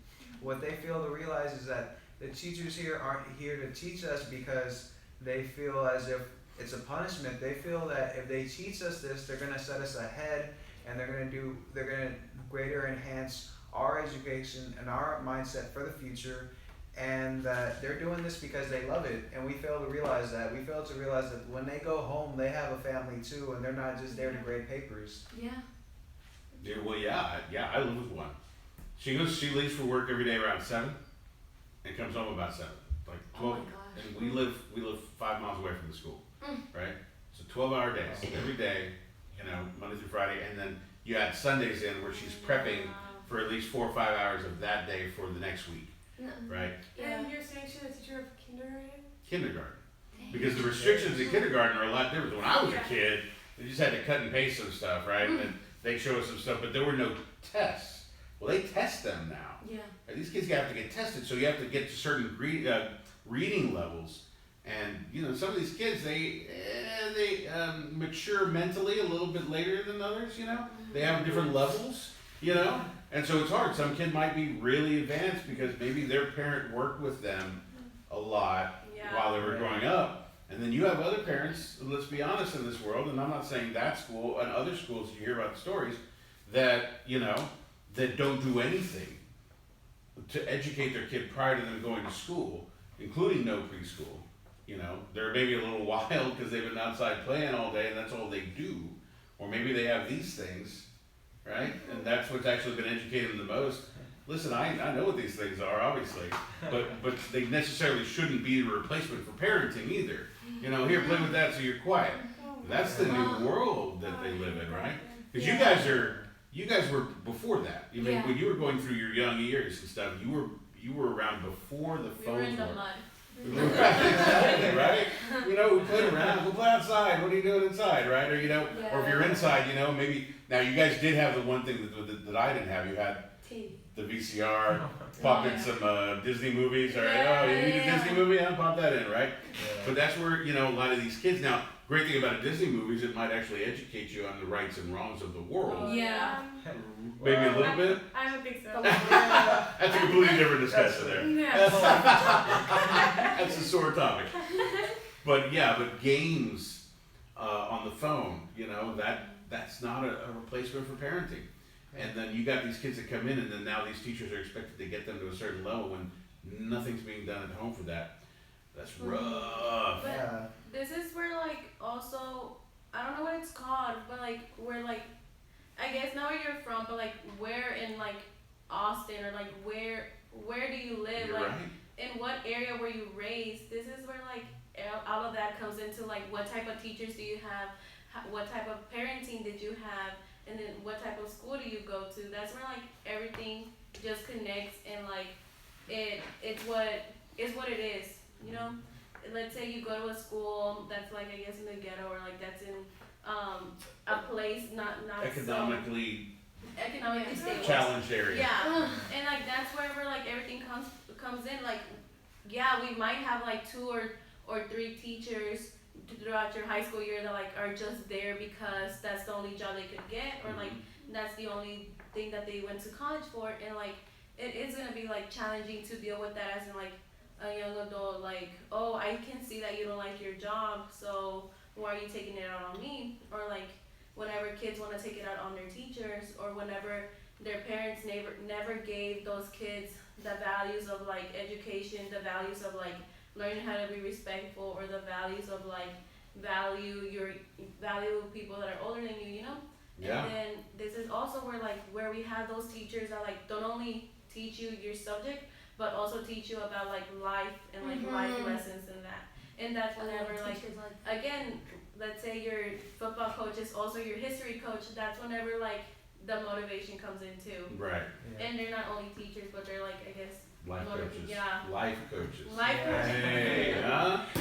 And that's right. There's a lot of teachers who love what they do. And then you can imagine, though, after doing it for years and being yelled at by parents, or you know, having, as you guys even talked about those stories, or having just rough times, you know, keeping up with trying to get the kids educated and having them act up in class and stuff, that they burn out. And a lot of them leave the industry. Like they do it for about 10 years and I'm like, done. Right? I can't do this anymore. It's too much. It's affecting, you know, their lives and stuff. What do we do with those scenarios? So, what do we do to make it better for teachers? Yeah. Well, I don't know. I don't have the answer. Sam, you tell us. Come on. Well, Let's fix the world. Let's do it right here. bringing it back to like how much teachers are paid, like most teachers like they go into teaching because they want to teach. Like usually teachers like love like interacting with people and teaching them about the curriculum. But I feel like if we like raise pay, like more like highly educated individuals would want to come and teach. But it's also like, are we raising it because like we want people who like don't really want to come teach to teach? Or is it because, you know, like if we like raise pay, would like people who are just in it for the money want to come teach? So this is the subject. Thank you for saying that, Sam. That's a very high level way of looking at what the actual argument is. That's exactly it. So the fear has been, if you make it a $60,000 a year job, starting out right out of college, you make $60,000 doing a teacher, that you're gonna have people who don't really care about being teaching. They're just doing it because that's where the good money is and they went into that field. You hear about a lot of people that become, go get a law degree. Sorry attorneys, I'm gonna make fun of you right now. They go get law degrees because they're gonna become a rich attorney. and they hate the profession and end up leaving, right? It happens to doctors do too, right? There's a lot of people that go in because you're supposed to be a doctor because they make the most money, and they get into the field and like, oh, guess what? They don't actually really like being a doctor, but then they lock themselves into it because they can't leave because out of the pay. So the fear has been what Sam's saying. Do you pay them more on the option, the possibility you're going to have that? And even better, what if you did pay them more? Does that mean that they have to stop their complaining about all the conditions that they work in? That's one thing I had my opinion on is, yeah, what if, like, I totally agree that we should give teachers way more money than they already have now. Yeah. And Sam's subject was awesome, saying that, yeah, people that aren't going to want to teach are just going to do it for the money. What if we raise the funds for education and give the teachers better conditions, and that way, that's at least one aspect that they can feel more pride in. And like you were saying earlier, Jaime, is that teachers a lot of times lose a lot of money too because they buy the kids binders, pencils, all these little gadgets and stuff that they can use to learn better in a more advanced way. And there's so many things that teachers endure that's bad. But what if we raise the funds first, and that way teachers have a better environment to work in and don't have to spend their money that they hardly earn on the students, and then that way it's still a heartfelt job. That way, because teachers nowadays do it because of the heart, they don't do it because of the money. That's one thing we have to understand, and then over time we start to raise the pay. Yeah. So I hate to talk about it, but I'm going to bring it up because it's important, because we're not afraid to touch on subjects, but where does that money come from? Exactly. That's another thing. You gotta look at the aspects. So she said it right here. Say it louder. Taxes. Ooh, exactly. Right. You say that, and everybody's like, well, hold on. I know my parents don't like paying more taxes. They just don't, right? That's okay. Yes. If like Mario was saying, like education is really important. Like we're raising our future leaders of our country, you know? So I don't see why taxes shouldn't be more education funding based if it's that important. Yeah. And you basically have to pay taxes for schools that are around your home, which are basically the schools that your kids are going to, which Well, are not necessarily if you guys heard the subject before that earlier, because there's possibility that we're moving away from having just pay the taxes on the area that you're living in, because we're moving into we'll see, but the director of education has different ideas, the secretary of education. So it's interesting. It's interesting. We're you guys are part of an era, whatever your political beliefs or your parents' political beliefs are, where there's going to be a lot of things changing, right? And you're going to be able to see it and visualize it, and you'll be part of that time that things change. And it's important for us to keep our eyes open, right? And also be vocal about those things. But teachers' lives, something's going to be happening here really soon. I don't know what it is, and they don't know either, right? So, we'll see it. Yeah, we will see it. It'll be in our time. It'll be in our time. So let's keep talking about teachers a little bit more, because that's what we're talking about, right? So we're talking about the different aspects of teachers and stuff and what they work with. So now, teachers, I'm sorry, everything we've been talking about is how hard it is for you. So sorry that you had to deal with all the stuff that you deal with. But to be fair, we have to now talk about the other side of teaching. Ooh, right? And that is the aspect of the fact that there's certain areas, not so many in Texas, where teachers are not regulated in a way where their job isn't constantly looked at in order to see if they're doing a good enough job as to whether or not they should be keeping the job. There's parts of the country where teachers automatically really almost can't even be fired unless they literally beat a kid, right? Yeah, that's what. It's hard because that's so true. I mean, I had a teacher that recently quit, so he was about to get fired. But because no names, please, no names. Sorry. I'm not gonna give that teacher a name. I didn't like her anyways. But yeah, that teacher, what she did, she would make us look at PowerPoints. She would read off the PowerPoints, but she wouldn't explain to us what's going on. She expected us to already know half of what was on it by the next day. and you can tell that teacher was in it. I don't know what she was in it for because, yeah, I don't know why she was a teacher because like she even told the kid before that on the first week of school that he'd get nowhere playing football. Like she shattered his dreams in the first week of school. Wow. Yeah, so there are teachers that I feel as if they don't really know why, or they don't really have a reason to come into the profession. Yeah. And then they realize this is not for me. So there's some. Yeah, there's some. But not all. But it's not all, and it's not the majority of them either. It's not, no. Okay. What I've noticed is like Here it comes. Go ahead. most of the teachers have husbands, right? And most of their husbands have like So most of the female teachers have husbands. yeah. No, it's okay either way. I'm just trying to understand what you're saying because you're generalizing that teachers are women. Yeah. Right? There's mixture of teachers that are men and women. Okay, fantastic. Go And ahead. most of the time, their husbands have like okay jobs. So that's No, so now you're speaking from your experience. That's okay. Well, yeah, Okay. basically, yeah. Okay. And so I feel like most of the teachers, not most, but like some of the teachers that are teaching like in these like public schools that like don't have enough funds are like basically teachers that they need a second job in their house, like in their household, like in order for them to like support their families and that. So that's when like they're just teaching to get money so they could have, I guess, a decent life. Okay. And so that's kind of what we're discussing here. So I think we've ruled out the fact that it's all or even a majority, but there are times where teachers, as we're saying, I know I'm treading lightly, teachers, my apologies, but they don't have the same guidelines or penalties. So let me ask you guys, don't tell me your parents' professions and don't mention my names, but do your parents have those kind of jobs where they have to perform in that position, or they might get fired? Do you know if your parents do? You might know, you might not. You know, it's okay. I don't think, well, you don't have, your dad doesn't have to worry about it, but he does in a lot of sense, you know, to build his business, right? He had to be good at what he did, right? He had to develop a reputation. Yeah, like every profession has its certain requirements. Like my dad's one of the biggest things that his job's taken away from him is he doesn't get to spend as much time at home with us kids, especially in the early on years of the business. Right. And so that it takes a lot of time away from that. That's one thing from his profession. So that was his sacrifice to make the monies that he makes. He had to sacrifice the time.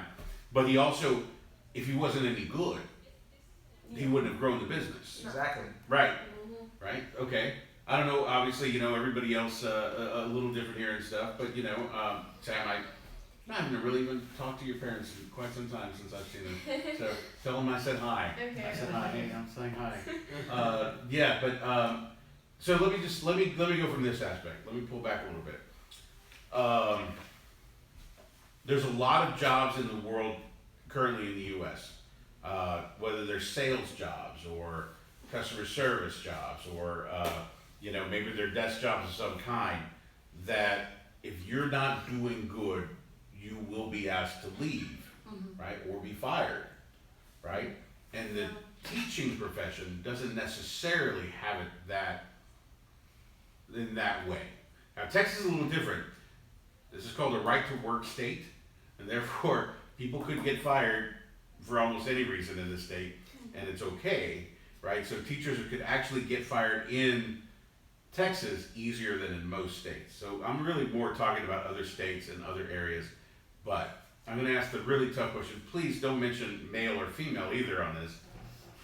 Have you guys had teachers, not male or female, to go, oh yeah, she was horrible? Teachers who you felt, I know somebody already mentioned one, where Billy did, where you felt they didn't care anymore about teaching. Oh, Sam? I know you guys are about to go off, both of you two. You see that? The twins are like, whoa, boom. Yes. Well, okay, I had this one teacher, and they were also, while they were teaching in my school, they were also teaching like at a college as well. But I feel like they wanted us to learn. They just didn't put in the effort to do it. Like they would just like kind of like how Billy was saying, like show us the slideshow and like expect us to know it without even like teaching us the actual like curriculum or anything. Yeah.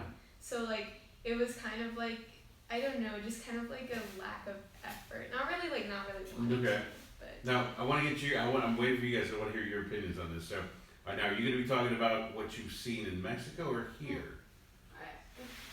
And you, once again, don't use male or female, I don't want to hear that. I forgot. I just like. That's okay, that's think okay. about hers, and then I was just like. So what about you? Have you seen any teachers like that have actually felt like maybe they didn't care anymore? Yeah, okay, so I think we were thinking of the same teacher because we were in the same class. But No, not male or female, don't go too specific. Okay, go ahead. But anyway, this teacher, at the beginning, she seemed very like happy. It's okay, it's okay. Go ahead, that's alright. He's not she. So we know it's a she, alright, there you go. It seemed happy about teaching. And It's even worse. he or It's she okay, it's seemed okay. well anyway, about teaching, and then it just started like, she started like, The diminishing. yeah, like towards the end of the year, you it guys- was just not the same anymore. You guys killed her energy to care about keep teaching anymore. Is that what it came down to? See, and this is what we're talking about, right? It's bringing it all the way back, isn't it? Right? What if great teachers that existed in the past, you know, for whatever reason, maybe they cared at the beginning and then lost it later because kids were rough. You guys are rough. Yeah. And okay, so in my school, there are like substitutes that you see often. Like you see often, Yeah. you're like, oh, I've seen that person before. Right. This and this. And I remember the first day of school, there was a substitute that person gave their all, you know?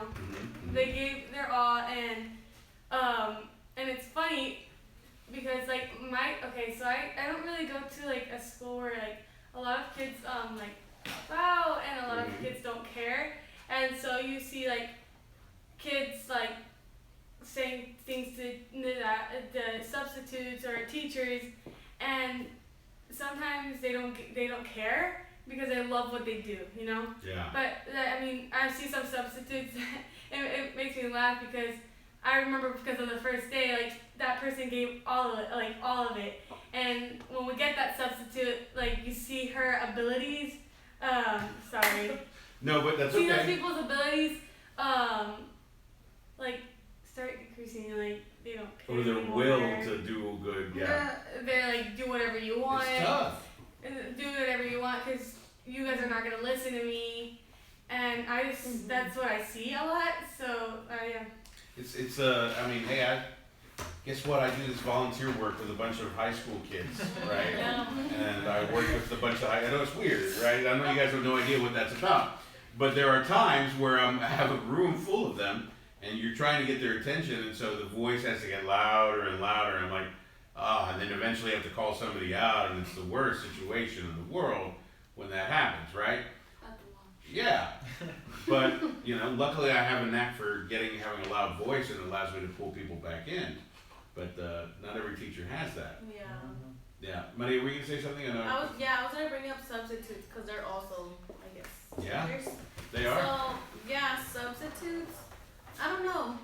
I feel like there's like you either have that substitute that's like so amazing and like that helps you with like your work and like that gets everything done and like also gives you free time, but then you also have that substitute that like gets to the class 30 minutes late because they're just there to be a substitute. Like that's their last option as their job. Yeah, substitutes get paid hardly anything. Just to let you guys know, like that is a low paying job. Like it's the equivalent of working at a fast food place. That's what substitutes are paid. Just let you know. Honestly, what I think is that I don't think they should be teaching, like how they're teaching teachers, like how to teach us. I think they should make a different system on and how to teach us, you know, be like kind of like Montessori that we teach ourselves. And I think that's gonna be a better, how we will make this teachers' lives a lot better. and actually our lives be better because so that instead of looking at a board and learning math just by looking at a board and hearing somebody talk and talk and talk, but actually making a system like kind of like NHI that's doing something where you learn yourself, but that your guardian, let's say the teacher, is just to put you back on track, you know, and helping you give ideas, but not giving you all the ideas. And I think that would help teachers a lot, and us as the future know how to deal with things better, even the teachers, and that it's gonna help their lives a lot better too. Yeah. Well, what I have to say about that is like my brothers go to Montessori and like. So Montessori, that's the like preschool. No, it's like a system where the kids teach themselves, like where they Oh. have it's hands on and stuff like that. Yeah, and it's like third and fourth together, like they're both in the same classroom, and then second and third together in the same classroom. Yeah. And like, well, again with that, like my sister, I know she's like very independent. Like if she has to read, she'll go ahead and read. Like if she wants to find more about this like certain like topic, she will go ahead. But my brother, on the other hand, like he needs someone to be there on him. Like, hey, you have to do this. How you finish this? Oh, make sure that you do this and this and this. Right. And like that's when like again like it really depends on like the student and then how they pay attention, because there could be that one teacher that like uses a slideshow, uses a video, uses a little like I guess like lab, and half of the class gets it, but then the other 20% of the class, they're just back there sitting like what is this, you know? And then but again like it just depends also I guess on the type of like subject it is and the type of students you have, and then what the student's background is. Yeah, and that's the challenge, right? So that kind of leads us into another subject matter we're dealing with teachers though. You know, the way the education system is held, and we talk about this a lot here at NHI, right? And I don't have the terminology, and I'm not going to use it. I'm going to talk about it in its actuality so people understand. But it starts with a D. But the process of having a classroom full of students sitting at desks where you have a proctor, a teacher, standing up, giving instruction, writing things or showing things on a projector, writing things on a an eraser type of board. Students taking notes, taking that information, coming back and taking a test, right? That format, and there's some great research, you guys can look it up and you should. Teachers, if you haven't looked it up, you should. There's fantastic research that shows that there's really only maybe about 10 to 15% of the population learns that way. That learns from, and this is important because I want to make sure you guys understand the difference here. Ernesto talks about it all the time. That means that a kid that is not opening their books at all, is sitting at the desk, is looking up, you're writing stuff down, and the stuff that you wrote down while you talked about it, they learned it. They didn't need to go back home and do anything else. They learned it just from that. Now, they said that only about 10 to 15% learn that way. The other people have to take whatever information is given because they can't take that information in just because you wrote it on the board or you talked about it. They have to go home and study, right? Or they have to do something else. Maybe they go home and write index cards down. Or maybe they have to find some other form of something to broaden the subject, or talk to a friend, or use a tutor, right? Or, whatever the case is, they have a different way of having to learn it. And always my question is, and this is something that NHI asks, is if that's the way you have to learn, and only 10 or 15% of the people are learning the way of standing up in front of you and doing it, then why do we need teachers? Because obviously 85% of the population, they weren't learning from what you were doing when you were standing up. Now that's a rough thing to say, right? It's rough, it's rough, but that's the point. Now obviously, of course we need teachers because we need somebody to do something, right? Because nobody else is doing it, and but that is the question. And it challenges a lot of people, get upset about it. It's a very touchy subject. But we really get down to the point of, NHI doesn't use that method. Have you guys noticed that? I know we have a lot of sophomores here on the panel, Yeah. so this is good. Did you notice, and hopefully you did in our training, that we didn't try to put you in a group and say, all right, everybody listen to what we're doing, sit down in your chairs, focus on this, and stand up in front of you. It was always this. We tried to have discussions. I Did you notice that at any point? It was more like interacting. Us finding out like the information of our own knowledge, and sometimes like I appreciate that because when I'm doing through a great debate, I learn for myself, Yeah. that or interacting with other people and because I think like in schools. I think that for them, the teachers that think that interacting is only socializing, like talking about their about what happened yesterday. But I think it's very important for us as the future to talk with ourselves and get ideas, not only the idea from the teacher. Yeah. Yeah, and also like I've noticed that like with my coaches, they would ask me questions for me to think about something based off of my background, based off of my beliefs. And then I would express it, and then somebody else would agree with me and add something on to make a bigger idea. And it's like a universe of things you can talk about because for your teacher, it's like, okay, for an essay, you need to use this, and this. And you can't go over that, you can't do less, you can't add an opinion in the introduction, you can't. So then you don't really write that essay. That essay is written by someone else because you're supposed to use quotes from someone else. Well, and so you're making a point in saying that, but maybe the teachers are kind of forced to do that.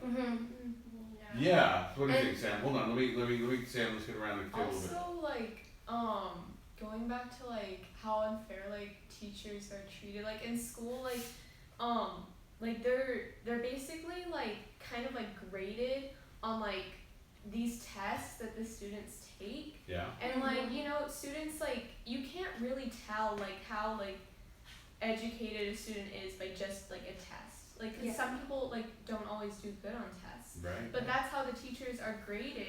And like it's not really fair because teachers like they're forced to teach to that test. Like they're not even like really teaching anymore. They're just like teaching us memorization of like that test. You're bringing up a fantastic point, but that is the fact that teachers in the system that we live in now are trying to teach for you to pass the test because that's what's required of them.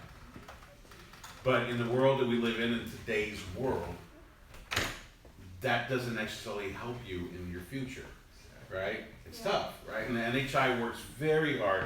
And so, there's I'll talk if my other PAs are out there listening, other project administrators, but Melissa and I have talked a lot about this, and this has been my theory for years.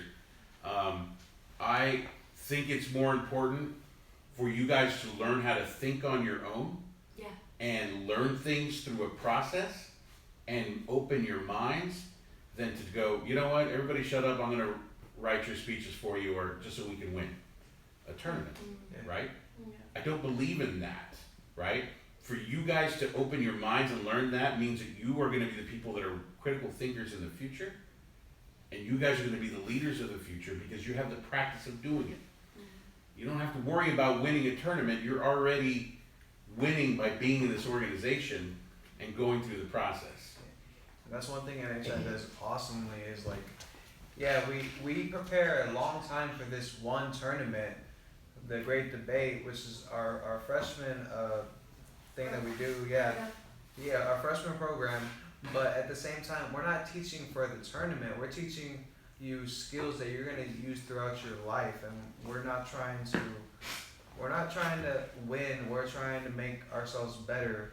And we understand that every student learns differently. Like there's visual learners, there's audios, there's textile, there's a whole etc. of different learning types. And through NHI, that's what they do. They go through each individual student and they help them learn one-on-one. because there's a whole bunch and there's a whole bunch of us that are in the same age group helping each other out because we understand how each other learn. And that's one thing teachers are trying to do. That's really hard because, like they said, they gotta teach for these standardized tests, and it's hard to get all 40, 20, 30 students to get to know the information. It is. Yeah. It is.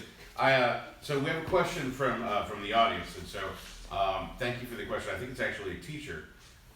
I find this to be true, but because I know a lot of teachers that they go into the industry with a lot of energy, going, "Man, I'm going to make a difference in some kids' lives, and things are going to happen, and I'm going to make that." And as we talked about it earlier, something does happen over time to a lot of them, but that light diminishes, right? It fades, right?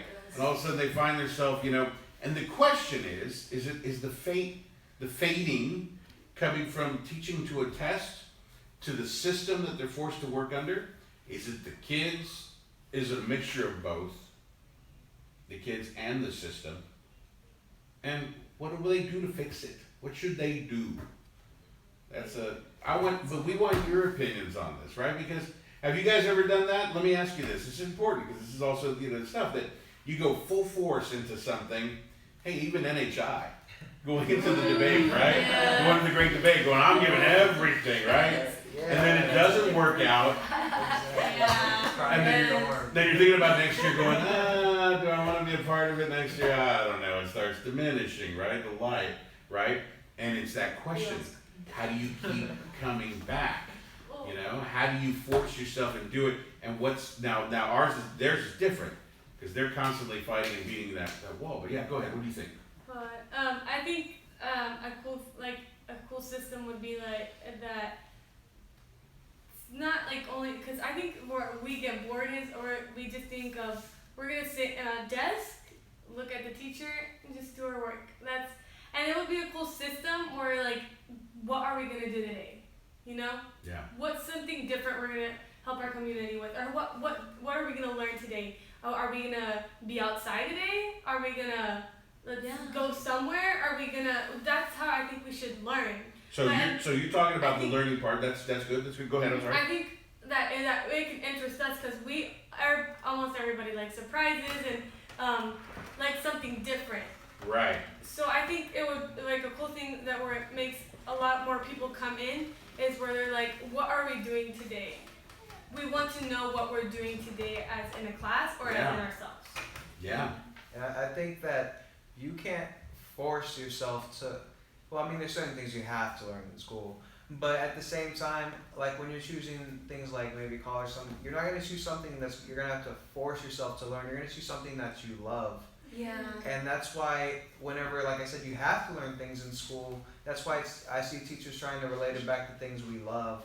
Like if you're not good in history and you don't really care about what somebody was going through in 1860, the teachers try to relate it back to what we're going through today to get us to realize that we can use what we love to learn different things. Like, do you get what I'm saying? No, absolutely, absolutely. And that's a good teacher that can do that. Yeah. And can tweak that. That's a communication thing, and I hate to say that to teachers. That's a communication thing. Okay. That's beyond just some exercise in teaching, Yeah. right? Can you communicate in that factor? But how do we fix the burnout? Because now I'm going to throw in mine. You got some opinion on this? Let me hear. Well, yeah, I know for sure that like at my school, somewhat, the teachers are just fed up. Just how we're fed up, the teachers are also fed up with. Listen, I know you, Maria. I'd be fed up too. I'm just kidding. I'm just kidding. I'm kidding. They're like with like the fundings we get, with like the type of like desk we have, with like the type of books we have, like just how they're like burning out, we're also burning out, Mm-hmm. And like that's when like everything comes back into like, I guess, learning where we come from and like what we want in the future. Yeah, so it's tough.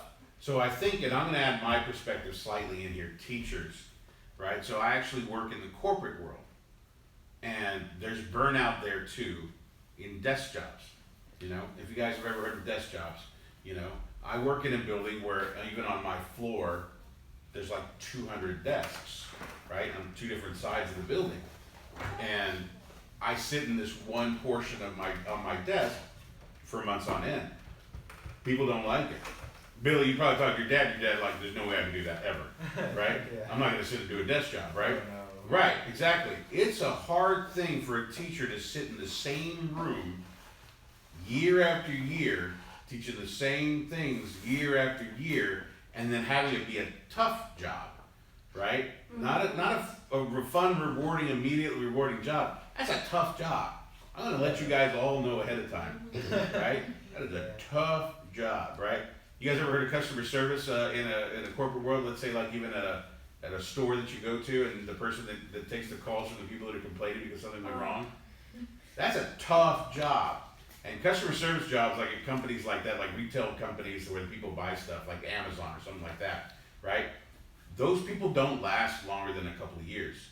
And this is what I was kind of bringing up to teachers is the majority of people that go into customer service, about 80%, quit within 2 years. Because that's a tough job. The ones that can do it, can enjoy it to some extent, are the ones that stick around, about 20%. I unfortunately just think the teachers thing is the same thing. I think it's hard to say. I think we could actually go to a point where we actually pay teachers more, but let's be more realistic with people that are trying to become teachers. This is a tough job. It's not something that is easy. Keeping that light on is hard because everything's going to be against you almost every single day. Yeah. Right? Yeah. Every single day. And waking up and going, I don't care, I want to be a part of these kids' lives, I want to create a future for them, I want to make sure that I'm helping, meld these minds, that's hard. And it ain't easy. And it should be paid more, but at the same time, we shouldn't excite teachers going, it's going to be so much fun to do this for the rest of your life. Every teacher I know does not call it fun anymore if they've been doing it the past 5 years. It's work, but it can be rewarding work. Yeah. Just like volunteering for a nonprofit organization for 25 years. Mm-hmm. It'd be fun. You do it the right way. And you have a lot of people to help, and I have a fantastic crew of people that help. So thank you to all of you.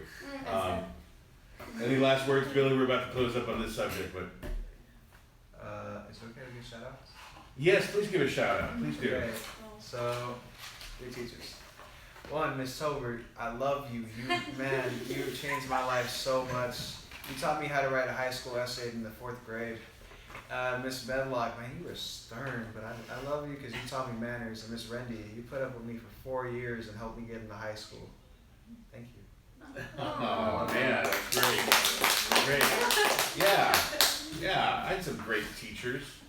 Miss G, my English teacher, Miss Gutierrez. She was amazing. She always pushed, and I was a cut up. I was that guy. I'm sorry. I was bad. But yeah, you can't tell. But either way, I understand. It's a tough world. Thank you, good teachers out there. You guys have any shout outs for anybody? Shout out to Coach Carter. Now she's an AP before being an avid teacher. Oh, she got to meet Barack Obama. What? Yeah, she really did get recognized for her hard work. But yeah, shout out to her. Yeah, fantastic. Thank you, teachers. Oh, I got to give a shout out to all the teachers in kindergarten and throughout the elementary school at Baghdad Elementary in Leander. You guys are amazing. Hopefully you guys are watching, but those kindergarten teachers, they work a lot. So they work hard. They're hard workers. Oh, and Miss Garcia Mata, I love you. I'm sorry for acting up in your class sometimes. You have like 2 more years with me, and I promise I will visit you when I go to college. Very good, very good. I have 2 shout out to my teachers this year. That is Miss Hertel. Thank you for helping me with school and knowing my perspective on things and actually giving ideas about it and helping me see more about the world and opening my perspective up to school. And shout out to Mr. Holmgreen, and he always whistles in the classroom for us for doing push-ups, but like sometimes he tells us that it's a good way of life to learn. So. All right, great. We do have to get going, guys. We have the next one, so thank you so much. We'll do some shout-outs again later. Thank you guys for your participation. Thank you, teachers, for what you do. You're amazing in everything you do. So. All right, are you saying this one? Cool. So we got another subject matter that's coming in here. saying goodbye to these guys. We're gonna bring some more people in. Technology in schools. We're gonna jump into the next subject. How are we doing on monies? Is it up on the screen? Have we updated the screen yet? Elena, we need the screen updated here. What do we got? Any new amounts there? I'm really thirsty. Can you Go get some water. Go get me one too, by the way. Here, here's my cup. Yeah. There we go. Good. Thank you, Sam. Well, she can't bring 3 Your cups. what? Tea? There's tea out there? Oh yeah. No, the cafe. I'm kind of like cafe. Oh, to go to the cafe and get some tea? Yeah. No. Do you want to do that? Okay, I'll give you some money here in a second. Please. So yeah. Should I have a- We're Is that- no, you don't need all Alright. these. We don't need all these. Alright. Matter of fact, let's take these down. They're annoying. Let's put them down on the floor. Oh, it's so big. So people know who I am. I mean, the people that need it don't have them. Right? The people are brand new and you guys have been sitting forever. Everybody knows who you are. Put it down. We don't need them anymore. We'll discuss that. Let's talk about who's sitting here. Sam's getting some water. I need a little bit of water here. What time do we have, guys? What time is it right now? 4:30. 4:30. 4:30. I timed that perfectly. Hey, let's introduce the new people at the table. Right, we need to speak up because if we don't talk loud enough, they can't hear us.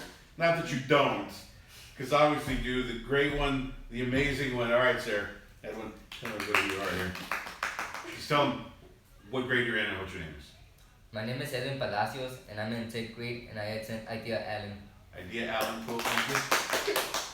I'm Sophia. I'm a sophomore at Round Rock High School. Thank you, Sophia. I am Riley Garcia, and I am a sophomore at Leander High School. I almost said I was a freshman.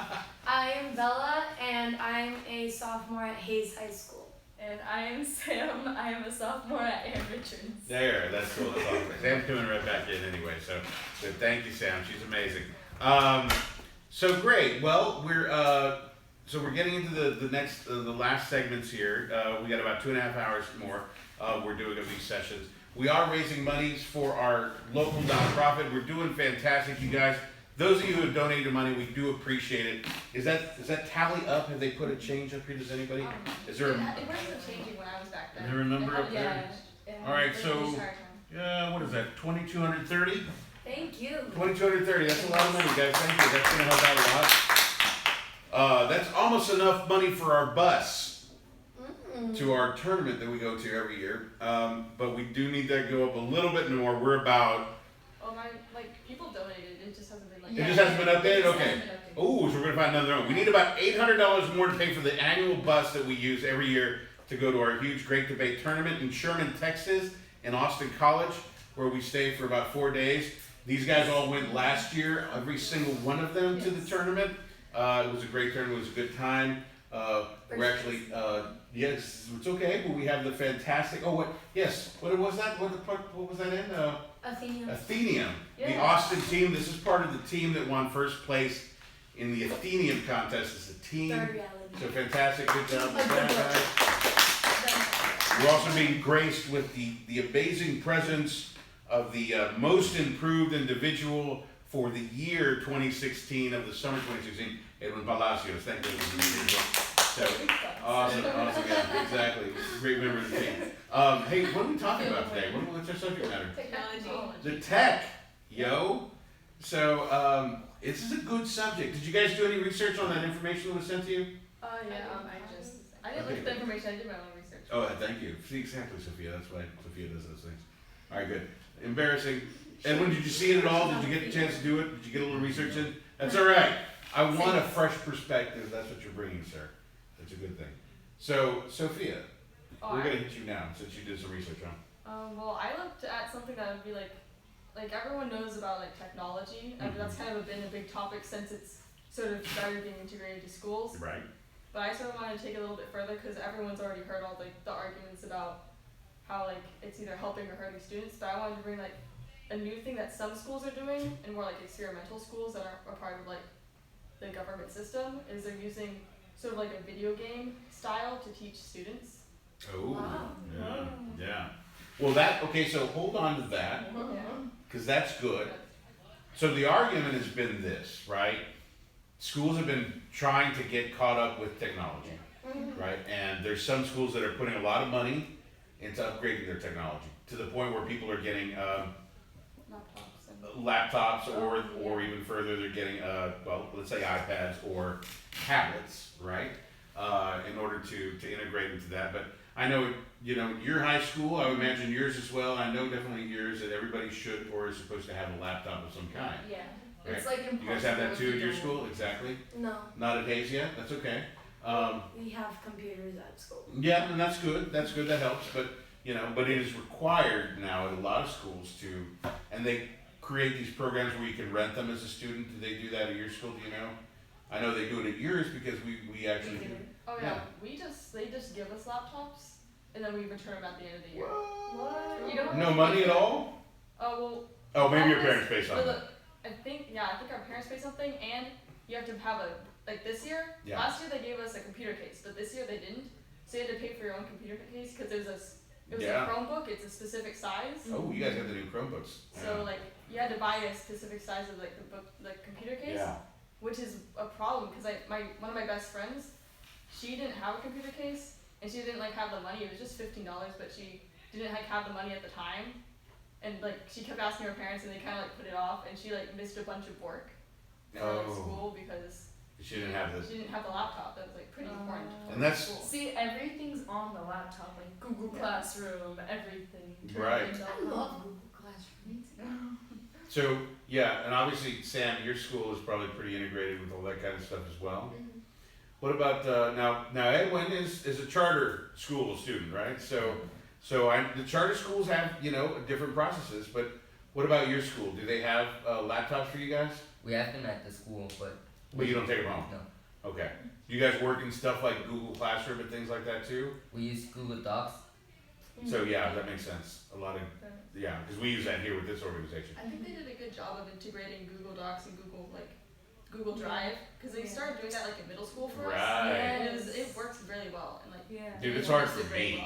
I work at a tech company. I'm okay, is it in my drive? Is it in the docs? Is that the same thing? I don't remember all the time, right? So docs are in the drive. They're in the drive. Okay, I'll figure that out. If you're In the computer. In the computer. It's on Google somewhere. But yes, exactly. So the question has been this, and that's why Sophia, your question is fantastic. When you integrate technology into the schools, is it actually benefiting the education of the kids, one way or the other, yes or no kind of stuff, or maybe in the middle? So I'll go ahead and lead in with what you were just bringing up because it has to be done in a certain way. Is basically what it's coming down to. Would you agree? Yeah, I think you can't just stay behind. You can't just have schools not integrate technology because then they're just way behind. And there's so many jobs out there that now require technology and are with technology. Yeah. That if you don't get them started early, then we're gonna be really behind. Mm-hmm. But making technology essential can also be a problem for people who don't have the money or just don't happen to not have the access at home. Exactly.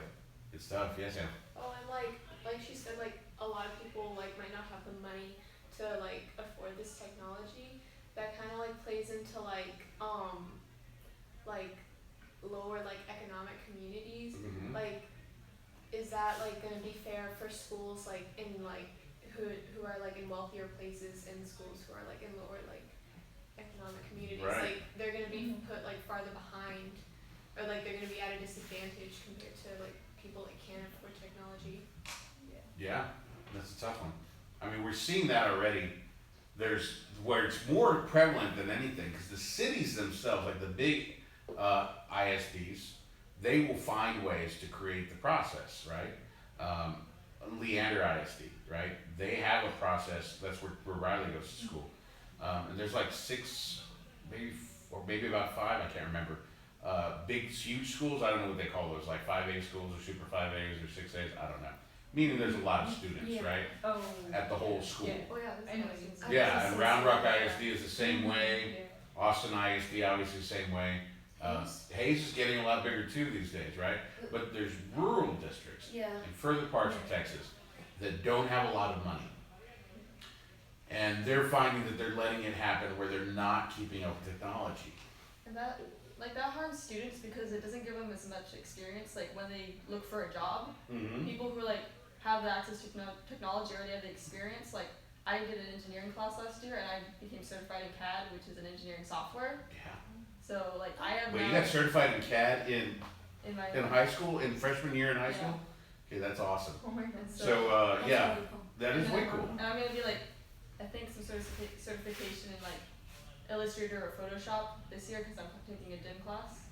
And so, I'm in that too. so it's like students who don't have that sort of classes or they like don't. Take But they are classes. behind, Yeah, right? They don't have like. Yeah.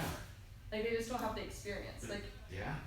Even if you don't put it on your resume, you just don't have. You're exposed to something completely new as soon as you get into the workforce. I mean, listen, I hate to tell this to a lot of, if anybody's watching from other regions, but her certification in CAD, she could probably, if she was just, take her education where she is right now and put her to the age of 23, she could probably jump into like a $40,000 a year job like that, right?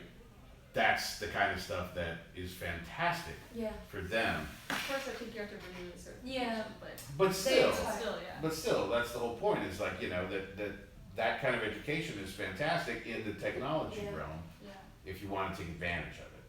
Now, I think Round Rock gets subsidized a little bit by a big company that's in Round Rock as well. Yeah. It's a pretty rich school. It's a pretty rich school in that sense, right? It's a public school though, right? Yeah, it is a public school.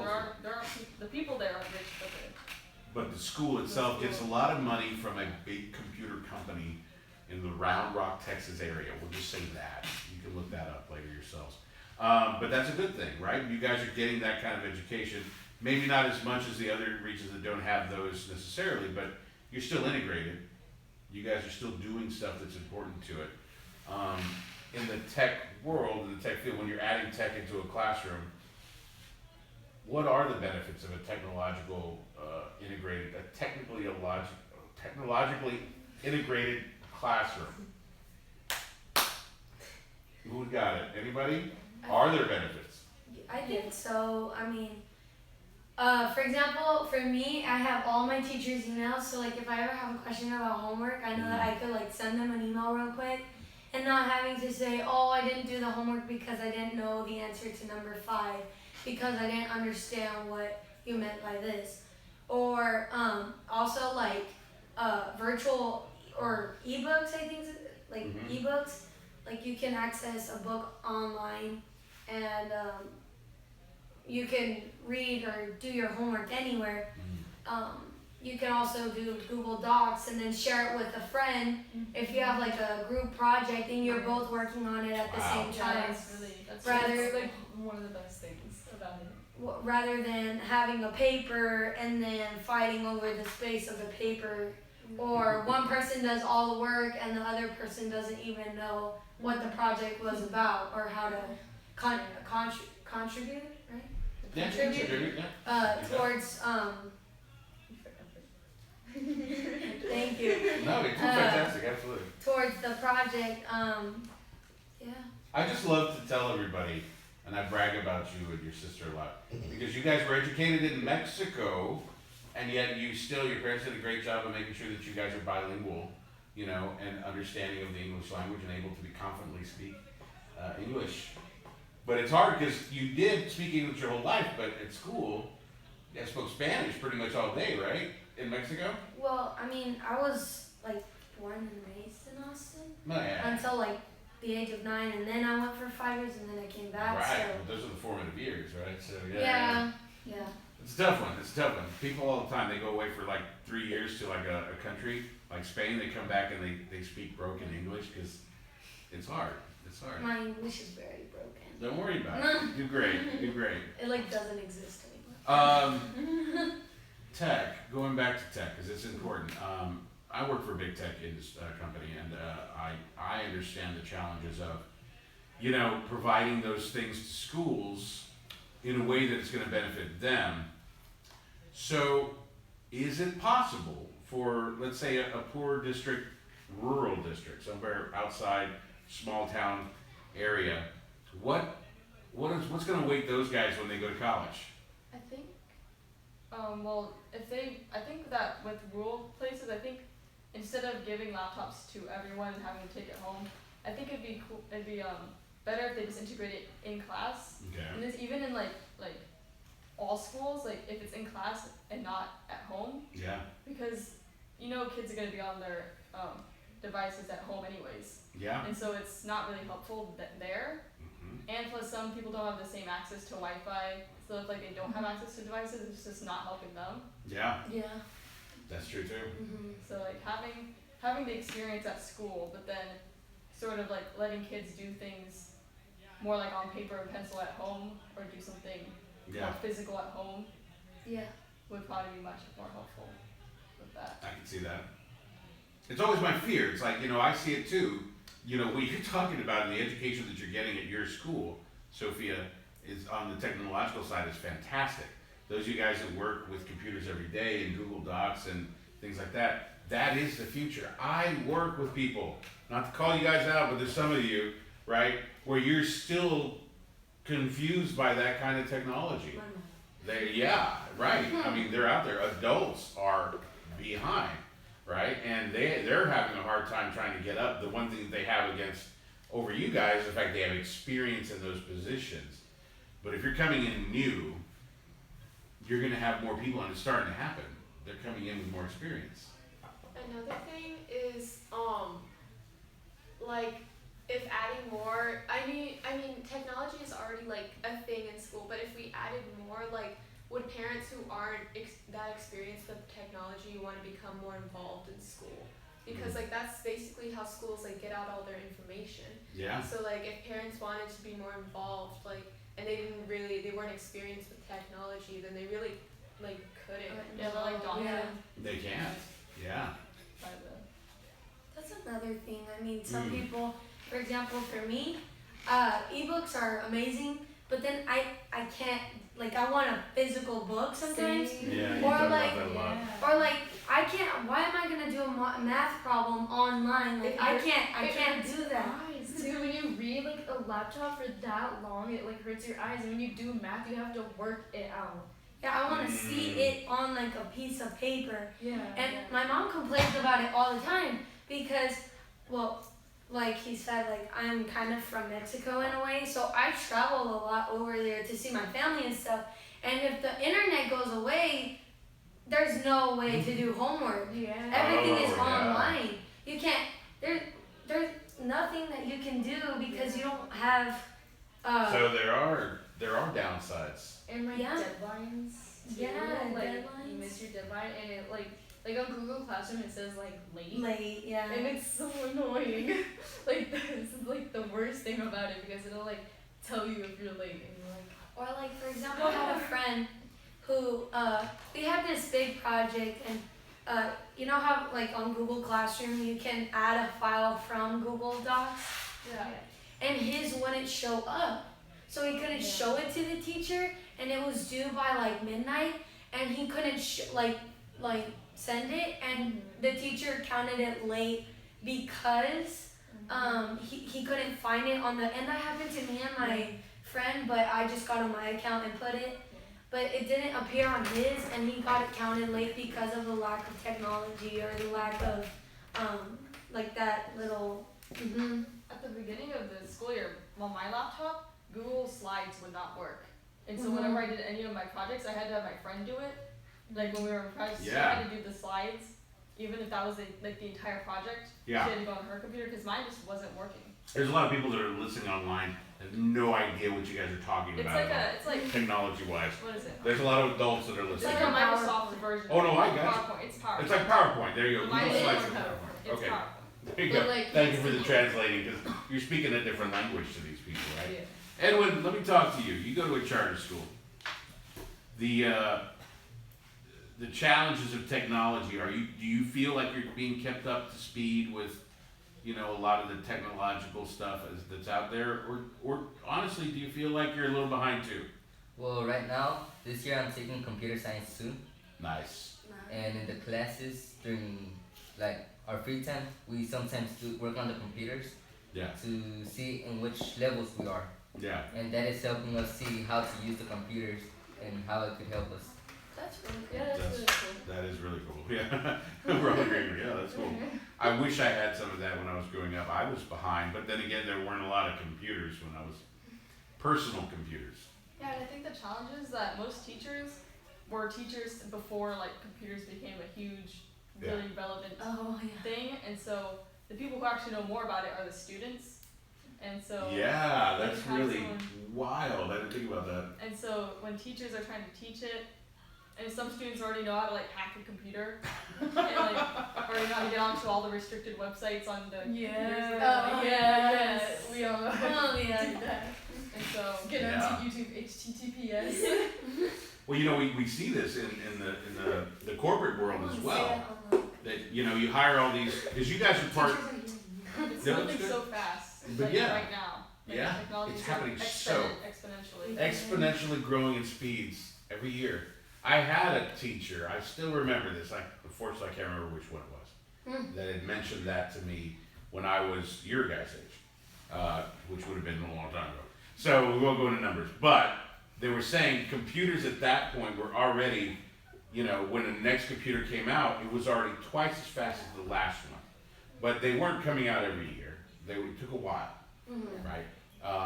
And then they were saying, but it's doing that exponentially, and we keep doing that year after year after year after year, so by the time you're an older guy and you have kids in school, the technology is going to be almost from day to day gets faster. Now we're not there yet. It's going to be in your kids' lifetimes, where literally the technology from one day to the next will already be outdated. Isn't that crazy, right? Yeah. Just like a conspiracy theory. Oh, let's hear it.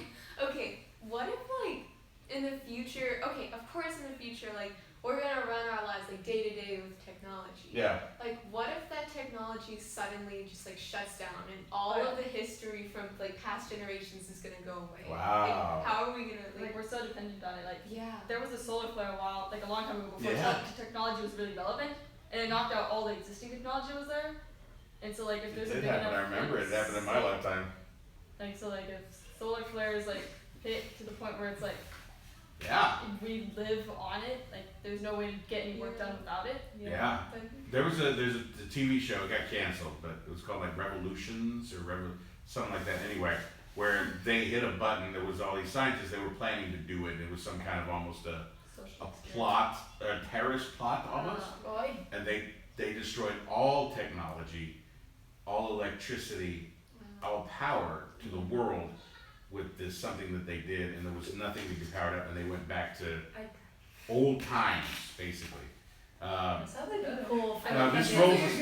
Yeah, well, it was kind of cool, but then it was kind of cheesy. They messed it up a little bit. It could have been a lot better, but the theory was good, right? The idea was like, whoa, what happens, right? You go back to a primitive world. But it kind of rolls us back to what we were talking about earlier about grammar and spelling. If you were here this morning or got to see it this morning. Yeah, exactly. We all use autocorrect, right? Nobody knows how to spell anymore. I can barely spell. Right? Yeah. Do you guys do very well in paper versions of algebra or anything like that, or is it okay? That's good if you can still do it on paper. But math most math wise is okay, but like it's just like spelling in like English. I know English. I wish like I had a dictionary at all times next to me, because like I always look at a word and I'm not sure if it's correctly spelled.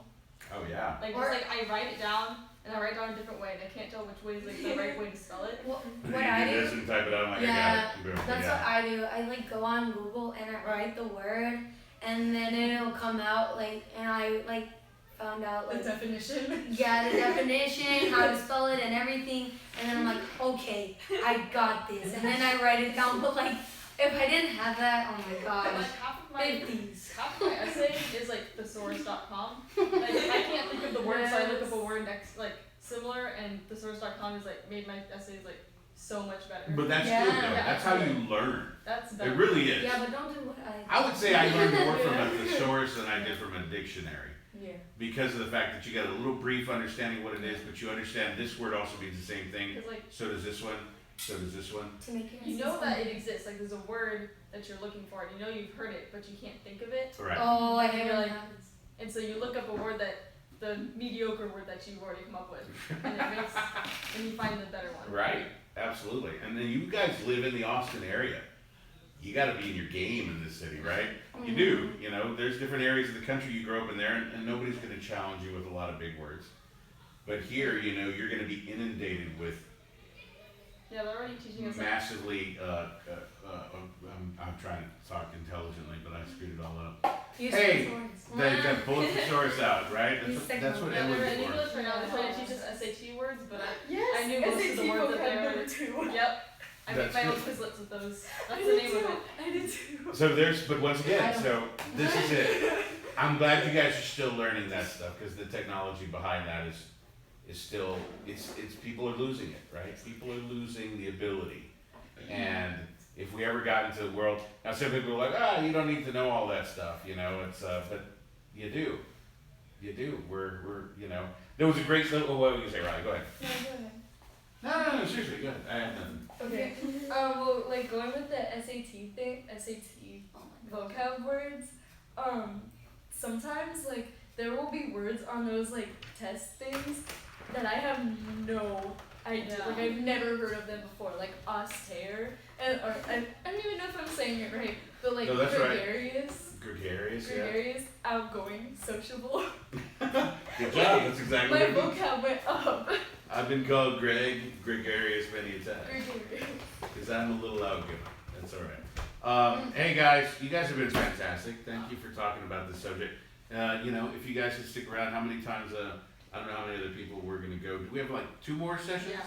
So, yeah, either way, we're going to integrate that. But we're all leaving right now. We're going to let some people come in and talk. I'm going to bring Melissa back up, my other co-project administrator, to help us out. Great job, guys. Thank you again. There we are. All right, let's get to the next subject matter in. Do we have a tally? Do we know how much money we got? 27.55. How much is that again? 27.55. 27.55. We're Keep only about donating. $200 away if we're paying for our bus for next year. Yay. Let's do it. Let's do it. All right. Everyone. Next people. Higher education. Oh, okay, yeah. This is a competition.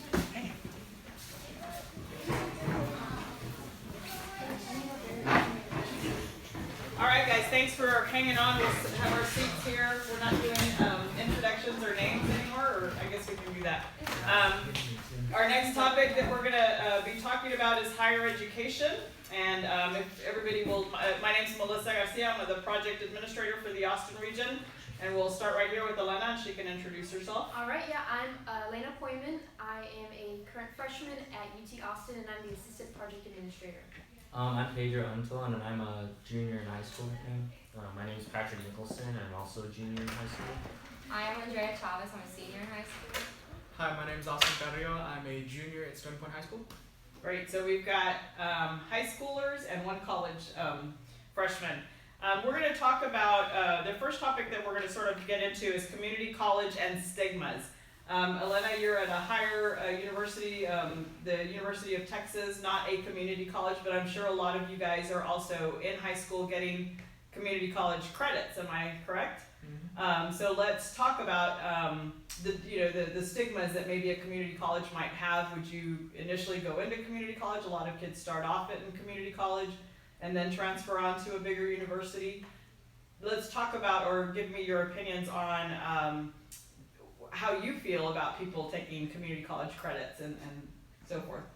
Well, I remember when I was applying to college last year, a lot of people would talk about, like, it was kind of a joke that someone would be going to community college, because it is always that, like, that backup, and it's a very good backup to have if you realize it's going to be too expensive, or you're just not ready yet for a big school, and that's completely fine. And I really wish that more people, myself included, had done like maybe a year or just a semester at community college. But I remember it was definitely like you kind of looked upon like a little negatively if you were like, I think I'm going to take a gap year or do ACC this year, because people were like, wow, like that means you can't do it, and it was kind of like a you're not smart enough type thing. But I really think it takes real wisdom and real knowledge of self to be able to say, like, I'm just gonna kind of wait it out for a year and improve myself and save money before wasting my time in, Yeah. in a 4-year institution. Yeah, and the thing is that a lot of people in our grade also, like, the joke is that, oh, you're going to ACC, like, you can't get into any colleges, and that's not the reality of the thing, because, like, I know a couple of people who've gone to ACC, but they're doing great now. Like, one of my sister's friends, her dad went to ACC for college, and he's doing great now, and he's really successful. And then also, we have one of the people who we have like an alumni of Austin NHI who went to ACC and then is now going to Texas Tech, and he has no college debt now They're because he paying did him that. to go to college. Yeah, he has it all paid for, and that's really awesome that you can go to college and have no debt, because a lot of people, they'll go to college and they might not know what they want to do at first, but they feel pressure that they have to go to a higher education for like pride purposes, and then they go, but they end up wasting so much money because they don't actually know what they want to do yet. So I think it's really smart, and it shows a lot about you if you're able to make that decision, because it's a really hard decision to make. Even like, though I'm saying like it's a really smart decision, even I would like struggle with that decision just because it's a tough one to make, but it's a financially sound one also though. I would also have to agree. I think community college is something that most likely is not going to be the first option, I guess you could say. A lot of people will try to go for the big schools all across the country, but at the same time, community colleges can be very smart, especially if you're trying to be something that requires a good amount of education, like pre-professional careers like doctors and lawyers and dentists and stuff like that.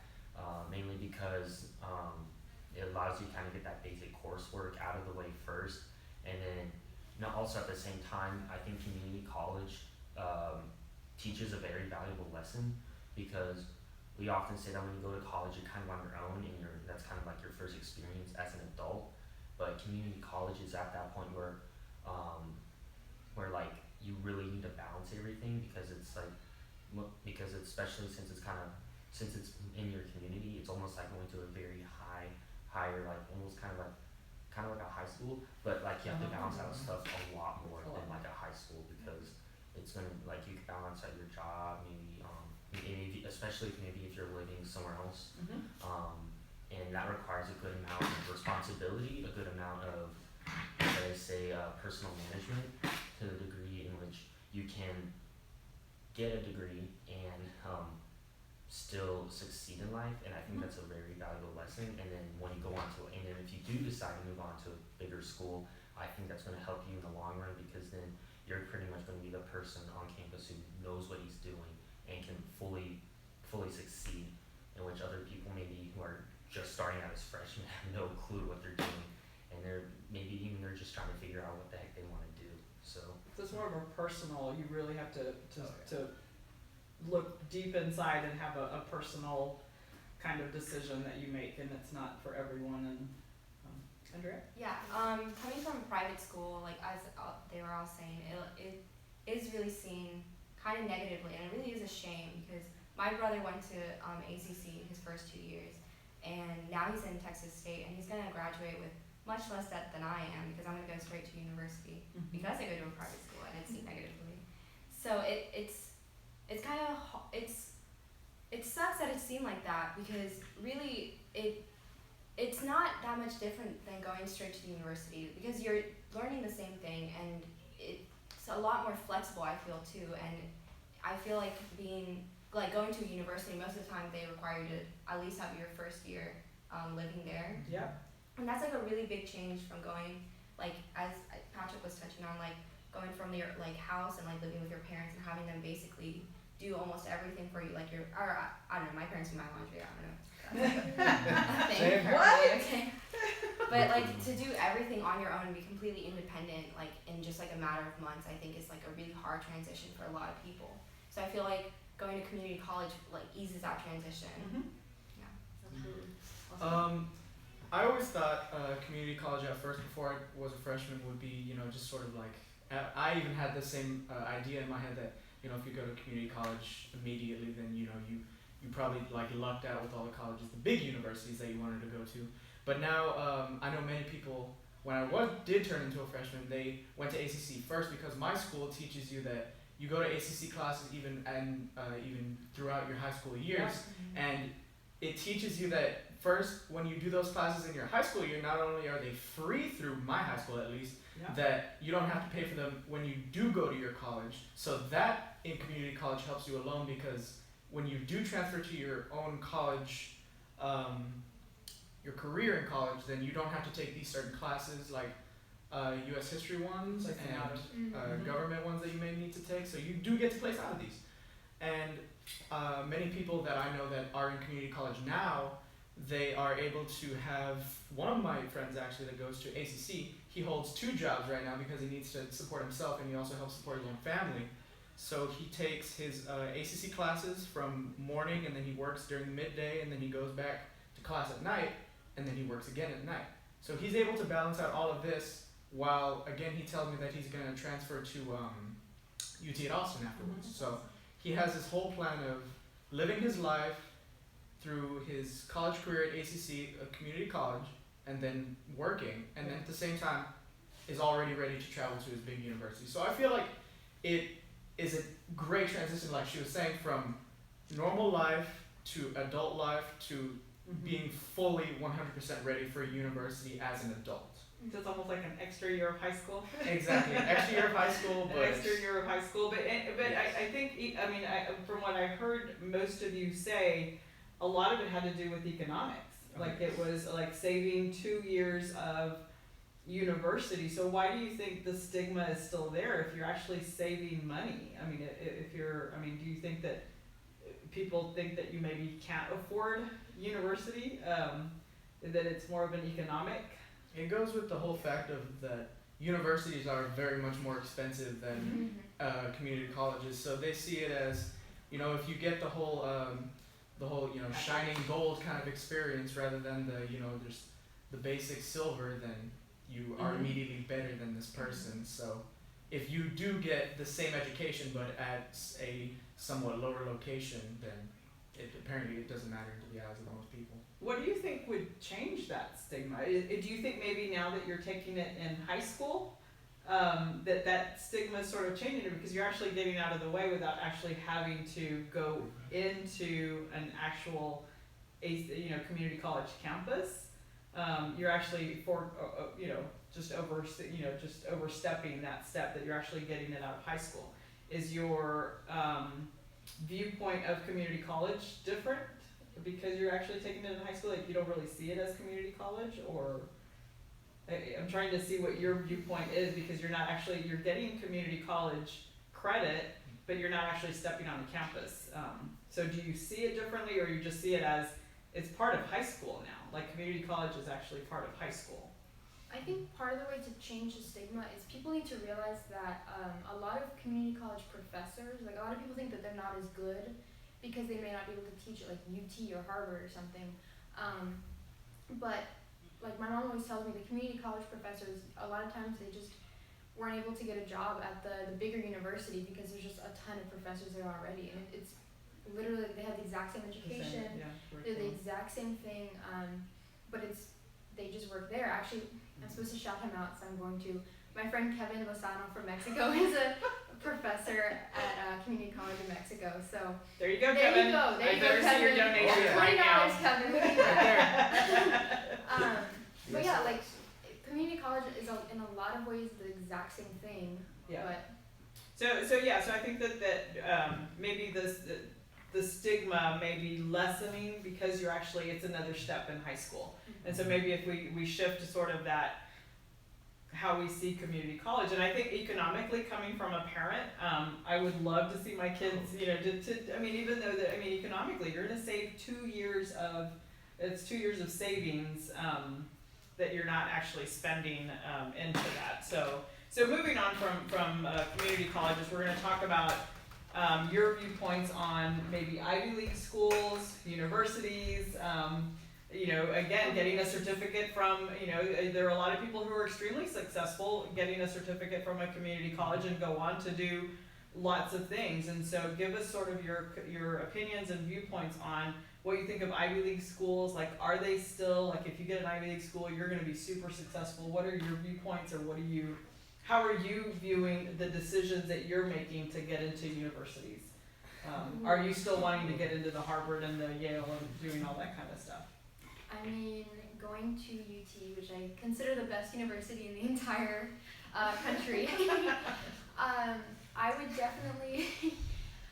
Okay, I think everyone or a lot of people kind of grew up with that, like, Harvard's the best school and like Ivy League is the school I need to end up at, and that's really not the case because especially for a lot of people, they soon come to realize that schools like Harvard and Yale, they have really, really good liberal arts programs, but, and I'm not saying in any way that their like science or STEM programs are bad, but like their strengths are definitely liberal arts, and so for a lot of people it doesn't even make sense to like go to like a Harvard or Yale when they could be going to like a state school that has like the best engineering program, or like they could go somewhere that fits them better. I think a lot of people pressure themselves into just going to like the best school, like best name brand school, and I know I definitely was part of that because I was like, I have to go to UT. It's the best public school in Texas. Like I have to do this because it looks good and makes me look smart. But at the end of the day, like you could go to the best school, but if you hate yourself for going there, you hate your friends, you hate your classes, and you're getting bad grades because of it, you're wasting your time. You're completely wasting your time. You should go to a place that fits you, and then you'll have a better education. I think you're gonna find better jobs because of it, and you're gonna have a more enriching life because of that. Yeah. Going on to that. Yeah, I think that's sort of leaning into going to school for the program that you want to study and what you want to do, rather than picking a school because it's got a name. Yeah, from that, being a senior, like a bunch of people obviously are like applying to schools, and a lot of them are basing it on what Elena was saying, like was like the name of the school and not like the programs. And I think that's like really a shame because it's your education and it's basically your entire future, and it shouldn't be based like solely on what you think of the school beforehand. Like it should be like the curriculum and what they actually teach you. As someone who has a lot of different experience with college life, like my parents, they graduated from community colleges. I have a cousin actually, Chris, who goes to Baylor. But as someone who wants to be an engineer, I know I looked specifically because I'm from the Corpus area, and I'd like to have a sort of relatively, good knowledge of where I am in my college years. Big place that's not very big name, but very great school for engineering is Texas A&M Kingsville. Not the actual straight A&M that everyone may know, but it's a different branch, as most schools have. Like a UT at San Antonio is a UTSA is a branch of UT. Right. Places like that, they're very well known for what they, as Elena was saying, they're known for their programs and not just for their name. So places like A&M Kingsville is very well known for being an engineering school, which I very much chose it because of that, because it's a very great school. It's close to, my hometown, and at the same time, it's gotten amazing people to come out of it. Like a lot of my family members have also graduated from there with computer science degrees, and even another part of my family that got an engineering degree from there. So pretty great place for engineering. So a name doesn't qualify the college for what it should be looked at as, rather the programs that it has and really what the people think of it overall. Are you guys doing more visits or making your decisions? I know that you're making more program-based decisions, but how are you making those decisions? Are you not? I mean, because you're getting. I know that because of the programs that you've been to with the National Hispanic Institute, you guys are flooded with information with almost every university that could, because they want you. They want you to go to that school, and so if they're, what are you laughing? I was him, not you. And so you're inundated with tons of information with all these great universities. How are you coming to the decision? Are your parents involved in these decisions? Are your parents making are you guys having conversations with your parents on making these types of decisions? I mean, what if your parents, came up and said, I want you to stay here and do this? How are you as your family making decisions on what's best for you and your university? Because now we're talking economics, we're making all these decisions. How are you involving your parents' decisions on your higher education? or how are you making those calls? So I'm getting ready to take college trips later on this year because one of the things I want to have an environment that I enjoy when I'm at college. And like kind of with Austin, like a couple years ago, like when I was a freshman and sophomore, I just was thinking of college is based on the name. But now that I kind of like have like narrowed down what I want to do, because I kind of want to go into hospital administration or maybe like healthcare administration or management. So I'm not exactly. So like now I'm narrowing down the schools because I'm looking for schools that fit the program, like University of Michigan, Ann Arbor, and different schools like that. But now that requires me, like I want to go and visit those colleges because part of the thing is that I know myself, if I'm not somewhere that I love or that I enjoy, then there's no point in me being there because if I don't really enjoy where I am, I'm not going to be happy. And like, if I'm not happy going to class, then I'm not going to be interested. And if you're gonna not, be really yeah, cold going to class. yeah, I'm going to be really cold in an hour. And if you're not interested, like, if you're not engaged, yeah, it'll be a big change. But like, if I'm not interested or engaged while I'm in class, then I'm wasting money and you don't learn. It's like, I hate it when teachers teach with just PowerPoints. It's so boring and like, I don't learn as much because half of the way that I learn is just being engaged. Like I need to be doing something, and that just helps me grasp a knowledge of what's going on so much better. But also like I'm talking to my parents because they're gonna help me like pay for part of my college and help me through college. So like I need to figure out because if I really want to do something like hospital administration, I'm gonna go pursue that. I can't take just into account like undergraduate because I have graduate school and that's more important than my undergraduate years. So I just need to think about like how many years of school I'm going to be going to and like how much and like where I want to go to because I don't want to leave college with a ton of debt because the thing is that like especially like with doctors and stuff, like my dad knows a ton of people who went to be doctors and they leave with like hundreds of thousands of dollars of debt. And like even though yes, like doctors do earn a nice income, like that's still a lot of time. Like it's not like it's going to be gone quick because you can't allocate all of your money to paying off your debt. It has to be like it can't. Still have a house payment. Yeah, You house have payment, student life, and you Exactly. have to be prepared for emergency. Like I'm trying to plan that out because I don't want to leave college locked down by debt and have more of my opportunities held down then. So I'm trying to just think it through. And I'm talking to my parents because they've been through college and they have advice for me. So I can learn from kind of what they did and kind of take experiences from them and kind of make my decision that way. Great. So, That's good to hear. I would have to say that in terms of my decision making, part of it is also like the major program, like Pedro said. Another part is location. I prefer to stay in state, and that's not because I'm being pressured to. I just have a lot of family and friends here, and so I feel more comfortable in an environment where I have those sort of resources. Great. Not to mention it does put a lot less stress in terms of financial because the cost of out of state is a pretty big jump. But I would have to say that in terms of programs, it kind of goes back to what we said before about the whole just the name of the school or something like that, and that's something I'm kind of actually a little bit struggling with right now because I'm trying to look for schools that have the programs that I want to be part of, but at the same time I'm trying to look for an environment in which I feel comfortable because like Pedro, I'm probably going to do something that involves graduate level work, and so I'm trying to think of places to go because part of I think the whole part of the undergraduate isn't just to get your studies done, it's so I feel like there's a whole college experience to it because it's that big jump from living at your parents' house to pretty much, they do a lot of your stuff to go into college where you have to do everything on your own. If you want it, you have to go do it yourself. And so I feel like that's a really big lesson in and of itself.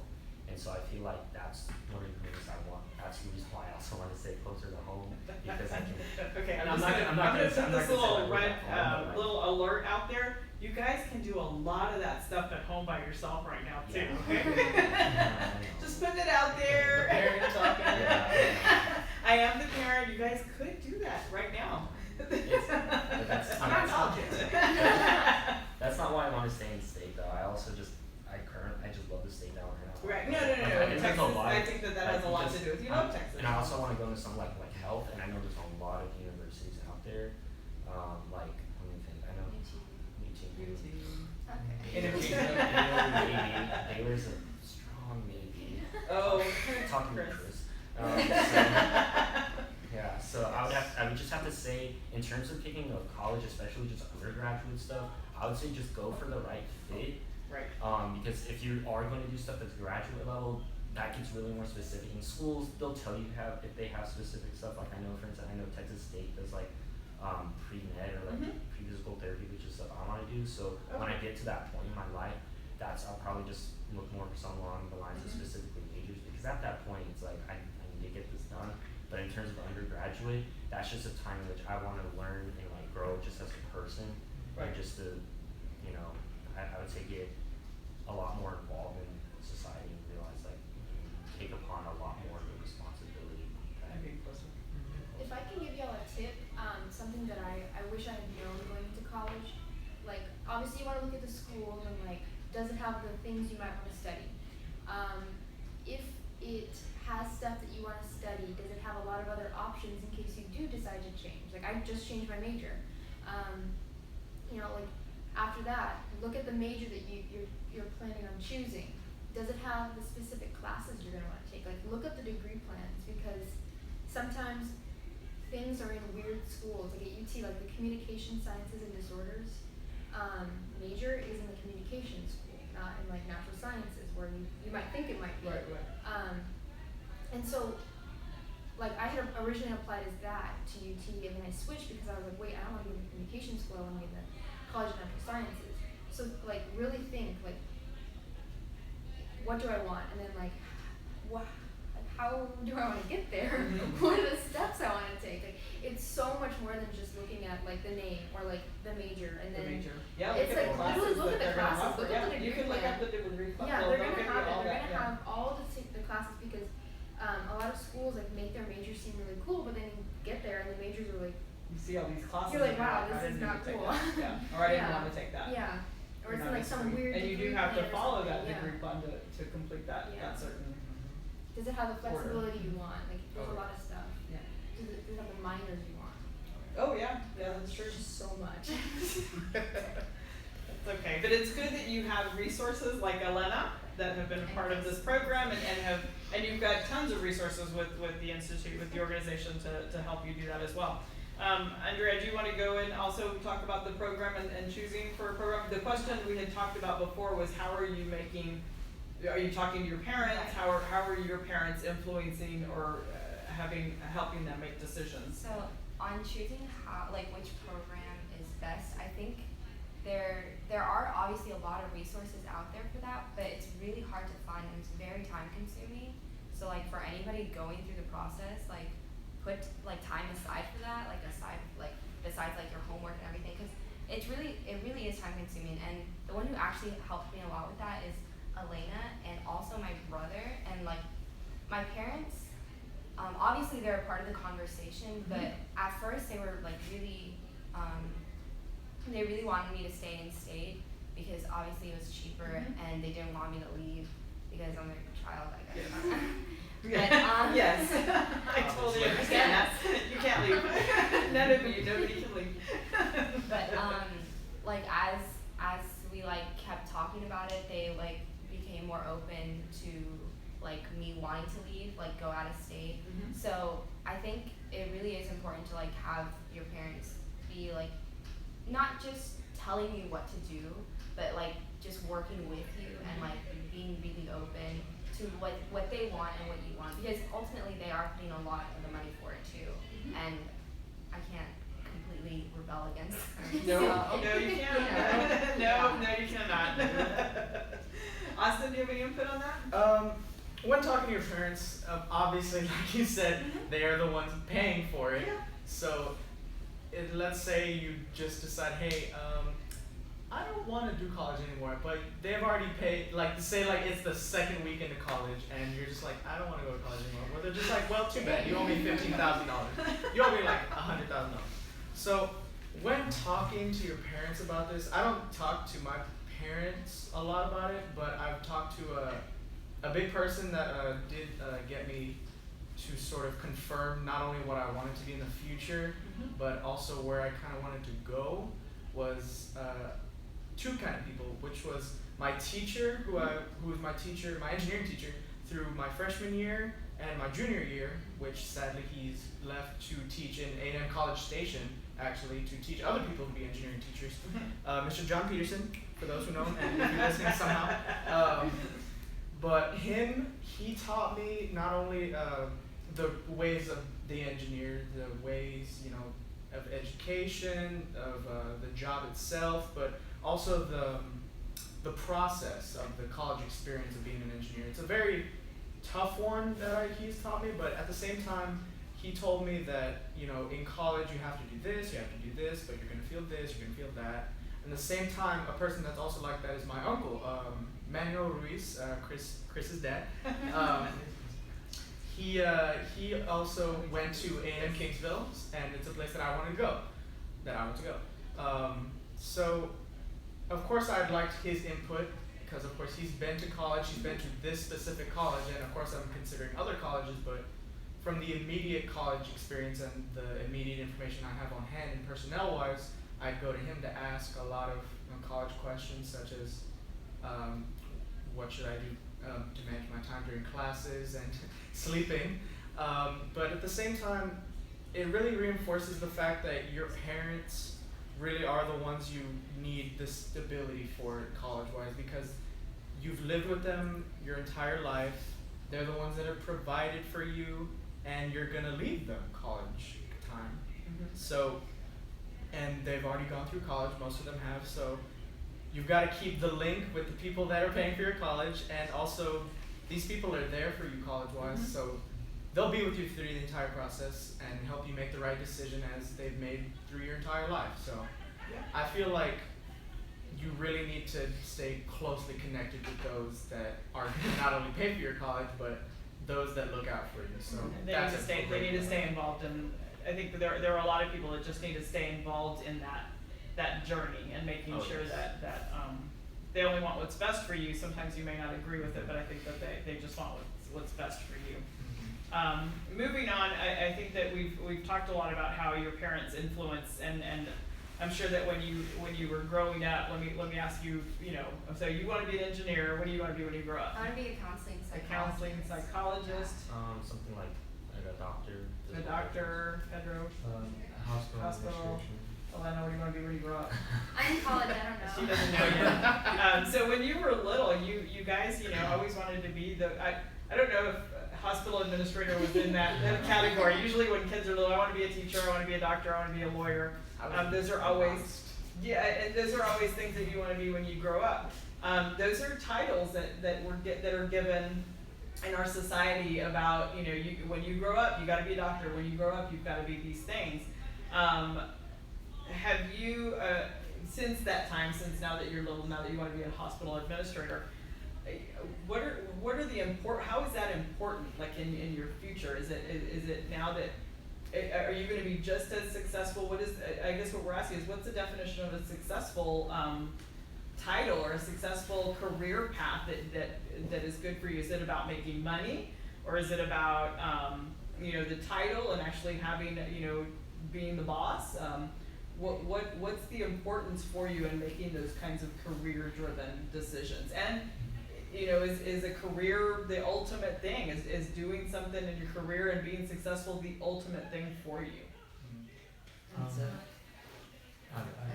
So like when I was thinking about it, I don't know, like I just think about, because when I think about it, I'm like, I'm going to be doing this the rest of my life, presumably. Because I don't want to go back to college to pay for it again. So I'm like, if I'm going to be doing this the rest of my life, I'm going to want to enjoy it.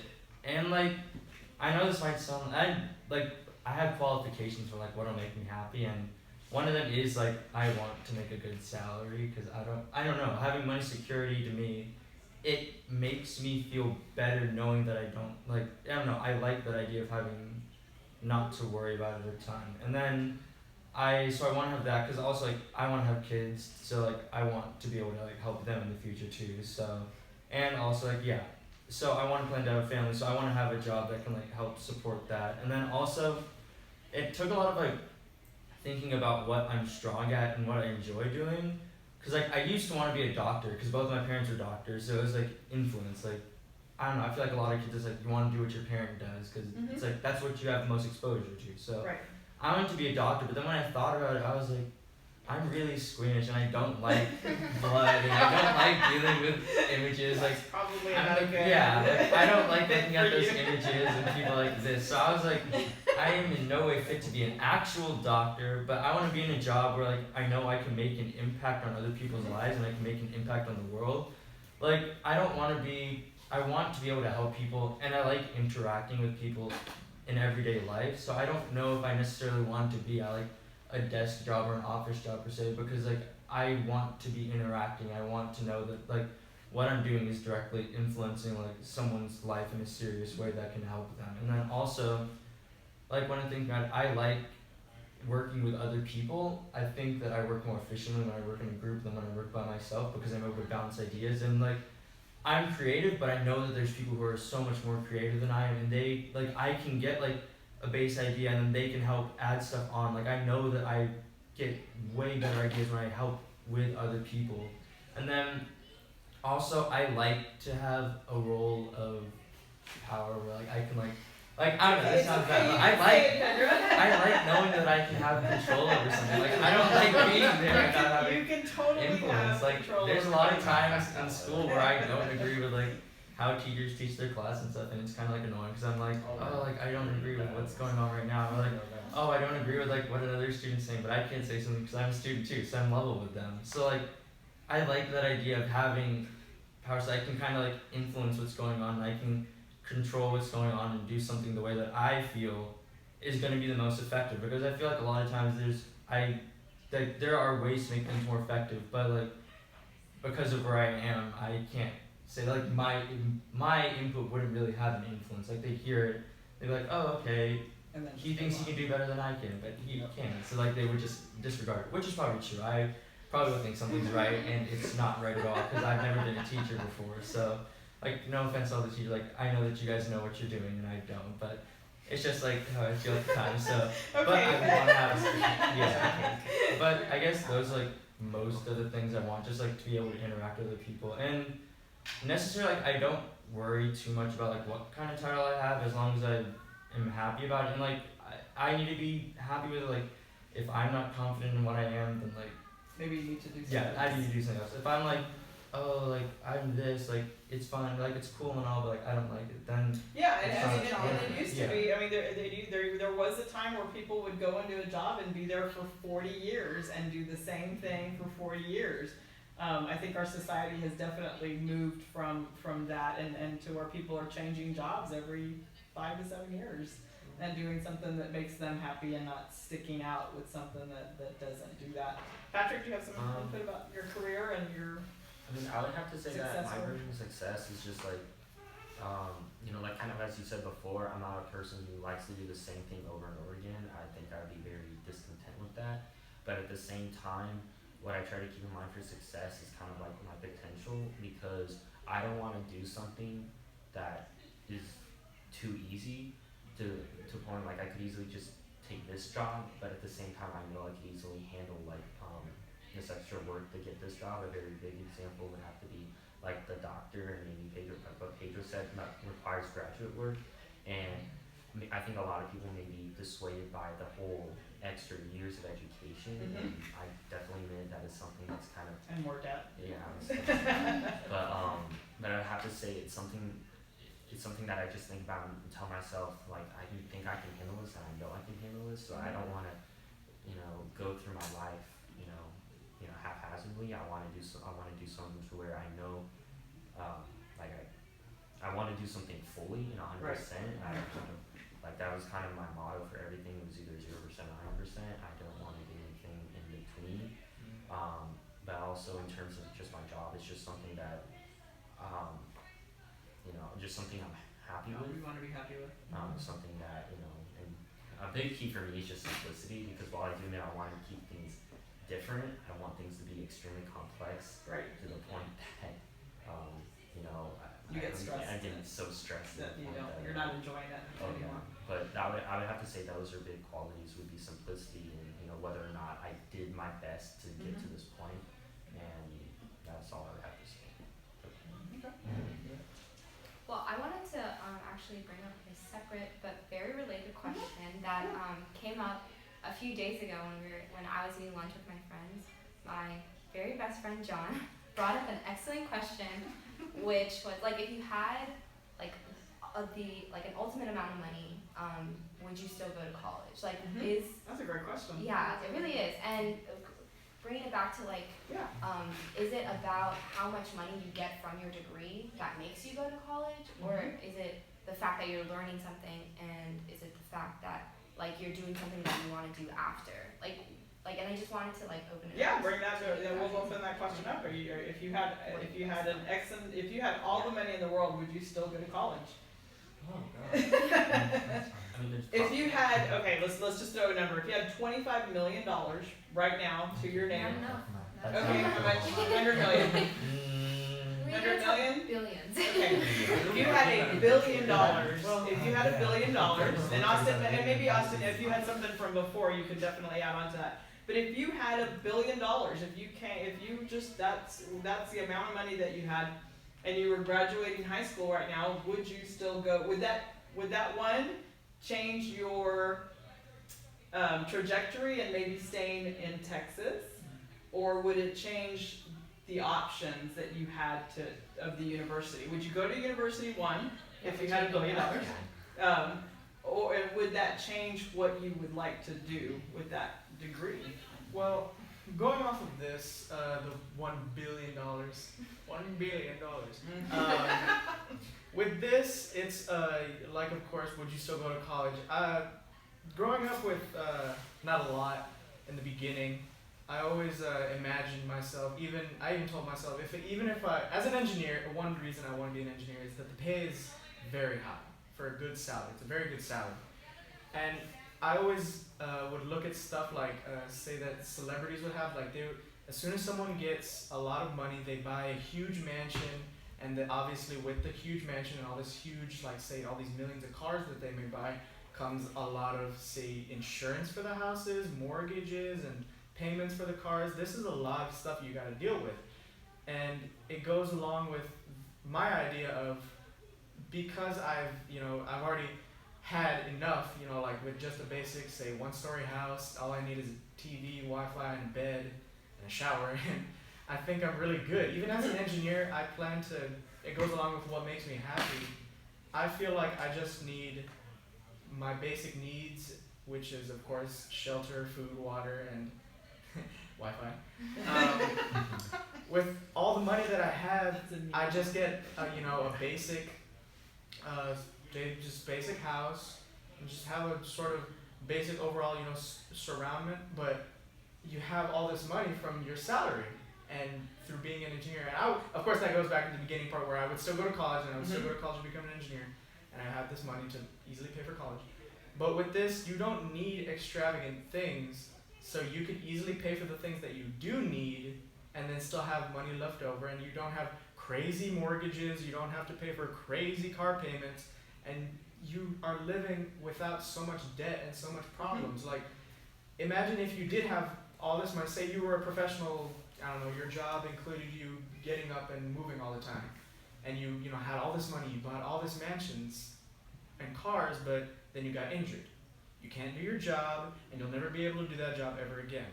But guess what? You're still stuck with this mansion, you're still stuck with all these payments, and you can't get paid for this job anymore. What are you gonna do? You're gonna lose all your money, you're gonna lose all the things you ever had, rather than say if you did the job and you had a regular house that was only like a 16th the amount of everything that you were paying, you could still easily pay for this while you maybe find another job. Yeah.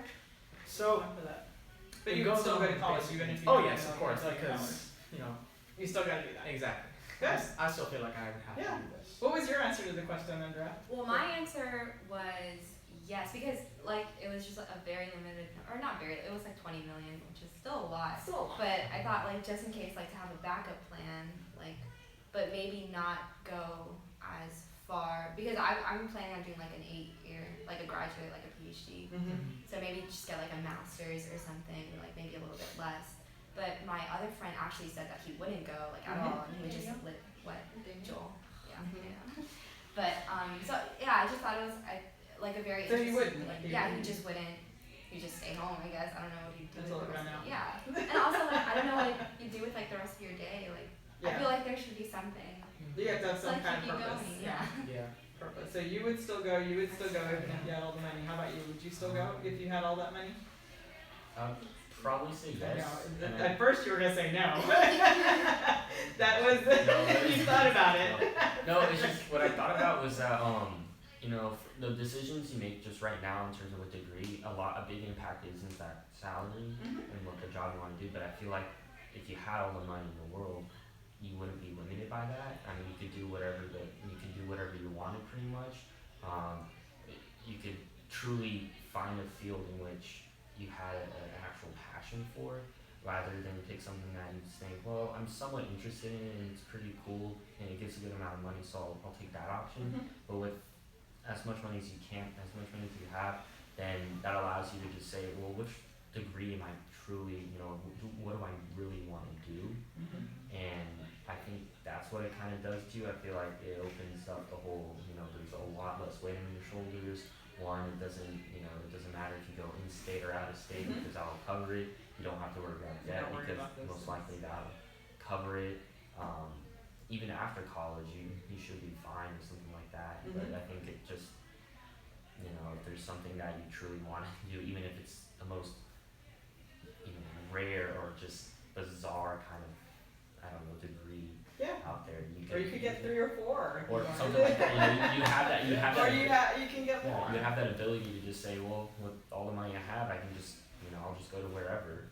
And that also includes your selection of which college you go to, because I know a big option or a big factor in deciding college is how much does it cost. Right. You know, I love to go here, but that might be too expensive. But with that option, you might just say, well, I can go wherever. You can go wherever you want. You can go wherever you want. I mean, you could even go to college like, you know, in a different country or something like that. So I feel like that opens up a whole world of experiences and stuff like that. Their options become so much worldwide. Would you still go? If I had $20 million, I would still go and I'd probably pursue the same thing. But if you had If I had $1 billion, I'm not gonna lie to you. I'd probably no. If I had $1 million, my parents would force me to go, but I probably quit after a year and say that I wasn't enjoying it. But like, if I had $1 billion, I'm not gonna lie. Like, my dream scenario in life, like, my ultimate goal. This is gonna sound like a really stupid ultimate goal to a lot of people. Like, my ultimate goal is that I want to own a sports team. Like, if I had all the money in the world, I would buy a sports team. So like, if I had $1 billion, like, yeah, if I had $1 billion, I wouldn't go to college and I would buy a sports, like, straight up. I would buy like Los Angeles Lakers are more than $1 billion. But like, if I had, you know, I would buy a team. And it's like, but like, I wouldn't go. I would buy a sport because like that's like something that I really enjoy, sports. And if I could do that for the rest of my life and own a team and like manage a team and like have people manage all the financials instead of like showing my options, but then I just like choose. And they're gonna lose your whole $1 billion right there. Yeah, and you're done. But I mean, I make it all back over time with like having a team. I mean, I don't know. I would probably like not go to college. Not gonna lie. Don't lie. Okay, honestly, here's the thing.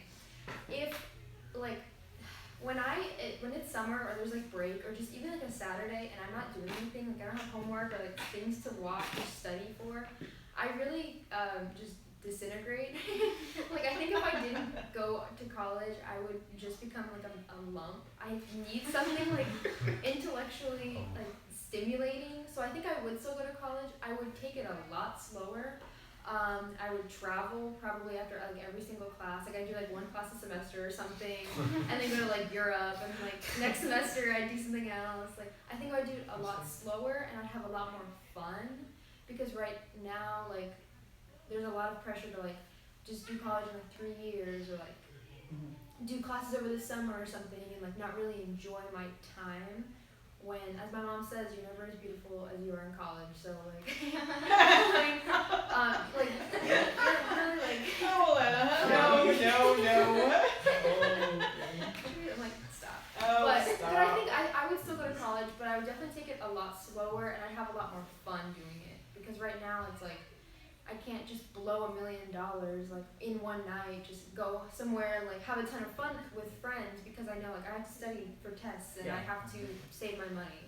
So I'd also probably major in something like really impractical, but like very interesting. Well, yeah, I think that's the, I think that it opens up the options, and again, I think that people have different, well, if I don't have to go, what, why would I, why would I do that? Because you're right, I think there's a lot of pressure, and again, I think that it's, society that says you have to do it in 4 years, and you have to do this in 2 years, and you have to do this. One of the things that maybe, that I'm gonna come up, talk about is, gap years. Like taking a gap year between high school and college. Give me some feedback on that. Is there a stigma to that in taking a year off? Or would that be something that you would benefit from? There are studies that show that kids who actually do a gap year come back and actually finish within 4 years because they've taken some time off from high school. So give me your thoughts on taking a gap year. Is it something that you're hearing more of? Are more people that you know maybe, or have you heard of it more? I never used to hear about it. Kids would just go to like ACC if they didn't get into a university. They would just go to a community college until they decided what they were going to do. Community college was the gap year. However, I am hearing, we've got some kids who are actually taking a gap year from high school to college. And what do you do during that gap year? A big thing that I've actually heard of with gap years, it was more along the lines of sort of a forced gap year, where it was, some people I've heard, one of my friends actually, he, 2 years ago, he was going to college. He planned to go for he was in dance himself, and he wanted to make this huge dance team at a college he was going to, but he didn't make it. But they said that, you could try out again next year. And that's the thing, he didn't care about his actual full-on education, because his dream was, to get his degree in dance. He wanted to teach dance, but his main thing was that he wanted to be on that team. So he took a gap year to practice more and more, and keep going. And I don't remember how well he did, studies-wise, in the classes, but he did tell me that he made the team next year after the gap year. So it all depends on, of course, what you're doing within the gap year, which in his case, which was getting better at dancing to get on this team, which then he got into. So he fulfilled his dream, which made him happy.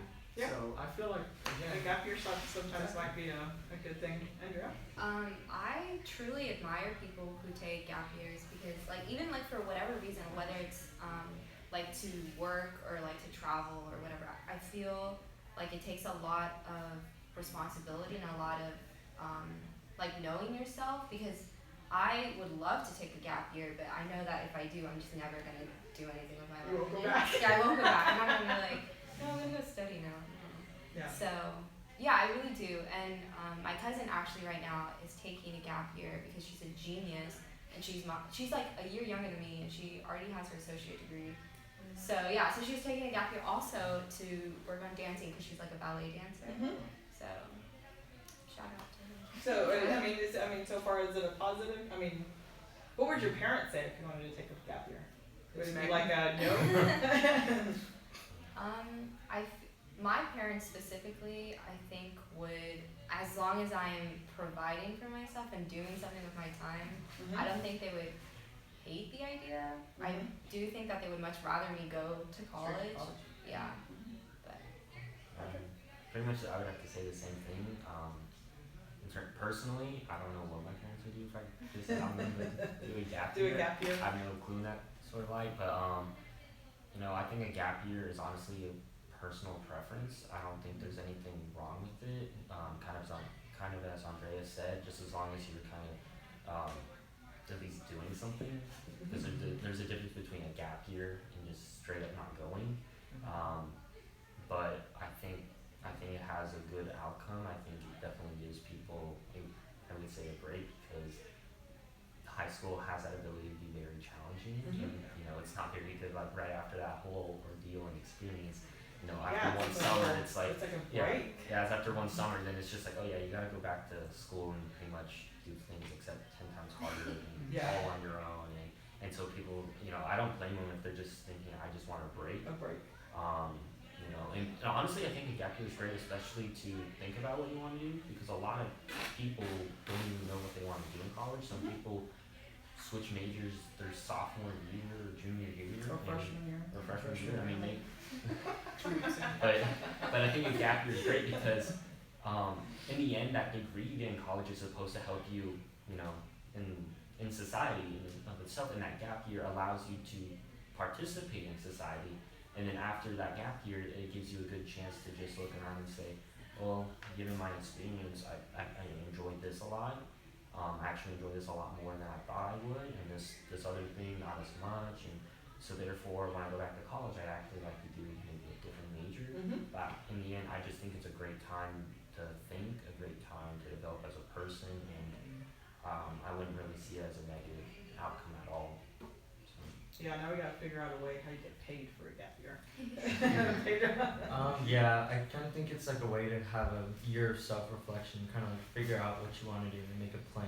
Like, so that you have an idea of what you want to do for when you go back, and also staying engaged enough so that you're willing to go back and you keep up with it. Because like, my parents, if I wanted a gap year, they'd be fine with me having a gap year, but it would be under the circumstances that I kept myself busy and that like I guaranteed them and promised them that I would go back to college. Because like they would be fine with me having a gap year, but I know that at the same time they'd be concerned that over the gap year, like you start off a gap year with like the idea like it's gonna be a year off, I'm gonna find like what I want to do and I'm gonna go back. But then like really easily by the end of that gap year you can go, I don't need like this is so much, but like why would I want to go back? And you can completely forget about it. Facebook call.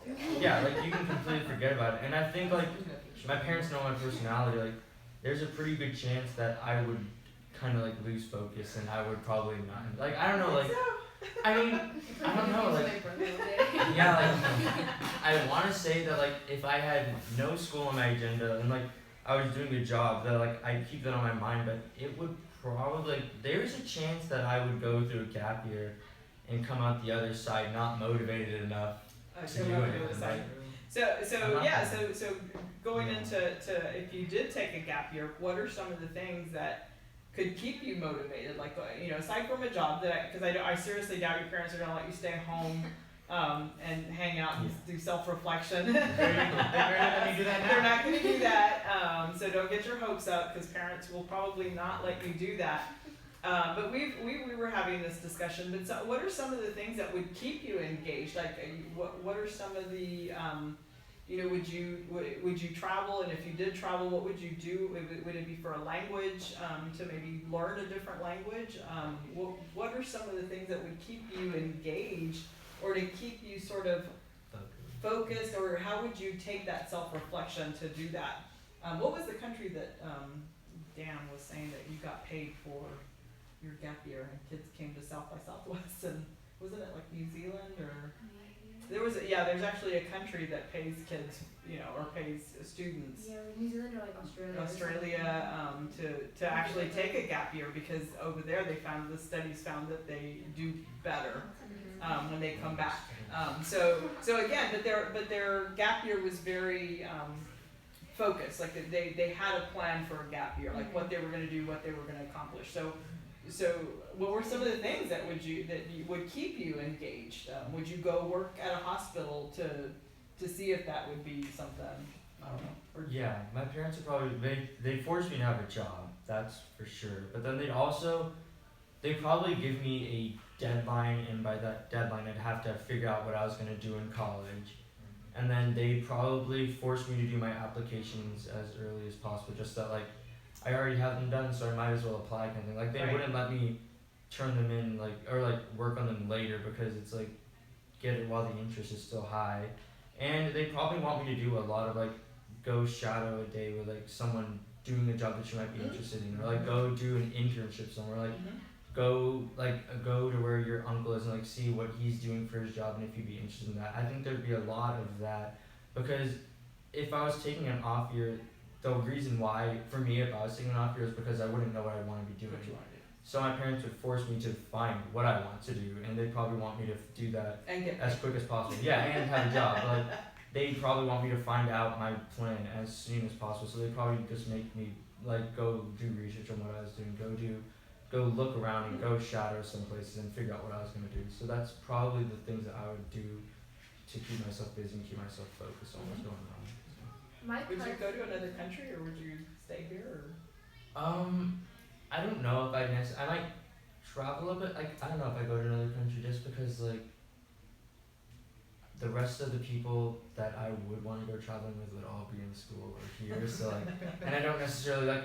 I like the idea of living in another country, but it would probably be for a foreign exchange program if I was gonna go live in another country. Cause like already when I'm out of school, I don't do much here, and if I'm in another country where people speak a different language, I know I'm not gonna be doing anything there on my spare time. So like, I'd probably only like go live in another country for an extended period of time if either I got a job there in the future or if I was doing foreign exchange. So I probably wouldn't travel very much to other countries. No. My cousin, she took a gap year, but it wasn't even really like a gap year, honestly, because she had so many AP credits and probably also like community college credits that she just didn't, like, she could do college in 2 to 3 years.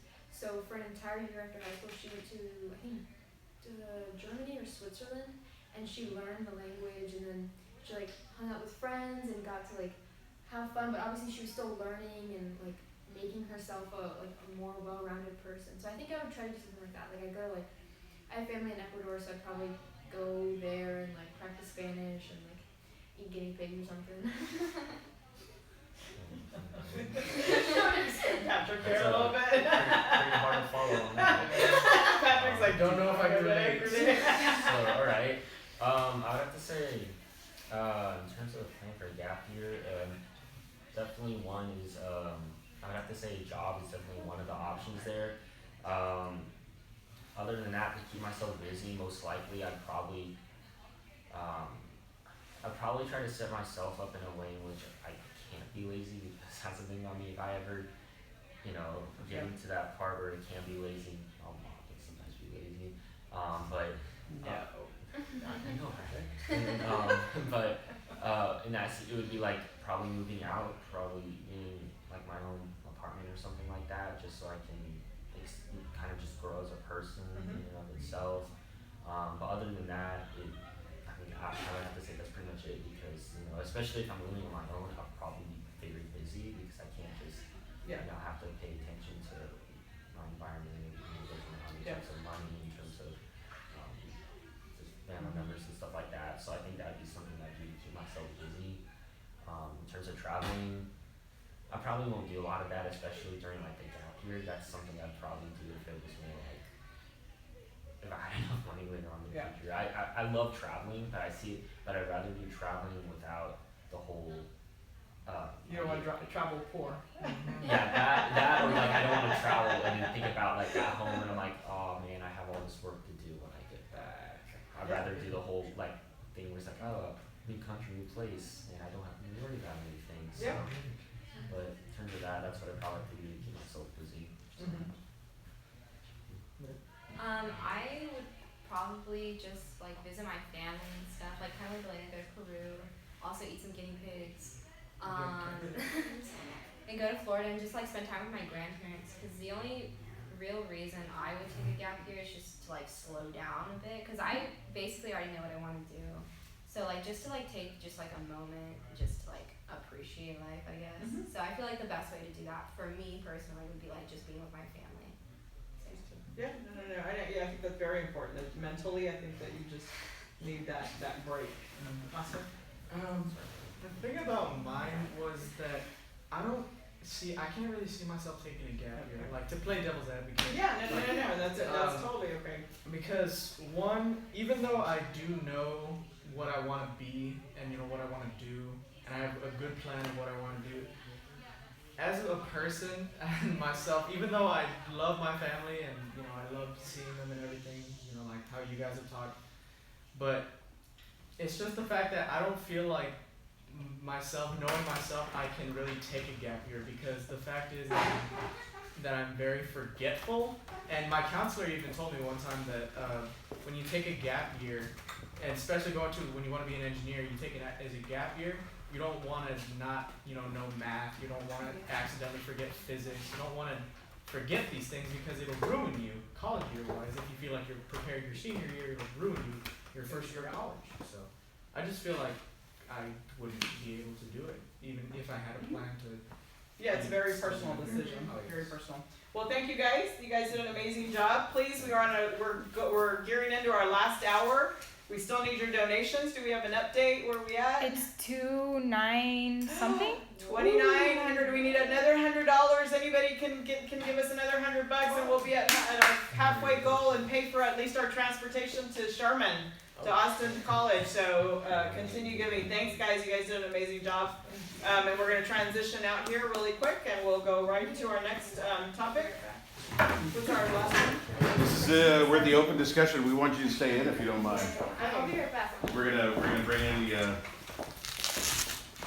other staff. Okay. Actually, kind of like the way it looks when it's in just the white. The white, it did look real clean. And then it looks really clean. I was like, oh, that actually cleaned it up a little bit. That's why I was like, just take it down. It looks prettier. Thank you. It's a good idea. All right. So what's this open discussion? This is open discussion.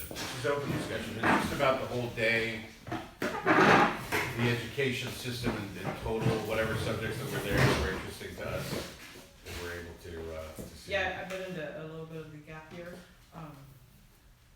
What's that? I don't know if that. Oh, did you jump into? No, that's fine. I did. That's cool though. So I needed some. Yeah, it was an I hour. did that a little bit. Yeah, I know. It's like, I was like, I'm gonna jump into this. Well, because higher ed includes gap years. absolutely. You know. How long has it been? We talked to Riley about it, and it was actually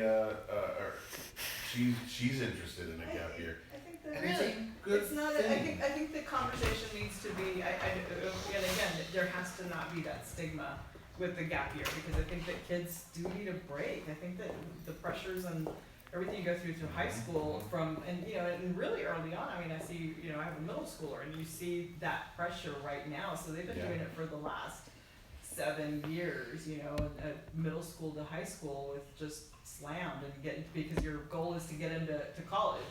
And I think that, you do need a break. At least I think that's a good I didn't know you guys option. started the gap year. That's a cool thing though. But Yeah. you do. You appreciate life a little differently. Yeah, and we had, and instead of us younger, I talked to a friend, Dan Tamayo, who was talking to us about gap years and how there's countries who actually give kids and students stipends for taking a gap year, and they actually travel or they go, to places, and then they come back, and the graduation rates are a lot higher for kids that finish within the 4-year allotted time. Because we burn out. Because they've taken that gap year. Yeah, we know. Yeah, no, but it makes sense, and so, but the stigma still there is taking a year off. For whatever, but if there was something in place to have that stipend and to support kids, because obviously we were telling the kids, your parents aren't gonna let you lay around for a year. It's not gonna happen. Even if I was working, my parents would be like, no. You have to work. You have to do something productive, and we've discussed it. I think that there has to be a plan, and you have to actually get something out of it. Well, that's exactly it. So that when you actually go to go to your college or university, you said, well, what did you do during that year? Well, I got this kind of experience. Right. I didn't just lay around. Because laying around is hang not out, it. Hang out on Facebook. Or going and just getting a job isn't necessarily it either. I mean, the gap year has to be something. Yeah. Even self-reflection, just something that you research. But Bedro was like, that's great to do research and to do something. Yeah. Elena was guinea pigs and. We're in America. I think a lot less freshmen would be changing their majors midway through their first year because they would figure themselves out and be less panic. what am I doing with my life? It's so funny. I've had so many friends that have gone through, finished college, and gotten their degree, even their master's degrees, and gone, never mind. Oh God, that's so tragic. Right, so it scares you guys in the collegiate way, but you know what though? It's not necessarily a bad thing. The degree that you get proves to an employer that you're willing to give time to getting to a point of achievement. That's what they're looking for, right? So now, granted, obviously, if you got it in underwater basket weaving, not as great as an engineering master's degree, right? But in theory, it's still the same concept, right? So you go to a corporation. Well, actually, I got my master's in blah blah blah, but I then went back to school and and took some classes on whatever this is, and that's why I'm applying for this job, or I have some experience in this. And an employer could go, well, you put in for a master's, that's fantastic. Like, that means to them, and that's why people That can. commitment to- So I've seen, I don't know if you've seen that, but I've seen a lot of people able to make that switch, and it's okay. But and I think we got into that subject as well. Is that, are you going in? You know, most of the conversations where kids were making sort of those decisions, because when we were little, it's like, I want to be a doctor, I want to be a lawyer, I want to be these kinds of things. And from the conversations that we were having, it was very, what's going to make me happy? What am I looking for to fulfill, to make me successful? And it wasn't necessarily, I'm going to make the big bucks. It was very, what am I going to do that I can put back into my community and have an impact in my community. Those were the conversations that were very. I saw something online, and it was a really interesting quote, and it said, "Don't ask children like what they want to be when they grow up. Ask them." It was something like what they want to change, or like how they want to help the world. Help the world. And I thought that was That's so great. brilliant, and it really made me think for like the next 4 weeks after that, because I think there is a lot of pressure. I know we have been talking kind of like, is our society so obsessed with jobs and like having titles and having status, money, so much of it's like about money, and it makes sense. Like, I'm not gonna be like, we should all just like be happy and like live free. Like, that's $1 a year. Yeah, that's complete crap. I can do it. But I think it is more important for people for children to start thinking at a very young age, like the things that I do when I'm older can have incredible influence on other people, and like, what do I like, and how can I do the most with what I have? Yeah, it's like, what do I love, and how can I do something important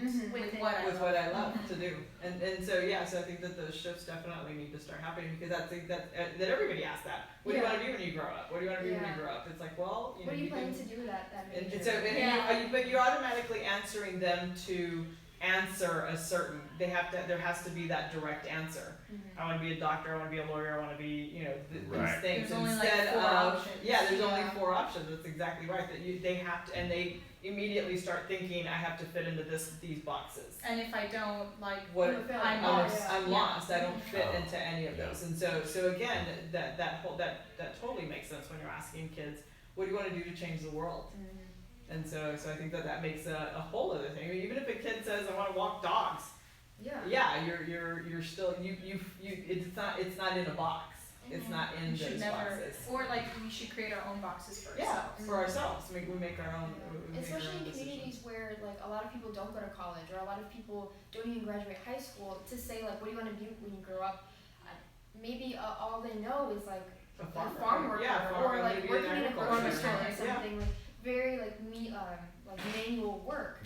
So for them to have to create jobs that they might not even know about is very impossible. But when they can look around and like see their world and how think they like, can make that world I can actually influence this, I think it makes them actually care a lot more about their education, rather than just like, I want to be a doctor so I can get the heck out of here. Well, and so, but it all comes from also what are the parents' beliefs that have been integrated into the kid, and there are still a lot of parents. In my opinion, this is what I've seen. Parents that didn't make enough money in their minds, who are still struggling to make more, want their kids to make a lot more money so that they could be happy. Now, I've never found a happy rich person who actually cared, and this is going to sound crazy, who actually cared about the money. They enjoy the process. They enjoy the achievement. They enjoy getting there.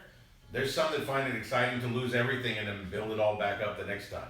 Because happy rich people, it's not about the money, it's about the success around it. People that are unhappy rich people are people that feel like they still don't have enough because they're comparing themselves to the next guy, right? And they're the ones that teach their kids to fall into the same categories. And I've met many an unhappy rich person, and I've only met a few happy rich people. And you'll find it. I've never, you don't I know people who make a good amount of money, and their families make, and let's just say, and of course it's still in the scale of rich, they're not rich.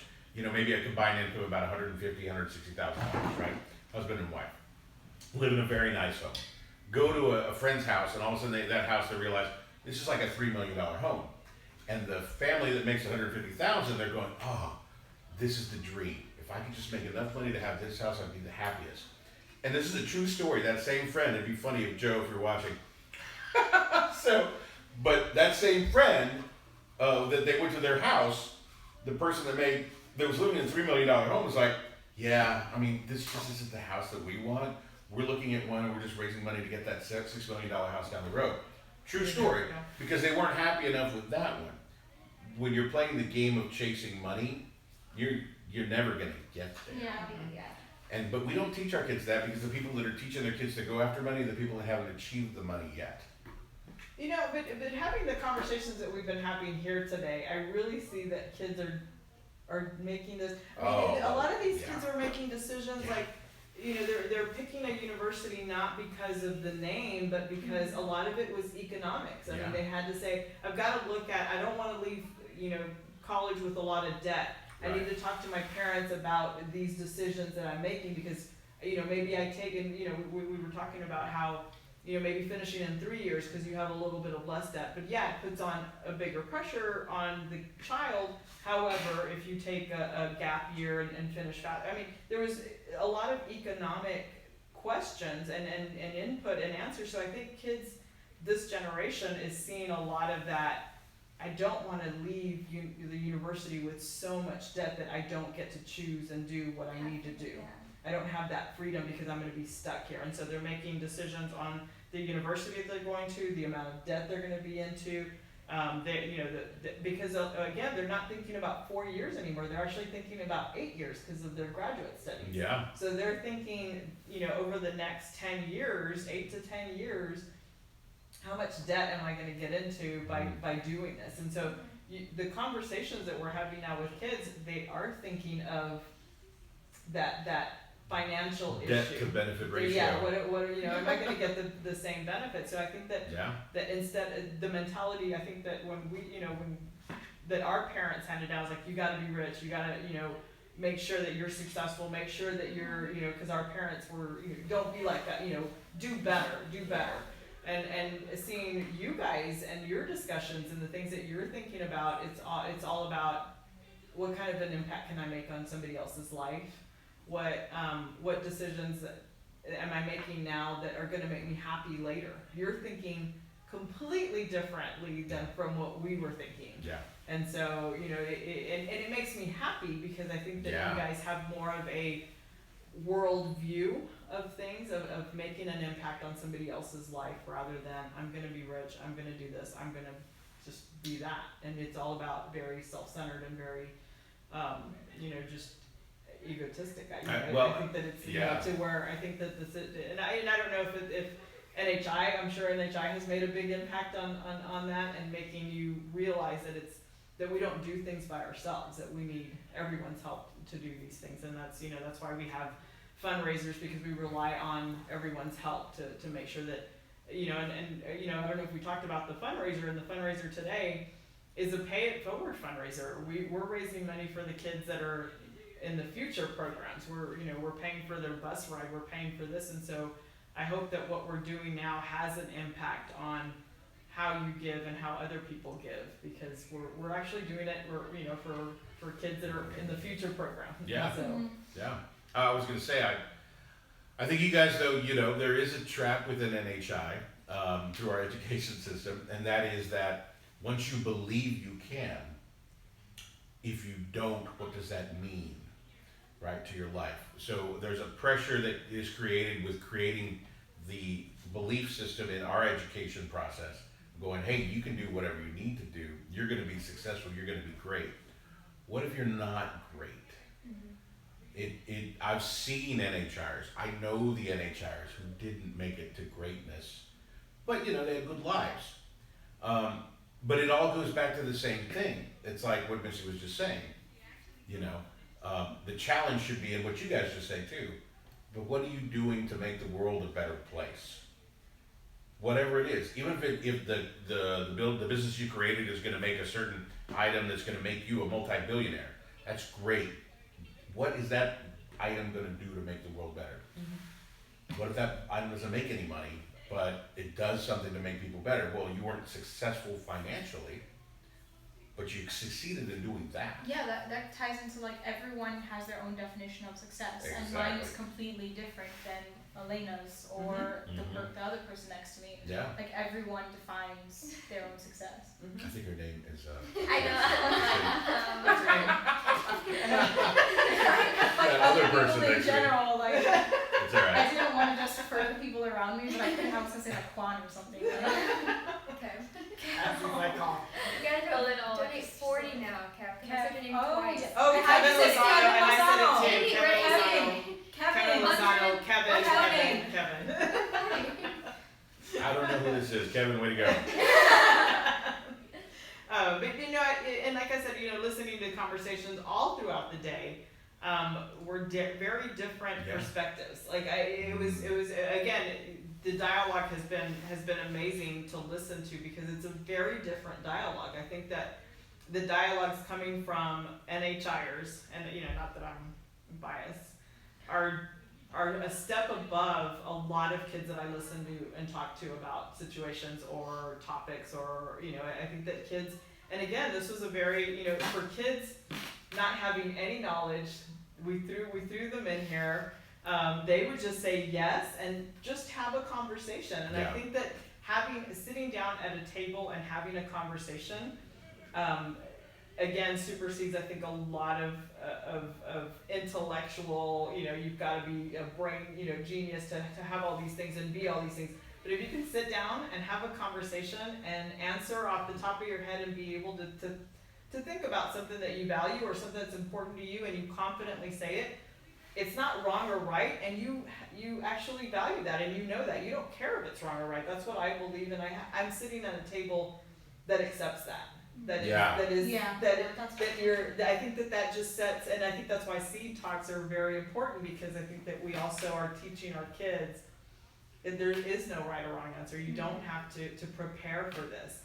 Tell us what you think, and what you think is important. I remember a lot of the freshmen were like, they thought it was gonna be some sort of speech, and I was like, literally, like, let's practice right now. And I was like, what kind of lunch do you eat at school? And they're like, I don't like the lunch we eat at school. And I was like, why? And they're like, it doesn't taste good. And I was like, that's seed. It's just talking about more experience. And again, and seeing that, they were just like, you know, because we had a young lady, our first segment, that was sitting back there. And so the conversation was going on, and she texted her dad and said, I want to talk. And he was just like, well, tell them. Go and tell them that you want to talk. She felt compelled and comfortable enough in an environment, in front of cameras, in front of strangers. Yeah. She had never met any of you guys or any of us before, and wanted to talk. I mean, and I think that creating environments like that for kids are I think, valuable beyond any, you know, price tag that you can. That's what NHI does. And I think that's what Seed does. I mean, that's what Austin does. Yes. I'm not, Austin. And it's okay to say that. You know, we want that. I mean, that's the whole point of NHI is, we get this question a lot in our educational process here in Austin, but it is about giving kids the confidence to be able to do stuff like this, where they're willing to speak their minds, to give their opinions, and to know their opinions are important. Mm-hmm. That's the important part to our educational process. And letting them know that that's a good thing. Mm-hmm. And there are people who like want to help them get that view. Right. Like if they have a dream, like I will help you. How can I help you? How can I help you? Who want to help them do that. Right. And that's the lesson that a lot of people go through life, through education, through the school system, and they never get to that point. They'll finish college and not realize that their opinion matters. And not only does it matter, but it can actually change things. They can affect change. Yeah. Ooh, so true. I think, no. I think that's extremely important because seeing, and this is seeing you guys, because you guys did all this. I think Jaime sat here and facilitated that. But seeing you guys just sort of take this on, and you guys had never done this before. They were like, see, we'll do it. You gotta do it and see it before you can know what it is. So, and again, that journey continues. It didn't end in high school. I think that this was that additional, we've always tried to figure out what we could do at the college level and your collegiate leadership networks, and what would be your purpose? And I think this is one of the best things that can help the CLNers and their purpose and what they can do when they're in a region, whether it be in Chicago, whether it be in San Diego, if they go to school there. This can be replicated in that community because we're all NHI and you're all serving that same purpose. And I think that even if you're, it doesn't necessarily just have to be for travel, but it can be, for fundraising for the region and making sure that kids have scholarships or, but this can be that hub that is done across the region-wide. And so seeing you guys, this was my first seed. I had never done seed before either. I had just heard about it.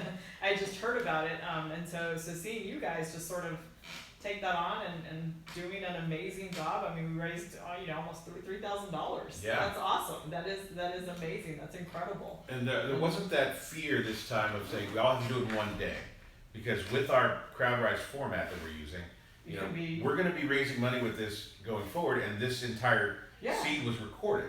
Right, so we can push out and have a day where we might even do this and have seed playing down there, and then push pause occasionally and go, let's talk and rediscuss what was discussed right on the screen. Yeah, there's we can redo that. So we can expand on it and save and use this. And again, the money that we raised here was the starting point. It didn't necessarily have to be all raised. It was and it's a great starting point. I mean, it's $3,000. I mean, that's a huge amount of money, and that's great. And I it mean, is my, that's something that you can put on experience skills that you guys have. I would love to get a facility just a little bit bigger. This was fantastic. Austin Studio Rental. This was fantastic. This is great. Maybe we just rent 2 spaces because they have a couple more in here.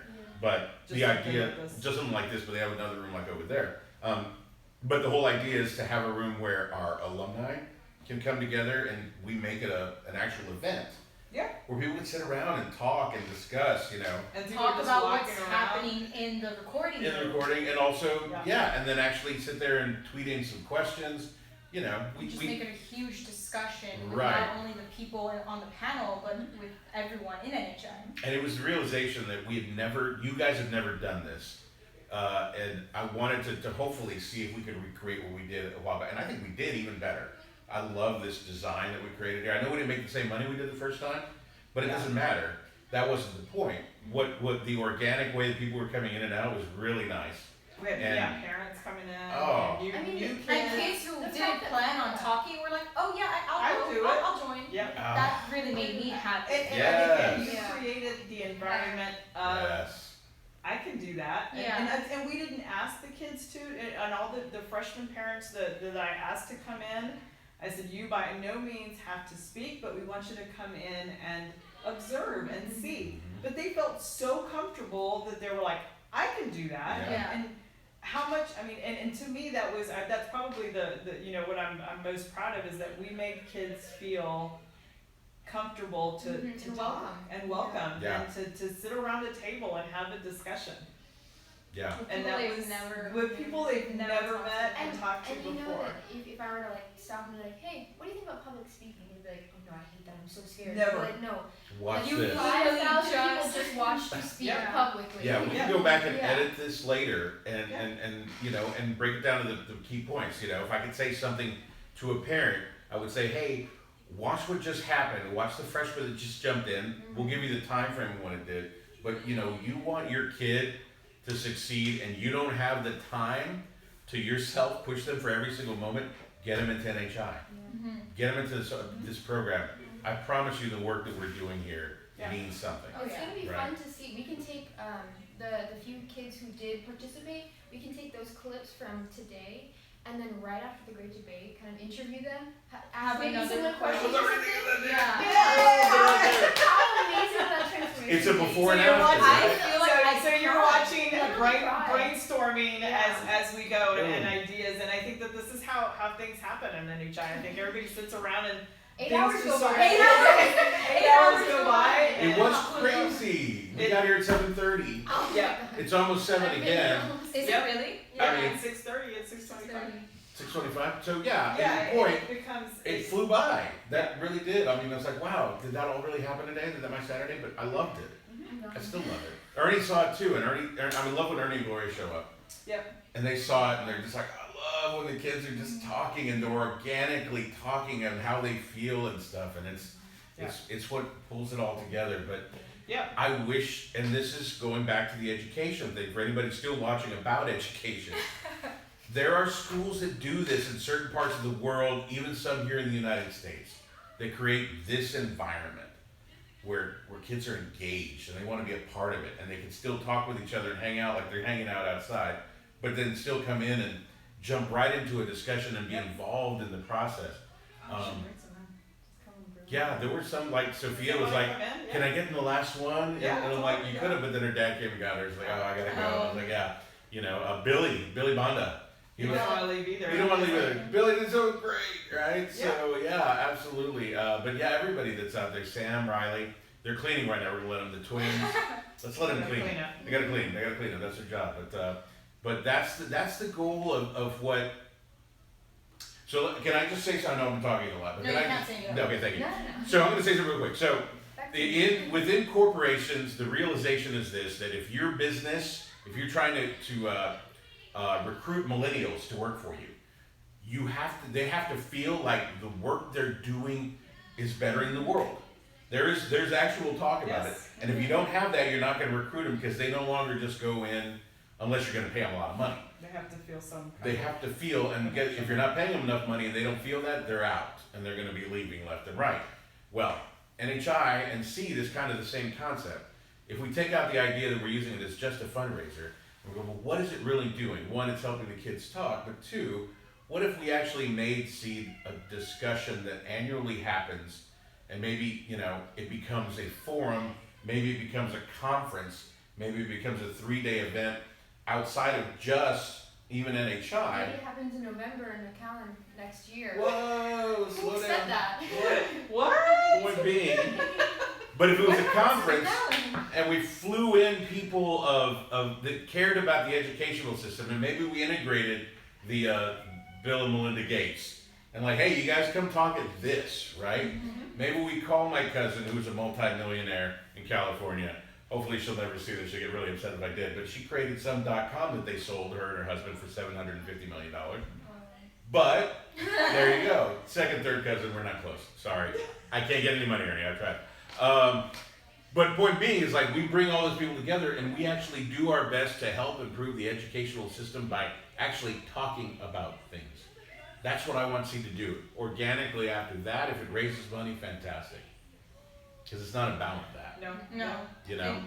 No, and I think we learned that today. I think we got more excited, not about the money that we raised, but about how kids just came out. Yeah. And I was very moved and excited about that, seeing that kids just coming in to talk about anything, and we're okay with it and being comfortable. And it didn't matter how much money we raised. It was just like, and we still did. I think we still did extremely well. Yes, absolutely. But it didn't become about that anymore. It was becoming about who's up to speak, and all of them were lined up, and we were having to get more chairs because we only had 3 chairs. Right. And it was just I was more excited about that because we were having to tell kids, we don't have room for you up there. You can't go up there and talk. And where do you find that? Where you're pushing kids away, saying you can't, you can't talk. You have to be quiet and sit down. You can't be part of this educational discussion. Yeah, you have to sit down. Go outside and have fun. So maybe eat tacos. Maybe next time.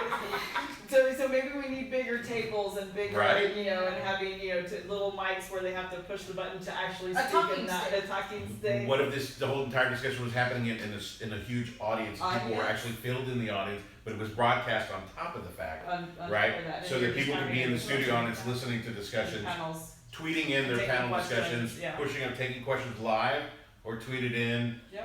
The moderator able to sit there and ask the panel again as they're. I mean, we can grow SEED without thinking about the money aspect, but the fun of actually having more kids wanting to talk and having people be a part of the process. Loved it. They absolutely loved it. I think that was, again, aside from any money fundraiser that we did, they loved it. I mean, they didn't want to leave. I mean, there were parents saying, no, we have to go. Can I just say, no, you were just coming in for your segment, we have to leave. But can I just stay here just one more segment? Like they were begging their parents to stay because they wanted to get into the next segment. Yeah. It's like, well, you should have signed up for more when you're here. And they're going to tell people. They're going to tell people. We have to do another one to create the knowledge. Yeah, I think we definitely. We did it. We definitely need to do a follow-up one, and we'll schedule another one. Yeah. Maybe in January or February before we launch into our great debate program. Yeah. And do another one, because I think that kids didn't get enough of it. Like they wanted more, and I think that's we definitely need to do that again. Yeah. So be on the lookout for the next Seed Talks 2. Seed Talks 2. Or 3. 2017. Or what is it? Seed Talks 2017. Yeah. 2.5. Well, the first one in 2017, because then we're gonna have another one in then we'll do So exactly. maybe we'll schedule. This will be the last one for 2016, and we'll do 2 in 2017. Yeah. But I think I think that this is definitely a good forum to carry out and invite, and again bring out people from our community and board members and Austin board members and Austin alumni need to come up and sit at the table. Yeah. And be here. I thought it was great that Allie's stepmother jumped in. Yeah, that was really interesting. It was very It insightful. was cool. It was cool. I love the fact she brought her little stuff to bring in, and it was a cool. I don't really know Interactive. what happened. There was no What was sound. the foil? Yeah, there wasn't She sound. made them make something that represents the value in like learning arts and education. Yeah. Out of the So foil. yeah, Out of the foil. yeah, and so it was basically like showing how like it's important for like students to think of their own ideas and like show it in their own creations, as opposed to like education just being like, oh, here's an assignment, oh, here's this, like a standard systematic way of learning, as opposed to just making something and like expressing. Yeah, that was beautiful. And I love that we actually got into a good discussion, because she's a leading person in the AISD for that kind of creative thinking, including her work with the nonprofit she works with. That the idea of like, but are we focusing the attention on how is art helping? Because then I brought in the whole thing about NHI and public speaking, and I'm like, there is an art to debating, and there's an art to grabbing an audience in a public speaking format and pulling together. That's art if you do it the right way, right? So it can be taught. There's portions, but there's some people who are like, that guy's an artist, right? When they speak, that person's an artist. Remember Melanie? We had a freshman come in pretty late in the year last year. She was from Mexico, and she did an Athenium speech, and people thought that she was like in her 20s because she was just so well spoken. Yeah. Just like amazing speaker. Yeah, she was an artist. That's artist. So there's arts of all types, and I think that's one of them too. And that's why I'm probably still involved in this, because I like the arts, I like the creativity. That's what I really love. What time we got? Where we're at? 32. So that's right. So I'll do a donation update. Yeah. We are currently, let me refresh. We are at $3,045. We did it. That's awesome. The Good bus job. is paid The bus for. is paid for. The bus is paid for. That was the big one, Hallelujah. guys. Thank Good you. job. Thank you for all your Much donations. love. Thank you for all your. We are extremely grateful for your support and for continuing to believe in the Austin region. We truly appreciate everything that you've done for us today. I know that it's been we've had you in and out, but I think that you've truly enjoyed what we've done and the work that we're doing, and so for that we are very grateful. Yeah. On behalf of everyone in the Austin region, so. Definitely. But you can keep the dollars coming. You can keep telling your friends about Don't worry, we're them. gonna keep it open. We're not gonna. gonna You can send this video to friends. You're gonna be able to keep sending this video out. We're gonna keep sharing this video and letting people come back and watching it, and it's gonna be great. So I wanted to talk about that though, the idea of the creation, right? Of what we also try to teach, and I am a big advocate of this teaching process within this organization, is the idea of creating something that doesn't exist and has never existed before. It's so difficult. So I have a fantastic, one of my best friends in the world, Javier Rodriguez. He's just one of those outside the box thinkers, and he creates processes that have never existed before. And the idea of doing that, everybody's like, oh, once you create it, they're like, oh, that's simple, we could have done that. I'm like, so somebody comes to you with the goal of like, hey, you need to fundraise for your local organization. what do, right? And coming up after years into something this called Seed, the process to get to this point from there and the millions of steps in the middle, that's the creation that I would love that we, teach a little bit more, because those are the innovators of the future. Those are the kids that learn how to do that and learn how the fun of it. Now somebody watching right now, and I guarantee there's regions, George, I'm talking about you, who saw this and like, oh yeah, that's simple, right? Oh, a fundraiser, I'll just put a camera on and raise some money. Let me call up my buddy Emmett Smith. You know what I'm talking about. So, but there was a lot of thought process that came into this. In fact, we're talking about regions that have been around for 30 years that have never thought of something of this nature. And granted, hopefully in my dream is that another region has some other crazy idea that they innovate later that we can steal from them. We're all NHI. We're all NHI. We're just kidding. Love, big love to George and Michelle. So much. So much NHI. Thank you for donating. Thank you. I love you so much. But it's fun. It's fun, and I really want to find a way, and I want to talk to you guys, the collegiate people, about this for moving forward into 2017. Is launching the ALAG? Yeah, ALAG, Austin Youth-Led Analyst Group. And actually have an analyst group that can take a look at some small businesses, maybe some cool Latino businesses around here who don't have the money to hire an analyst group to do research on them to help prove their business. Collect data. Right, collect data, propose ideas. They don't have to do anything with it, but it's nice for them to be able to have somebody from the outside come in and look at their business and go, hey, what can we do? And teaching our kids, because if we offer it as a service, maybe down the road, maybe there's a small fee that they would pay, as opposed to the, big consulting fees. Right, the big consulting fees of $100,000 to fix your business. Well, hey, can you give us $1,000? Right, we're going to work with your business for something of that nature. We'll figure it out. But not $1,000. It's going to be a little expensive. Pay it out over a period of time. We'll figure it all out, right? Don't worry. It's like, don't put a number on it. Sorry. All right. Don't quote me on that one. Don't quote him on that. Quote me on that number.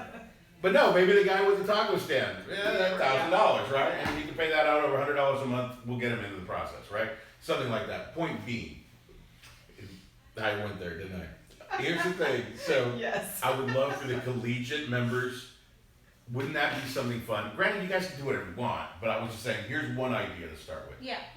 You guys start the analyst group. We integrate high school kids into it, and we start figuring out ways for them to. And especially the kids, not the freshmen, they need to finish their program. But maybe the kids that aren't coaches, that don't have anything to do. They just like to sit around and talk. Right, that sit around and talk. But that's what. Sit around and talk about the business. Right, talk about the business, right? Analyze the possibilities. Create games inside of the process of thinking outside the box in order to create those things. Those games can move the entire organization into the future. There's so many things we could do with ALAG that I would love to do, but I don't have the time. I'm honest. I'm throwing the hands up. I'm like, it's too much. It's already a lot that we do here, and you guys do. I mean, obviously, but with that's us. cool. Yeah.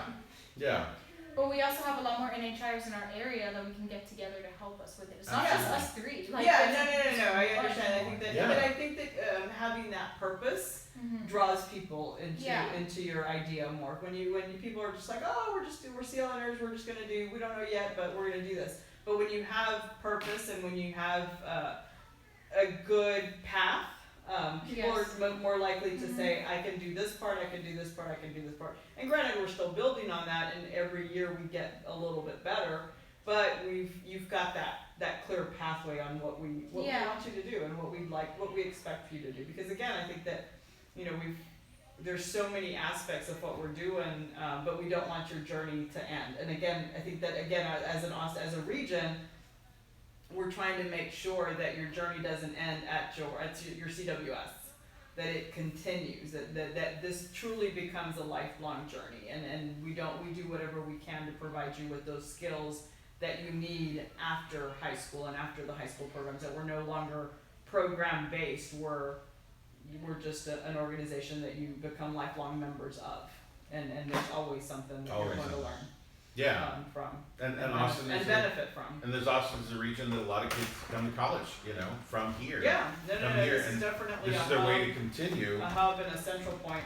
Yeah, to keep continuing moving forward, and it doesn't have to be about training people to win at the great debate. You know, Yeah, it shouldn't. Yeah, it should never No. be about that. I've brainwashed them. Okay, good. Just kidding. But we are gonna have a super team this year. I think we have some great kids that are definitely man. and some parents too. We have some parents that were very involved. Oh, those freshmen that jumped in today, it was just like every single one of them. I was so proud of them, so impressed. I'm like, they haven't had any training. Literally Zero. And I think one of the dads was just like, sometimes I need for her to just like be quiet. I was like, no, this is the place that she doesn't have to be that way. Like, this is because he was like, sometimes she does a little bit more than she, I was like, no, this is a place where she can do that. Right. Don't tell her that she can't. This is where she actually, that we want her to, and we want her to not be afraid of, I want to say something.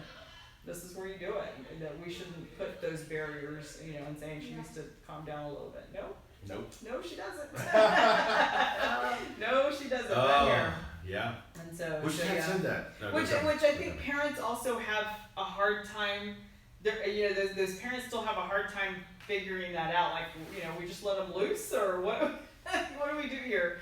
And this is the chaos is sort of what we do, but it all works out at some point, and it really just sort of brings it out. But yeah, I saw some parents that were just kind of like, what's going on here? What's going on here? It looks like chaos. All the kids are in charge. What's going on? Yeah, all the kids are in charge, and I think that was where I had to talk to parents and saying they're running the show. Hyman facilitates. I sort of talk to the parents, but they couldn't grasp the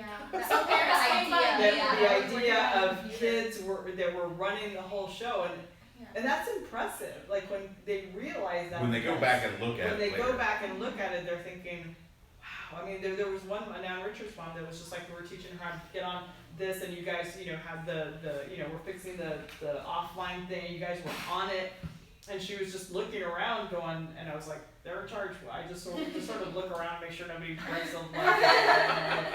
They're in charge of it. Yeah. And that's impressive because they sit there and think, my kids are going to be around this. And they're going to become this. And they're going to become this. Right. That's who they're modeling. Right. What better way to put your kids environment to put your kids in and around than strong women, strong men that are just taking on the world and making changes. And that's who I want my kid around. Look how cool this is. Like if you guys seen, I mean, you saw it out there the whole time, but I was worried that it was going to do one of those screens where it was going to constantly flip or something. Yeah. But it doesn't. It's a solid screen. I tested it before just to make sure. It was like, no, when you stream it from the computer, it doesn't run those lines like in the old days. It's a pure color across the board. So right. Oh, I know what you're talking about. You know what I'm talking about? The old fashioned. I was like, well, you know what I'm talking about when you're broadcasting, you're trying to film with a camera or a TV, and it does that pixelation and that line. There is nothing. It's just a pure screen. Oh, I know. So it's a clear screen. It's a clear screen. For 2 seconds, I thought you were talking about like a slideshow, and I was like, what are you talking about? Like the number was going to update. Yeah. No, nothing like that. No. Like, what are you talking about? But this looks. It's just. Oh yeah. It's a crisp screen. Yeah, it's a crisp screen. There's nothing. The one thing we didn't do necessarily is open up the tweets for people to tweet in, but really, like I said, this is more of a test. This is all. We could do that. This could grow later. It's not important. Everything that happened important did happen correctly. Yeah. The people participating and stuff. I just love the way it looked. That's great. Yeah, great job, everybody. Yeah, going back to student initiative, I think parents are just very impressed that that NHI and SEED are based on this idea that students can discover themselves and about leadership and about creativity by them doing stuff, not by some other programs where you sit down and you listen to someone speak and you don't really gain anything from that. Right. You go to a leadership program, can't lecture you just someone sit. field trips. You go on field trips and you sit in auditoriums, listen to a couple of people speak, and maybe they allow 2 or 3 people to ask a question from the audience, and and then everybody applauds themselves. What a fantastic job we did! That's great. There was no leadership in that. I don't know what you're talking about. I think everyone is always obviously impressed the transformation of freshmen from beginning to the end of the year. The first day they're here to right after the great debate when they're all just coming home on the bus and they're best friends suddenly. I think that's an amazing transformation. But my favorite transformation is seeing the sophomore coach who is like really nervous in the beginning and is like just over eager, and then by the end, like by May or June, they have like taken over an activity, and they're actually, they care so much that they're texting me at like 1 a.m. They're like, okay, I want to play this game tomorrow, and like, how can I do this? And they're taking notes on students, and they really care so much about like the growth of another person. Yeah. Whereas, you know, before, like in the beginning of the year, a lot of sophomores are like, I just want to see my friends again, like I just want to participate again and like talk again. But in the end, it's like, I care so much about these people. Yeah. I think that's truly remarkable. Oh, sure. Yeah. Those are definitely the foundations of a strong relationship, regardless of where you came from, what region.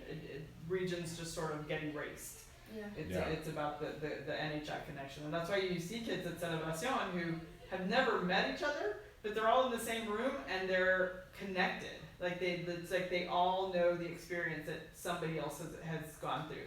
And that was, I had never been to SEMA in that sense as well. And so there were kids who had come from all different parts, who had they didn't even go to a program together, but yet you put them at a table and they instantly connect, like magically, just there was no boundary.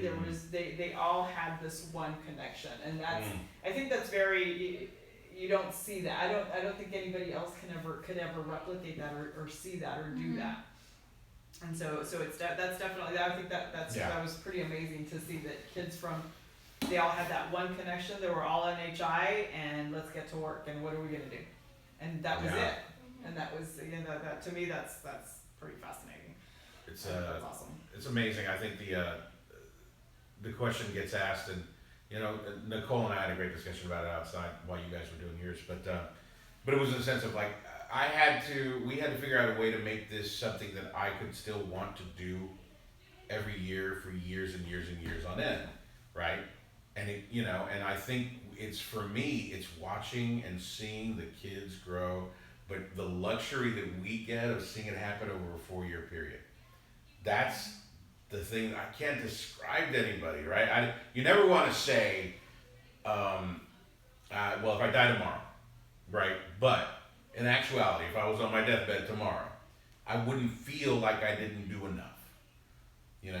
Granted, I still want to do more, but there isn't that aspect of like, oh, if I had only. I've lived that life, and if I could give any advice to students, is live that life. Yeah. The life that you go, no, I really took care of most of everything I wanted to kind of do in some form or fashion. Yeah, I'm good. In my 20s, I'll admit it, I joined a rock band. I became an actor, I went to college, it's all good, everybody, but I wanted to go after those crazy things, and I worked simultaneously, and I just literally was working day and night, night and day, day and night, night and day, but I did it, and I got it out of my system, in a sense, and I still do some fantastic, I enjoy writing, I enjoy jumping in an occasional show every once in a while, but it's the point of, but working with NHI, that's the one. Working with these kids and seeing them grow, and that kid at the end over there, seeing her as a sophomore doing seed. Smile a little bit, do that. I remember the first time we had to make her get up and give a speech. I remember that day, because I don't forget those days. And I could sense like she hated the fact that she had to do it, but she wasn't going to try to let anybody see it. She's like, I'm going to get up there and I'm going to pretend like, and if I speak loud enough, they won't make me repeat myself. Yeah, no, I remember thinking that. And after years of doing it, I could read the faces. I know every thought that's going in their head when they're doing it. I still remember Elena's because she tried so hard to hide the fact that she was terrified. And then now, 5 years later, you can't get her to stop talking, right? And then, right, exactly, right. I'm sure you guys. We live. But yeah, we did a good job with Chris Ruiz and scared him away for a year. So he at least, he came back his junior year. We were kidding, Chris. Are you still watching? Did you fix the tire? Yeah. There you go. It's like soon, like, how dare you mention me again? How many times has he been mentioned? He has been. I think we need to count how many times he's been mentioned. We can go back.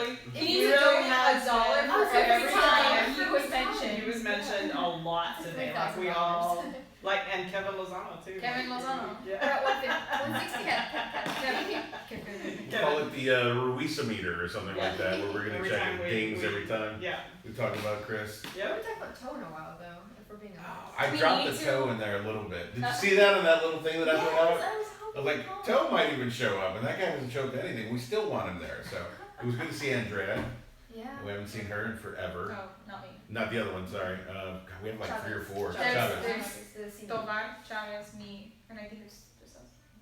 The 3 of you? One Yeah. of them's a freshman, one of them's your. One is a sophomore, one's a senior, and Yeah, there's a sophomore. You're right, sophomore. Isn't there a new one though? Wasn't there another Is there a new freshman? one? I thought there was a I freshman think with there is a Andrea. freshman. There No, might- she was Natalia. Natalia. Yeah. Oh, then I don't know. Maybe, but yeah, we have some good ones. Of course, I was terrified. I'm like, oh, I barely remember anybody's names, and now you're throwing some new kids out in front of me. We had name tags. Thank you, exactly. Yeah, Thank we you for the name tags, because you know I would be like, That was how about you, Sarah. dude? Sarah. She came in. I was She so had a whole bunch of proud. paper. So proud. She came in with a bunch of cardstock. She said, "I'm gonna make signs. We're gonna make it visible. I have markers." And I was like, Again, you guys have done an amazing job with these kids. I see these kids. They were freshmen Sarah last did year. I one, sit there and Sarah I think, right and now. I see Different people. Yeah. complete. I mean, they're 100% thrown in, dragging you because he just did not want to do this. Like football was his life, and Yeah. and now he's there. He's let me know what you He's his dad is engaged, yeah. engaged. He wants to be a part of. I mean, just completely. That guy's a you sit leader, there and man. You're just like, Yeah. how did this? How you know? But again, we know how it happens. Yeah. But it never ceases to amaze you. Like Mhm. the excitement is the exact same that you get every What- single. Yeah. They did it in unison. Mm-hmm. Everything we do. And the excitement is just the same as I did it 20, 30 years ago. Angry. She scared the crap out of me. She was very intimidating. She scared everybody. She scared literally. I hope you're watching. Yeah. You're gonna watch this later. Yeah. I hope you watch this. We're later. talking about you. Everyone was scared of you because you were so mean. So I had to have a meeting with her at the great debate. Oh, she's getting mad at me just talking about it. I'm sorry. Don't get mad. But it was like, because she was so angry that she lost. Yeah. So angry and Because she fed really up. she deserved to be in the Sweet 16, but And- she didn't make it. Oh yeah, and I pulled her and her mom into a room, and her mom obviously was confused because the great debate can be confusing to those who are amazing and for whatever reason don't advance. Either way. Are we offline? Are we not moving anymore? I didn't see.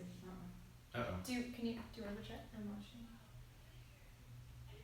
We're just checking our line. If we're still online, It great. said we're watching now. If Yeah, we're good. No, that we're was live. it. We're just watching it. And I'm like, Ileana, you need to stop being this crazy, mean, angry person. Mean and angry. For me, it's gonna happen, you know. And I didn't know. I might have been exaggerating, and lying at the time. Sorry, Ileana, but it happened, and you did become head coach because you were the most qualified. President or something. She's insane. No, Sarah's definitely become. I was Oh my just God. like, I look at, wow. You know what? Because Wow. Sarah can always speak. Sarah's a great She's a speaker. great Sarah's so speaker. passionate. She's a passionate speaker. She Very cares so good much speaker. about everything she does. Love it. Yep. Love it. And she didn't want to leave. Also, her mom or who picked her up, she was being dragged out of here, dragged out of here because she did not want to leave. She was like, I want to stay. I want to stay. She had Those are our kids.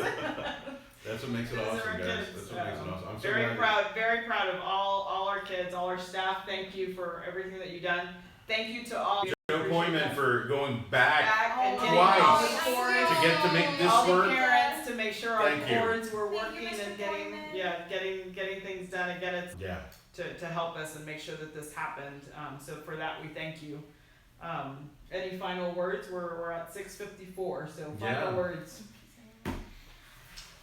I would like to say Amazing person. She started out amazing. She's ending like even more amazing. it's just She gives everything. Yep. All of 10 her, out of 10.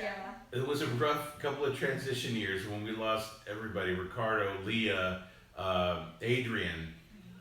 Everybody had to take off for whatever reason in parts of the world that we weren't around, Yep. right? And it was that one year, it was just me and Elena. it was was literally crazy. just the two of us. Yeah. And she was still in high school, you know, trying to I make was a sure that junior. you were junior in high school. I'm like, we can do this, just the two of us. We don't need anybody else, right? And we pulled it off, but you know, That's insane. it was hard. It was a lot of work, and you know, this is so much better. This team is so much better, and the kids and the stuff that we're creating is fantastic, and the environment, and it takes a lot of pressure off of me to know that you guys are around. So Yeah. I know I get caught up in my work sometimes and forget emails and things, and I have to get race to get caught up, but it doesn't matter when it Yeah, turns out like I this. think that it's all well worth it. We know that it will all work out, and we'll figure it out somehow. Absolutely. So we'll do Absolutely. it. That's the volunteer life, right? Yep. That is the volunteer life. Yeah. And I would love to make a lot of money just doing this full time. Oh my God, how awesome would that I be? know. Can we do Major Can I do this? Yeah. We always talk about like Major jumping in out of NHI. school and majoring in NHI. majoring in UT NHI? has this BDP that's like a non-profit base, and so like let's just all do that. It's just the closest we can get to majoring in NHI. Oh wow. Yeah, That's major. lovely. Cassie, any final words? Oh no, I was just saying so social Entrepreneur. entrepreneurship. Mm-hmm. Yeah. GDP. So yeah. Yeah. Absolutely. Community social entrepreneurship. Don't forget seller. Come on. You have to use your We community don't want to equity be. building. We don't want to be like Tom's or whatever, right? Oh yeah, we can't be like Yeah, Tom's. We have to Be NHI. yeah. The one thing. Yeah. Got it. But Final words. Final Okay. words. Cassie. Cassie still going to go keep on? I've never been a part of a region that creates this kind of environment of like community and creativity, and I just want to thank you guys for creating that. yeah. Well, we're glad to have you. Exactly. We're glad Absolutely. to have you, and I'm glad that Yeah, like especially since we're not from Austin, like we came in and you were just very welcoming, and like yeah, like you guys can just do whatever you want, like come in, help, like do whatever you want. Like we're not gonna exclude you because A, you're not from Austin, and B, you didn't even do it like a 40 grade debate. You're NHI. You're Yeah. NHI. Yeah. Again, Really, like you're NHI. That does not And matter. even if you're not in HR, like Yeah. Yeah. That's true. Like That's yeah. true. I mean, It's We're just gonna take a yeah, hot like, body. Austin region just feels so much like a family, and after being around everyone for like 2 minutes, I already felt like I had been a part of this region for years, and that was really special to me. I really liked that, especially because we were never part of a region. Right. We need to do another taco day, by the way. So Yeah, they're a from taco South crawl. Texas, and they miss their food, so we have to do these little taco crawls. Yeah. Exactly. Cassie? Next time. Uh-huh, right. Yeah, Yeah, don't miss the yeah. next one. Elena, final words. Final words. Nothing stresses me out more than NHI. Nothing. It was was like. say it.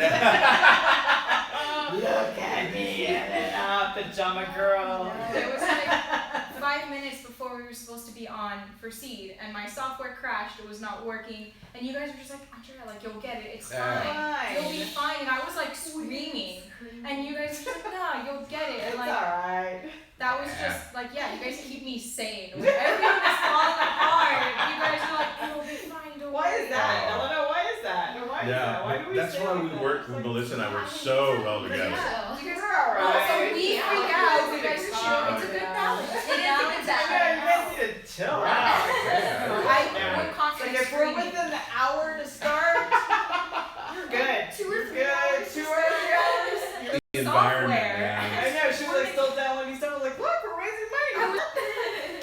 It was amazing. It's part of the environment, man. It's all cool. It's cool. You just create the environment and things just We're happen. just cool like that. We're gonna still share it, and We're gonna be sharing Yeah, it. we're gonna be sharing Hopefully it daily, to get to the 7,500 that we need for this year, and so we're at least a little less than halfway there. Yeah, Right? yeah, but we're not that far We're off. not that far halfway there. We can do it. So we appreciate all of your donations. We Thanks, guys. Appreciate it.